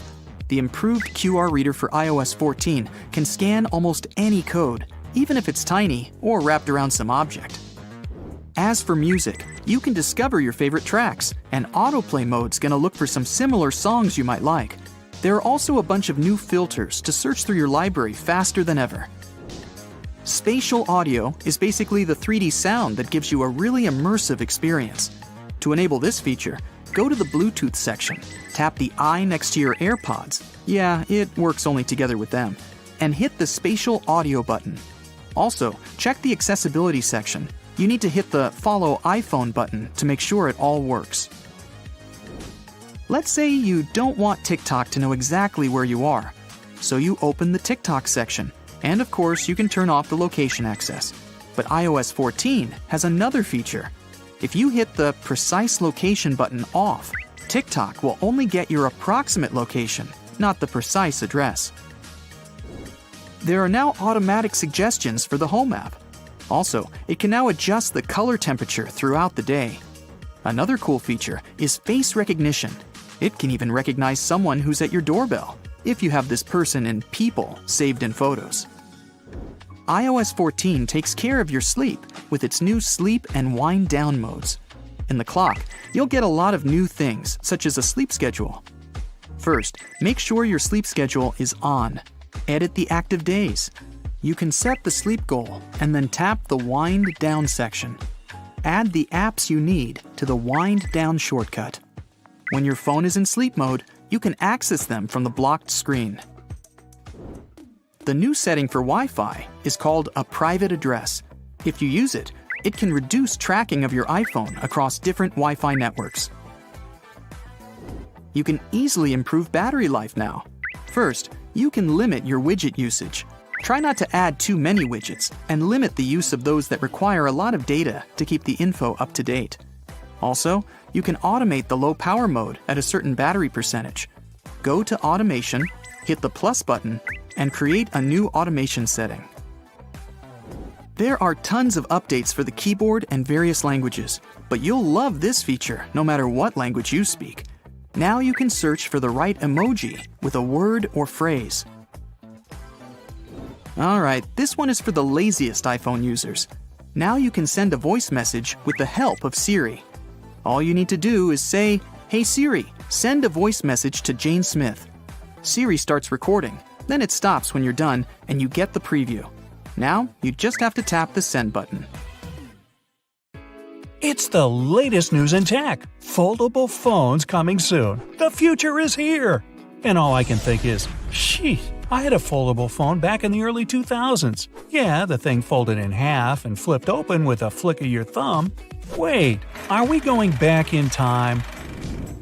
The familiar old flip phones, for anyone not old enough to remember, usually had a screen on one side and a keypad on the other, connected by a small hinge. The clamshell design. Takes me back. But nowadays, we need bigger and bigger screens. We're now working and studying from our phones, watching movies and shows, multitasking with split-screen features, watching a YouTube video on one side, chat on social media on the other. So no, the future will be nothing like the past. It'll be all about a big, long, bendable screen. Just picture it. You're watching a video on your phone as you do the dishes or watch the dog. You come into the living room, sit on the sofa, but no need to switch to TV. You can just unfold your phone into a big tablet. But then it's time for work or school, so you just roll your phone around your wrist like a bracelet and run out the door, or walk. That'll be a reality sooner than you think, because foldable screens already exist thanks to OLED display technology. Old devices and some modern ones use LCD displays. LCD works by laying millions of colored dots, also known as pixels, in front of a backlight. If your phone has this type and you really look into the screen, you can sometimes see them. Or you may have noticed it on old broken phones.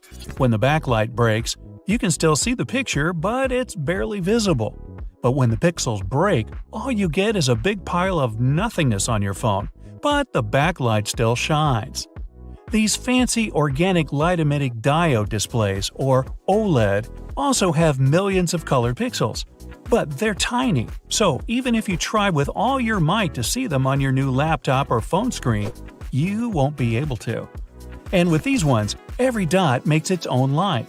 This technology is more battery-consuming, but it creates a much better, more vivid color. Saves space too, since there's no need for a backlight. And when printed on a thin layer of plastic, you can do a lot of cool things. You can shape it or, you guessed it, bend it. OLED displays have been used in a lot of products you might even have in your house right now. It allows the newest monitors and TVs to have a curved shape, and some of the latest smartphones have bent screens. So, why don't we have foldable phones available to us already? Well, the first problem manufacturers face is how to make a foldable screen that's consumer-friendly. We've got used to having durable but very unbendable glass-protected touchscreens on most of our smartphones and tablets. With foldable displays made out of plastics, people will be touching the screen itself to interact with it, not the glass protecting the touchscreen. Remember early gadgets with plastic screens? Yeah, they get all scratched up after constant usage and being stuck in our pockets. Now imagine what would happen to your smartphone screen if it was made out of plastic. And good luck finding a bendable screen protector. But even if we can figure out how to bend the screen, smartphones have other components. As you can imagine, batteries and chips aren't very bendable. Power supplies and lithium-ion batteries can even catch on fire if fluxed too much. Almost everything in the modern phone is made from aluminum and plastic that, yes, can be bent, but eventually will snap and break apart. So, just to make the phone physically bendable, the whole manufacturing process has to be revolutionized. Every small detail, from the screen and battery to the case and outer protection, has to be redesigned. As well as revolutionizing the materials, smartphone manufacturers will have to redesign some of the components. Large OLED screens or more than one display will need so much more energy than modern smartphone batteries can create. Battery capacity is advancing with every passing year, but it's still not enough. I'm already running out of juice after watching just a few YouTube videos. Just imagine having to recharge your foldable phone every 4 to 5 hours. Hardware aside, the software will also have to be almost entirely redone. Current operating systems like iOS or Android are made to work on either a smartphone or a tablet. But for a foldable smartphone, the system will have to be able to do both and quickly switch between phone and tablet mode. All the apps and the operating system will have to adapt to the changing screen size. That also means a lot more processing power. Right now, the best solution seems to be the Android OS, since it's already been made to work on many devices with a variety of sizes. But this isn't only a problem for the operating system, but for app developers as well. For example, streaming services like Netflix will have to figure out how to stretch or resize videos for every screen size. And it's not the same as putting your phone vertically or horizontally.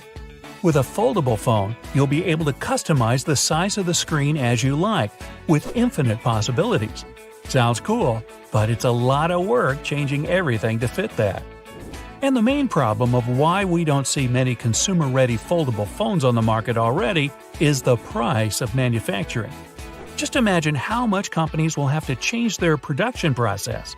If every single part of the phone has to be changed, well, that means completely new materials, methods, machines. Woo!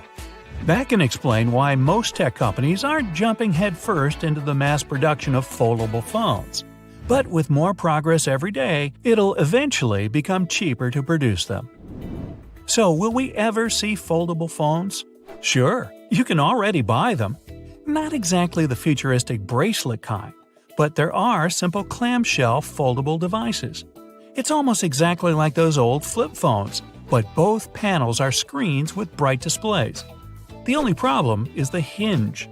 To protect the phone and make it more durable, hinges were made too strong, so you can't exactly open it with the flick of a finger. And after a mechanical test, even these durable hinges broke after 27,000 openings. For an everyday item, that's not a lot. Some other new devices recently presented to the public look more like a glimpse into the future. A long tablet-like display that can be folded into the size of a regular smartphone. Sadly, the newest designs are still clanky and sometimes too thick, making them less interesting for a regular user. Plus, most of the modern foldable phones have one big glaring flaw, a crease in the middle where the screen folds. Not a big problem, but it's not very enjoyable compared to the seamless large screens of regular modern smartphones. In addition to all these mechanical problems, there's the issue of cost. Most of these currently available foldable phones start at $1,000 and can go as high as $3,000. That's not a price most phone users are ready to pay. Despite the problems I've mentioned, the design and production of new foldable phones is still going on. There was a tech demo that presented a new design for a phone, one that actually wraps around a person's wrist like a bracelet or watch.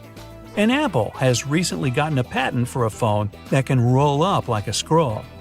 Some people say the future is in foldable laptops, not smartphones. The ability to watch a movie and then roll your laptop up into a thin tube that hardly takes up any space in your bag? Just take my money already. I'm in. That's it for today. So hey, if you pacified your curiosity, then give the video a